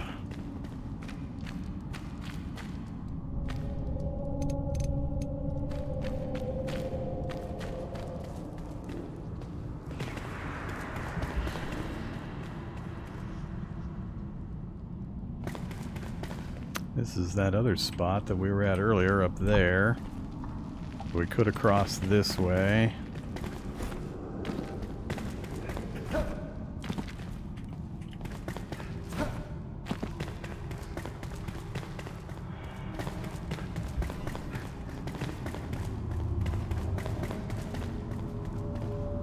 Well, the problem was I kept trying to dodge roll before his strike, and it wasn't letting me dodge roll. So then I ended up taking the full hit to the face. It happened like 3 times. Really annoying.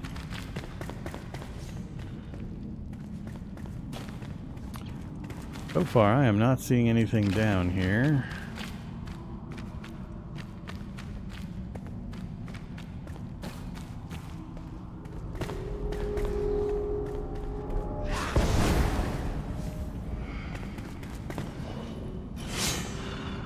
Looks fun.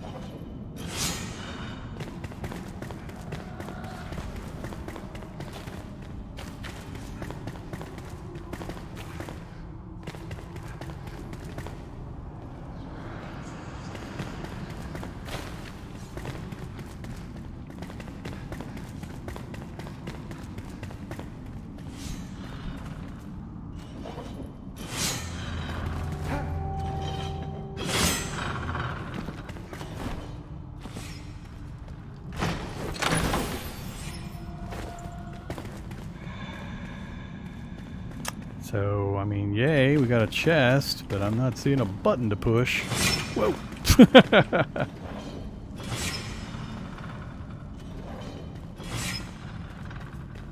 Huh.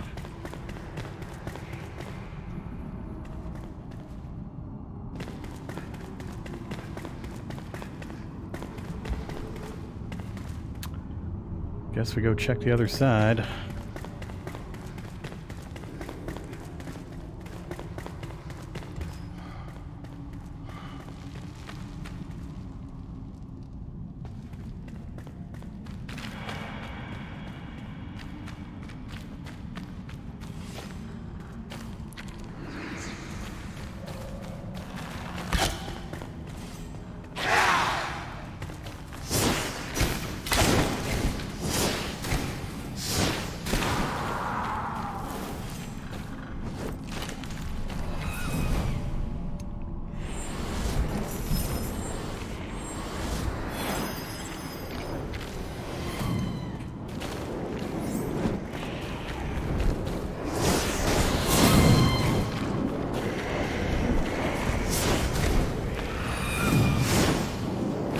Ouch.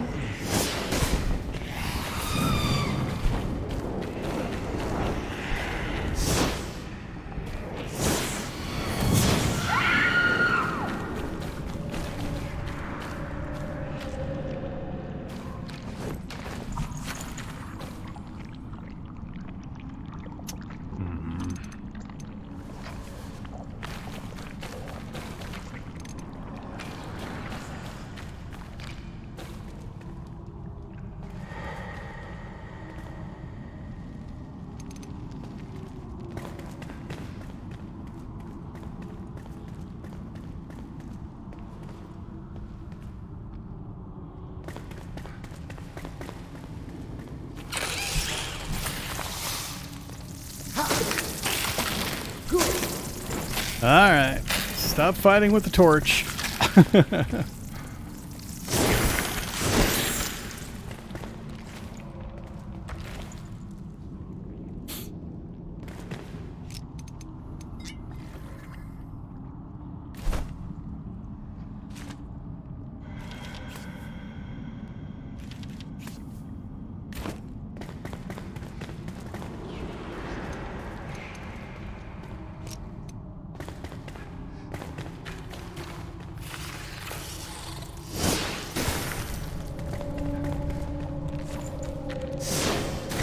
I see you in the wall there, Buggy.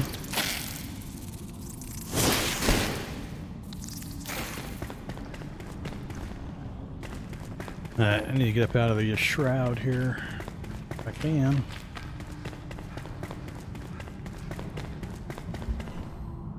Alright, back at the entrance, back at the entrance.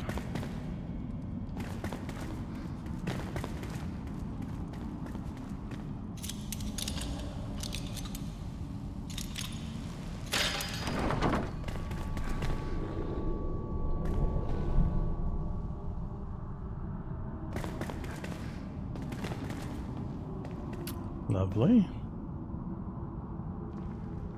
Climbing lattices.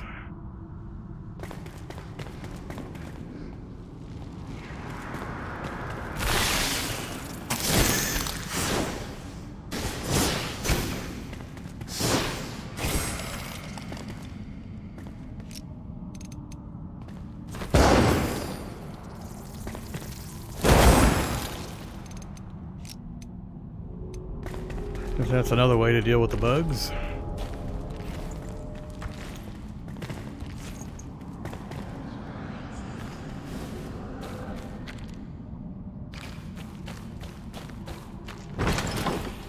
Fireball charges.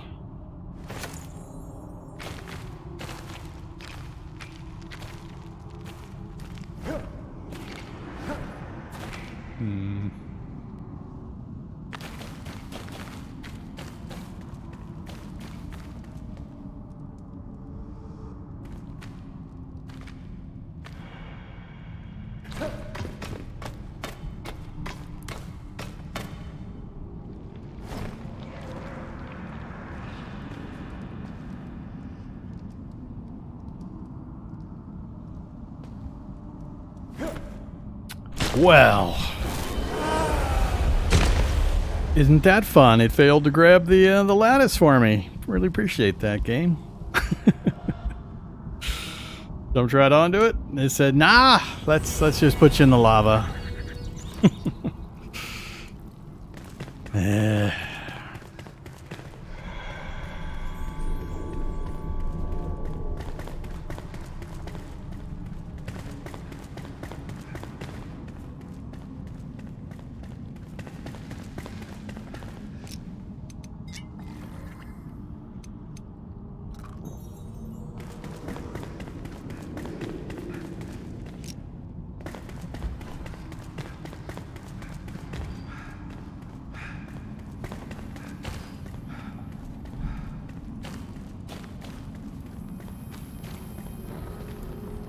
Put my stuff up there, did you?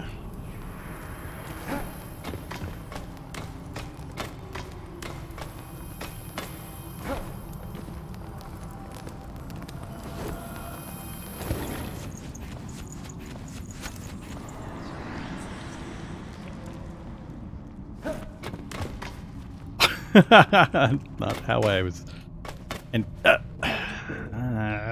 whatever. I'll take it.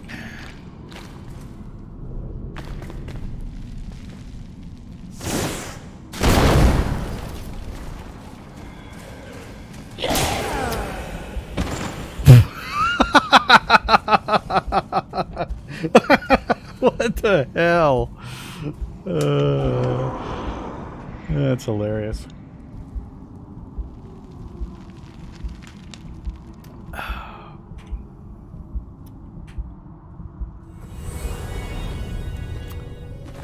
I wasn't expecting that. Face full of mace immediately after blowing up an area.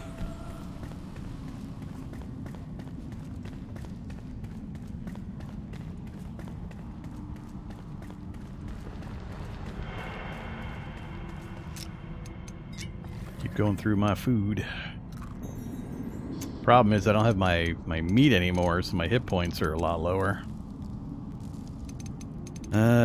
Sure, I guess we'll have a raw one. Food poisoning. Alright, don't eat raw meat.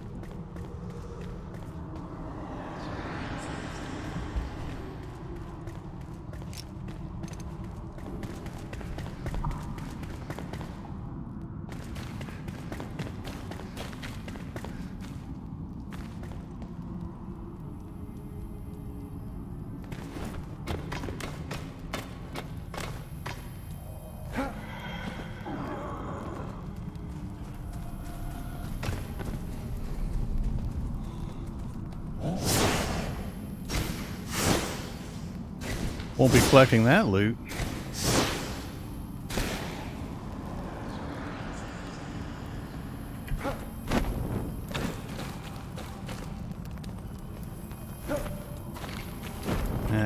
Whoa! Alright, settle down with the glider action.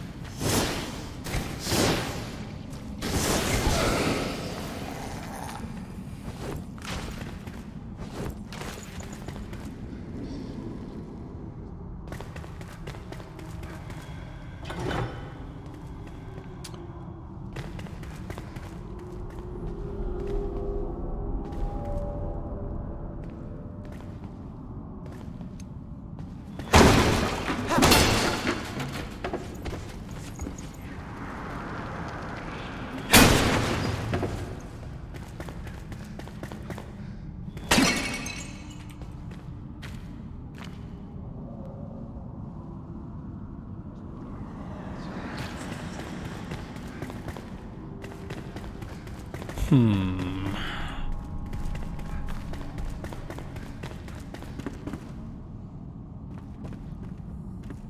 like the way the lighting fluctuates on those buttons depending on the angle I'm looking at.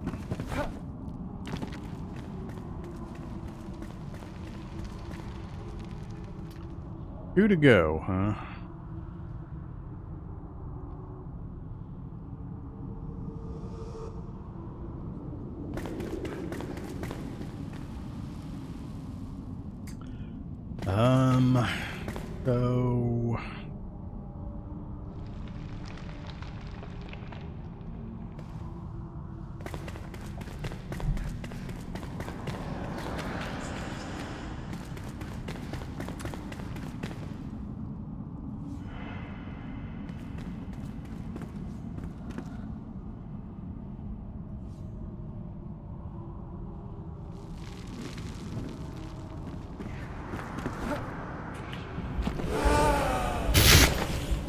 So really?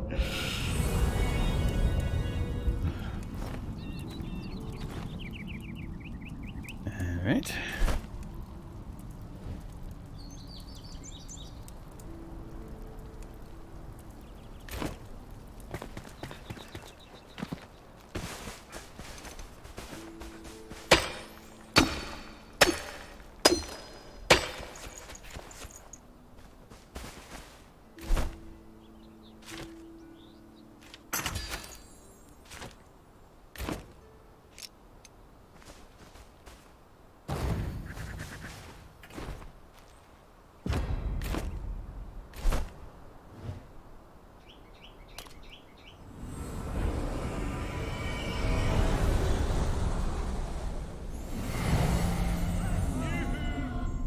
I'm a little worried that if I quit and then come back later, that progress on that area will be reset. I really don't want to do it again.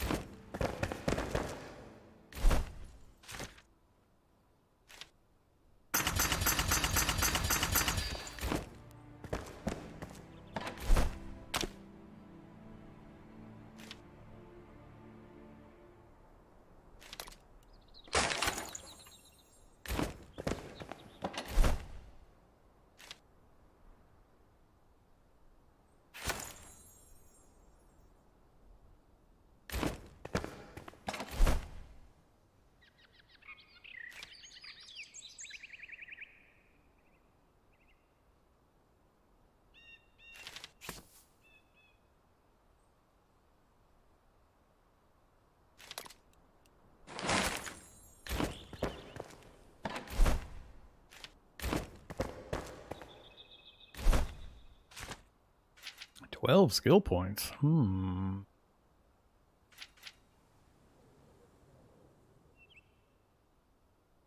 Sneak up on an enemy and press E. 10 times X damage. What's the X, though? Is it X your whatever weapon you have in your hand? I don't think I've ever snuck up on anything. I'll have to try crouch mode and see just how sneaky sneak does. That's another one you have to actually tap E to activate after you've filled their stun meter, basically. Fill their stun bar, attack while they block or by parrying their attacks, and then tap E to do a merciless attack. And then I'm trying to get the double jump also. Endurance, runner, and double jump. 4, 5, 6. 7 points to get that done. Or we go deeper into Wizard. All fell foes within 10 meters take 1 fire damage per intelligence per second. I like the sound of that. And then take even more. 3, 4, 5. That's just 1 more spirit point.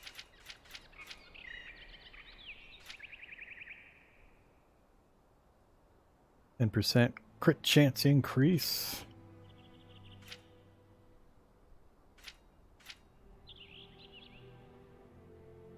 Ooh. Shock damage. Chain lightning, huh? It doesn't say specifically with a shock weapon.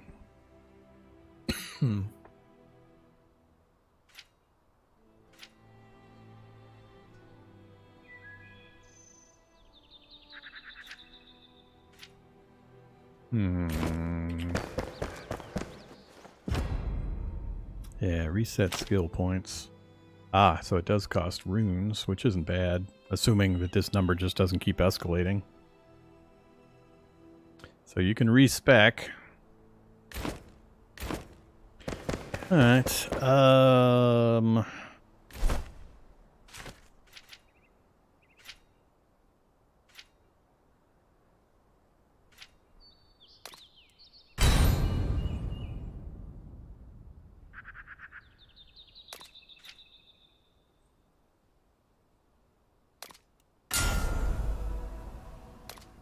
Alright. So 2 fire damage per intelligence per second.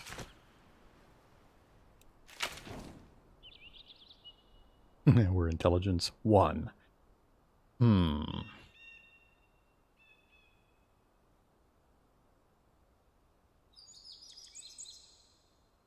Get out of the way, stupid shield info. That's funny.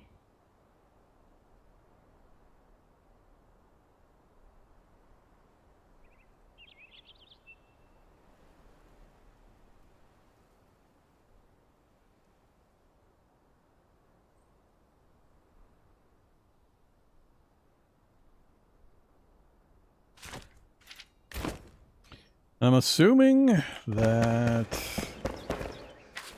A pleasure to see you.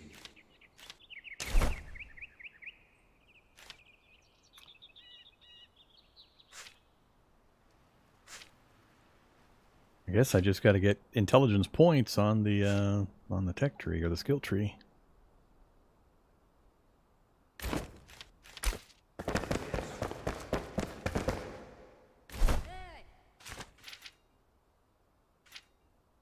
So, we've gotten spirit points. Here's an intelligence point.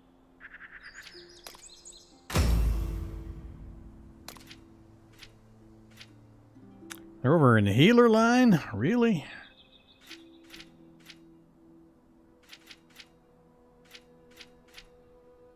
Otherwise, I gotta get all the way out to here to get another intelligence point. That kind of sucks.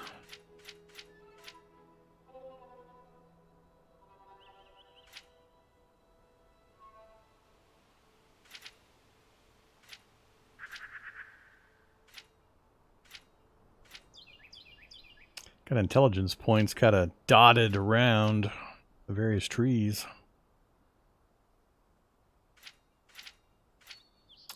Here on the wizard side.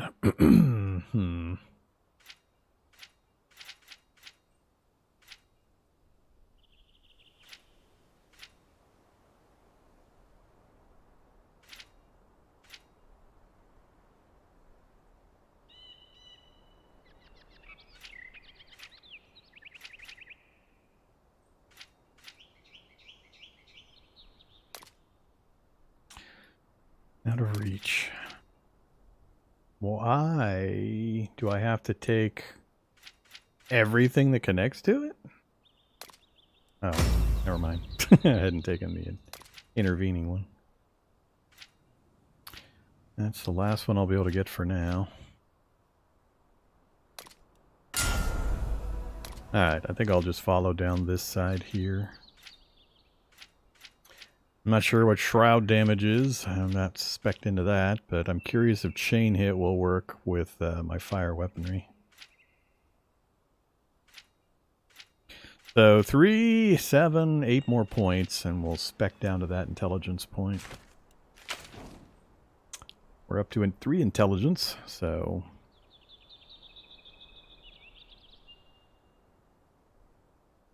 Alright, we'll see how much that helps. Got food. Got bandages, gears repaired. Still need to get more of these items. Everybody wants to talk to me all of a sudden. I saw through everything. It must be level limited, or level gated.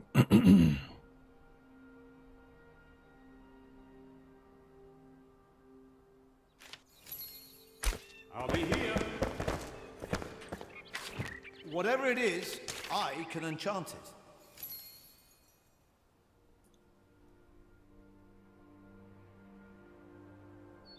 Oh.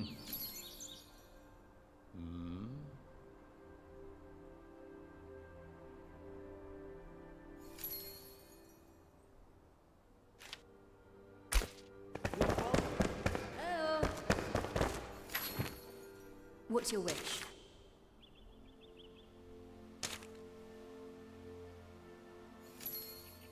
I got lots of animal fur. There's still blood to be spilled.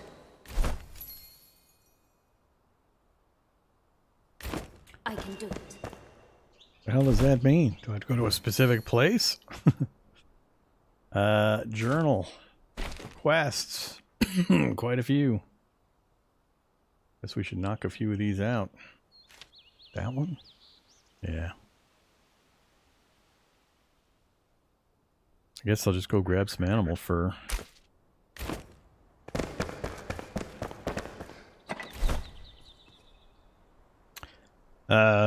Not fur patch.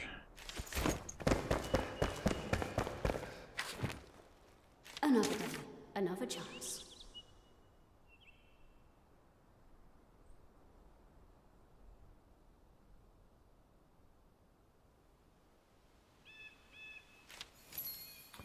Another location added. Good hunting.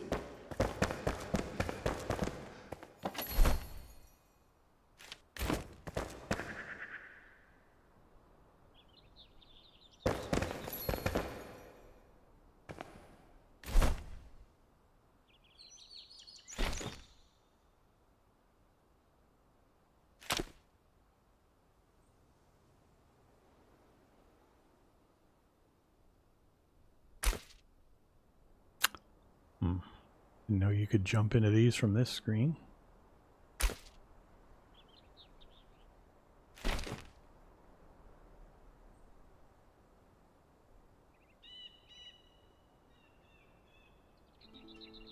I haven't found the scavenger matron yet.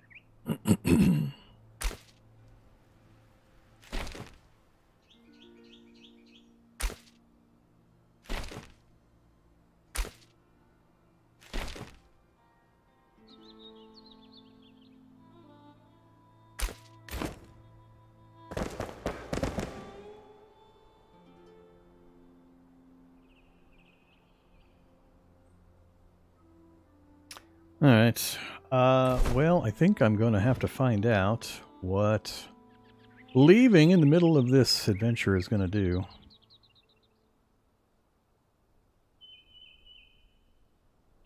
I still have a tombstone in there?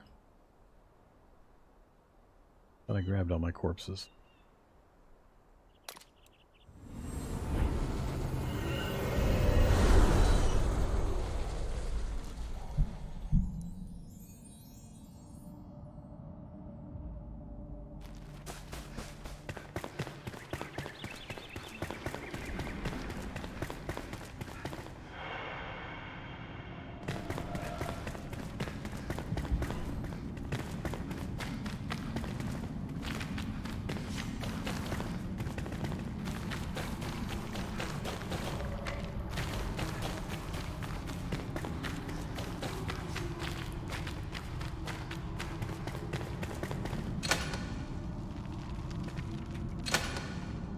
Really? I didn't make more lockpicks? Urgh.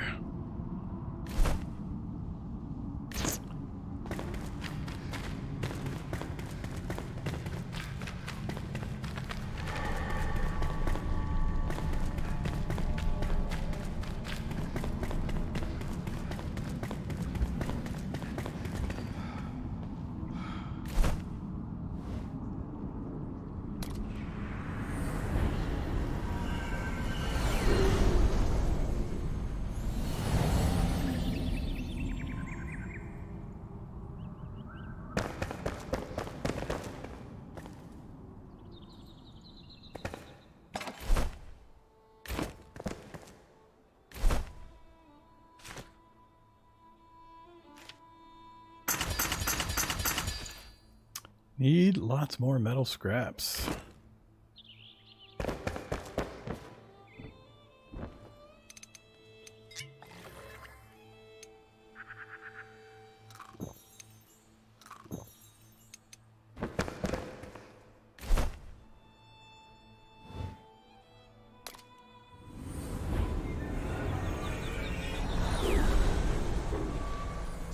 Is it worth a buy already or better wait? Kind of depends.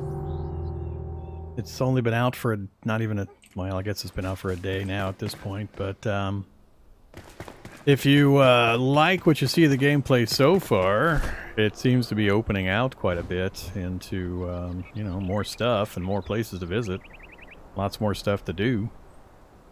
So it's not as gated at this point, it seems, than I had feared, but I still don't know just how far the game goes and how much of the game world is actually in the game at this point, so it's a little hard for me to say for sure. There's plenty to do.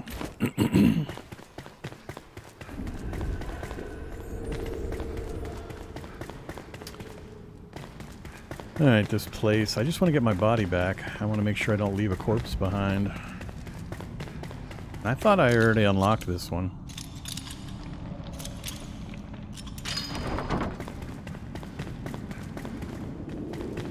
Yeah, I had unlocked that one, so why is it requiring me to unlock it again?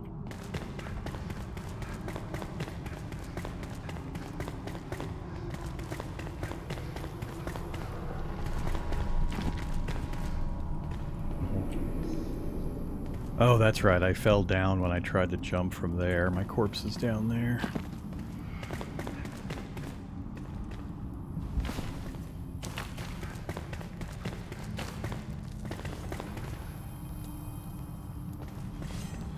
Oh, they put it back up there. Damn it. That's funny. They let me grab it, but it won't put me on the ledge, and then it dropped me the full distance and almost killed me. That's awesome. What a load of hooey. Hooey, I say. If you're not going to let me go up there, I'm going to have to work my way back up again. I know where it's at now.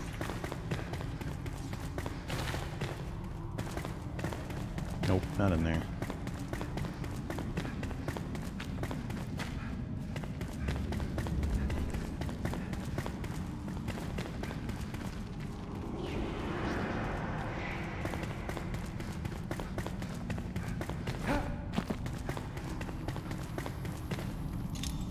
Damn it! Yeah, this is gonna get annoying. Relocking doors after a certain amount of time. That is bullcrap.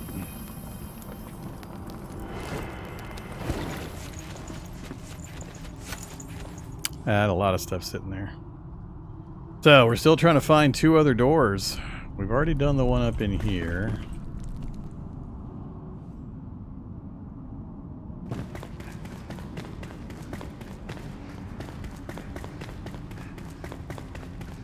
Not sure whether to count the ones that we got back there as a secret, because I did have to go through a wall where the bugs came out of.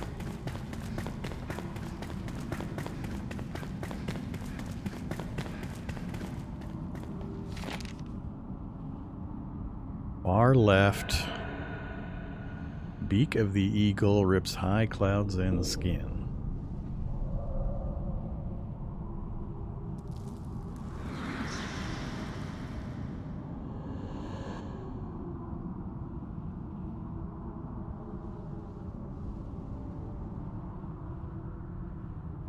Inside the main room along the spine, one above, one below, both hidden. I think I've got the two exterior ones. I do see right there. Where the hell would that go and how would you get to it though? I guess from there you'd have to jump, but I mean I can already get to both of these platforms, so...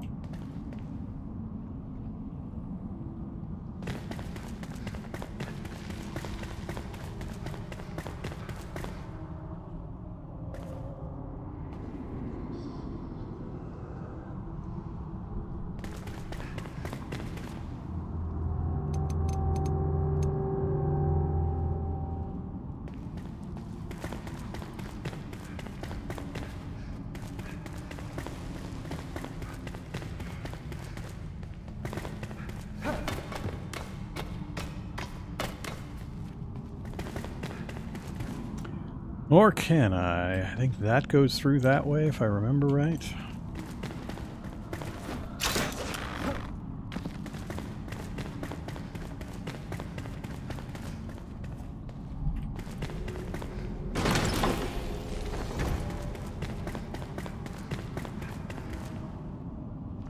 No, that just puts me back there. Maybe I have not been to that middle area.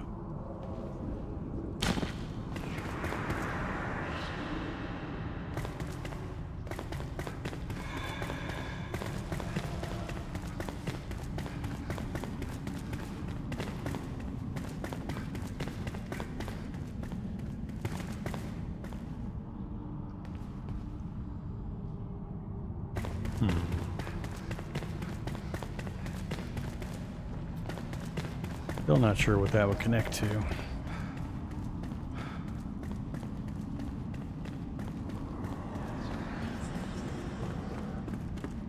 Yeah, I don't think I've been over there.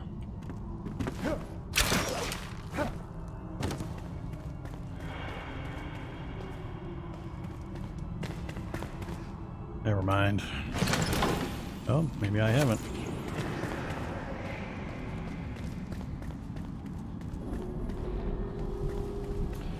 Yeah, it's lighting things up like we haven't been here. There it is way over there.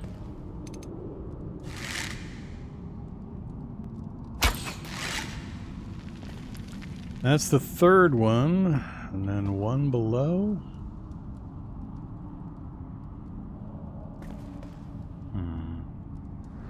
Where have I not been?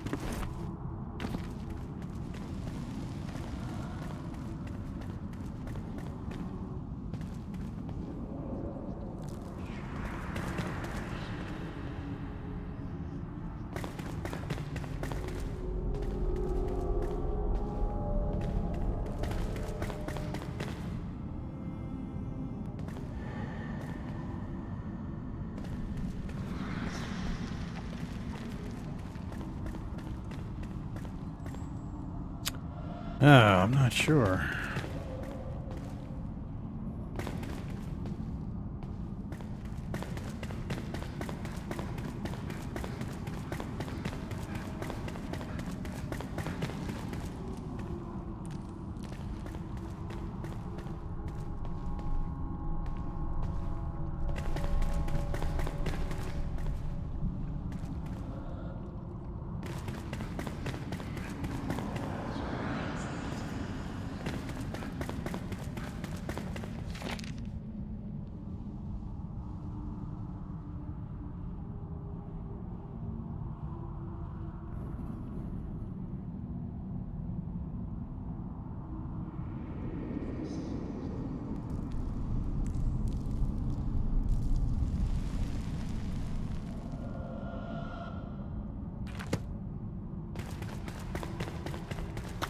Yes, we're going back down.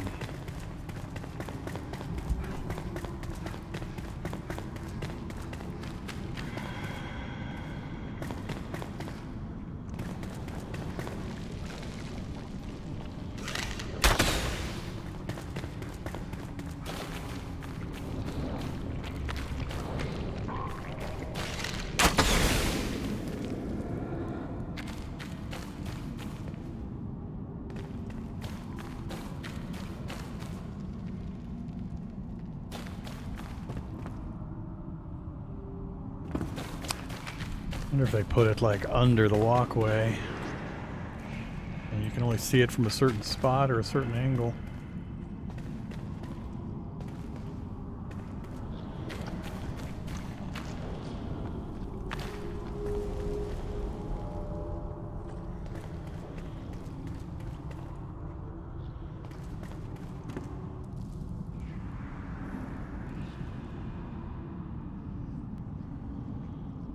Yeah, you just die if your Enshrouded timer hits 0.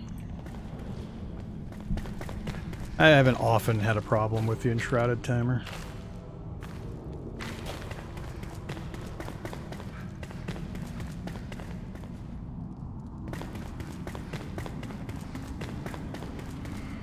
They're all handcrafted. The whole world is handcrafted. It's a static world.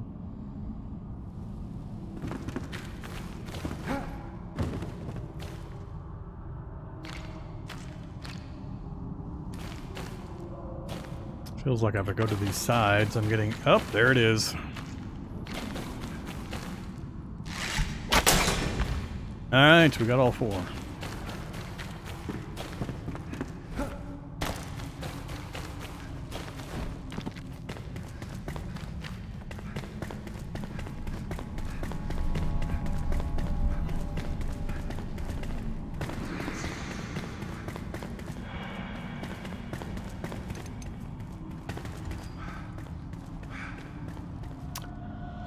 Alright, rest up.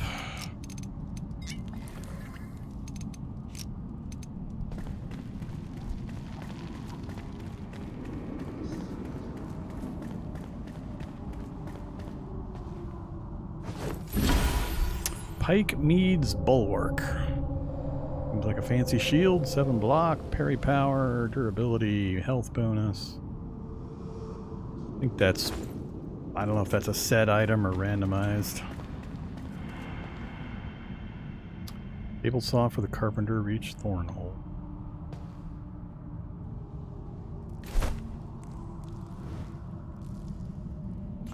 Now it's called Mistberry Catacombs, huh?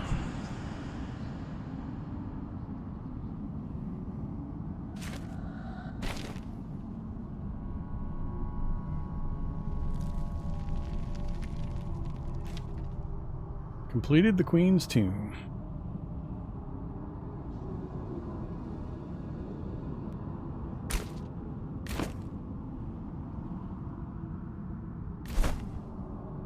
Alright, let's pop back out. I'm gonna destroy... actually, I'll leave it up for now. I still want to get over here to the table saw for the carpenter next, but we've got the Queen's Tomb completed. But yeah, the whole map is a static, pre-built map with tons of areas to explore and puzzle areas like this. Which I talked about a little earlier is pretty impressive because there's no loading screens. I haven't seen a loading screen yet.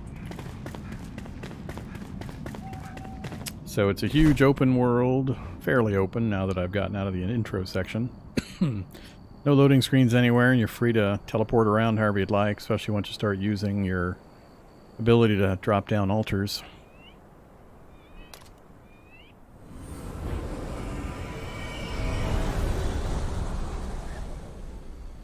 But no, there's no proc gen anywhere. The only randomization I've seen so far is loot in the boxes appears to be randomized somewhat. It has like a table of possibilities and or levels of things that might be possible.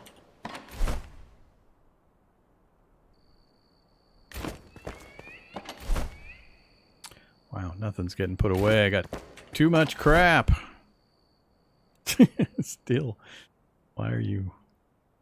Oh, it doesn't help that I'm hitting the wrong keys. There we go. So pike needs bulwark, huh? Currently we're using this shield with 1 block, 7 parry power. Yeah, I think maybe we'll move to the 7 block, 20 parry power. With double the durability and plus 25 health.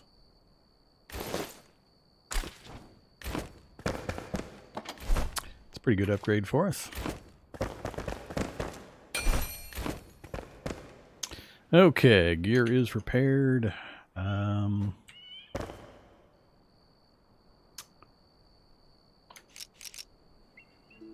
We're okay on all of that.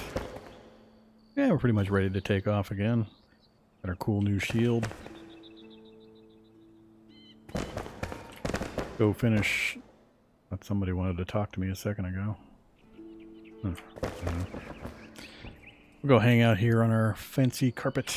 And that's all the time I've got for the moment. I gotta go get some food and do some things that don't involve me sitting in a chair. So I'm enjoying it more now that I've gotten out of the early areas and it's opened out a lot more for me to pick and choose what I want to do. The combat's growing on me as long as I stay away from the damn tab targeting. As long as I ignore tab targeting, everything's golden. It's working a lot better. And I can see more with the size of the world and the number of things that players need to do. I think I can see more of the appeal for doing a community server, both with specific character builds everybody can spec into to help each other out when you go on adventures. What I don't know is how the game handles difficulty for multiple players. If you got 16 people running around in a single dungeon like that, are there more monsters? Are they higher level monsters? Is it the exact same gameplay? I don't know. I'm worried that it's the exact same everything and that multiple players are just going to raffle stomp their way through everything. But till I either read somebody else's information on co-op or do it myself, which I'll do this weekend, I don't know. We'll find the answers to those. Till then, though, I'll be back a little bit later this afternoon to continue our adventures in Enshrouded. So it'll be a few hours. I'll probably... the hell time is it now? 1 o'clock my time. It'll either be 4 o'clock or 5 o'clock. So one of those two. So I just need a few hours to get some things done. But I'll see you then. Thanks for watching, everybody.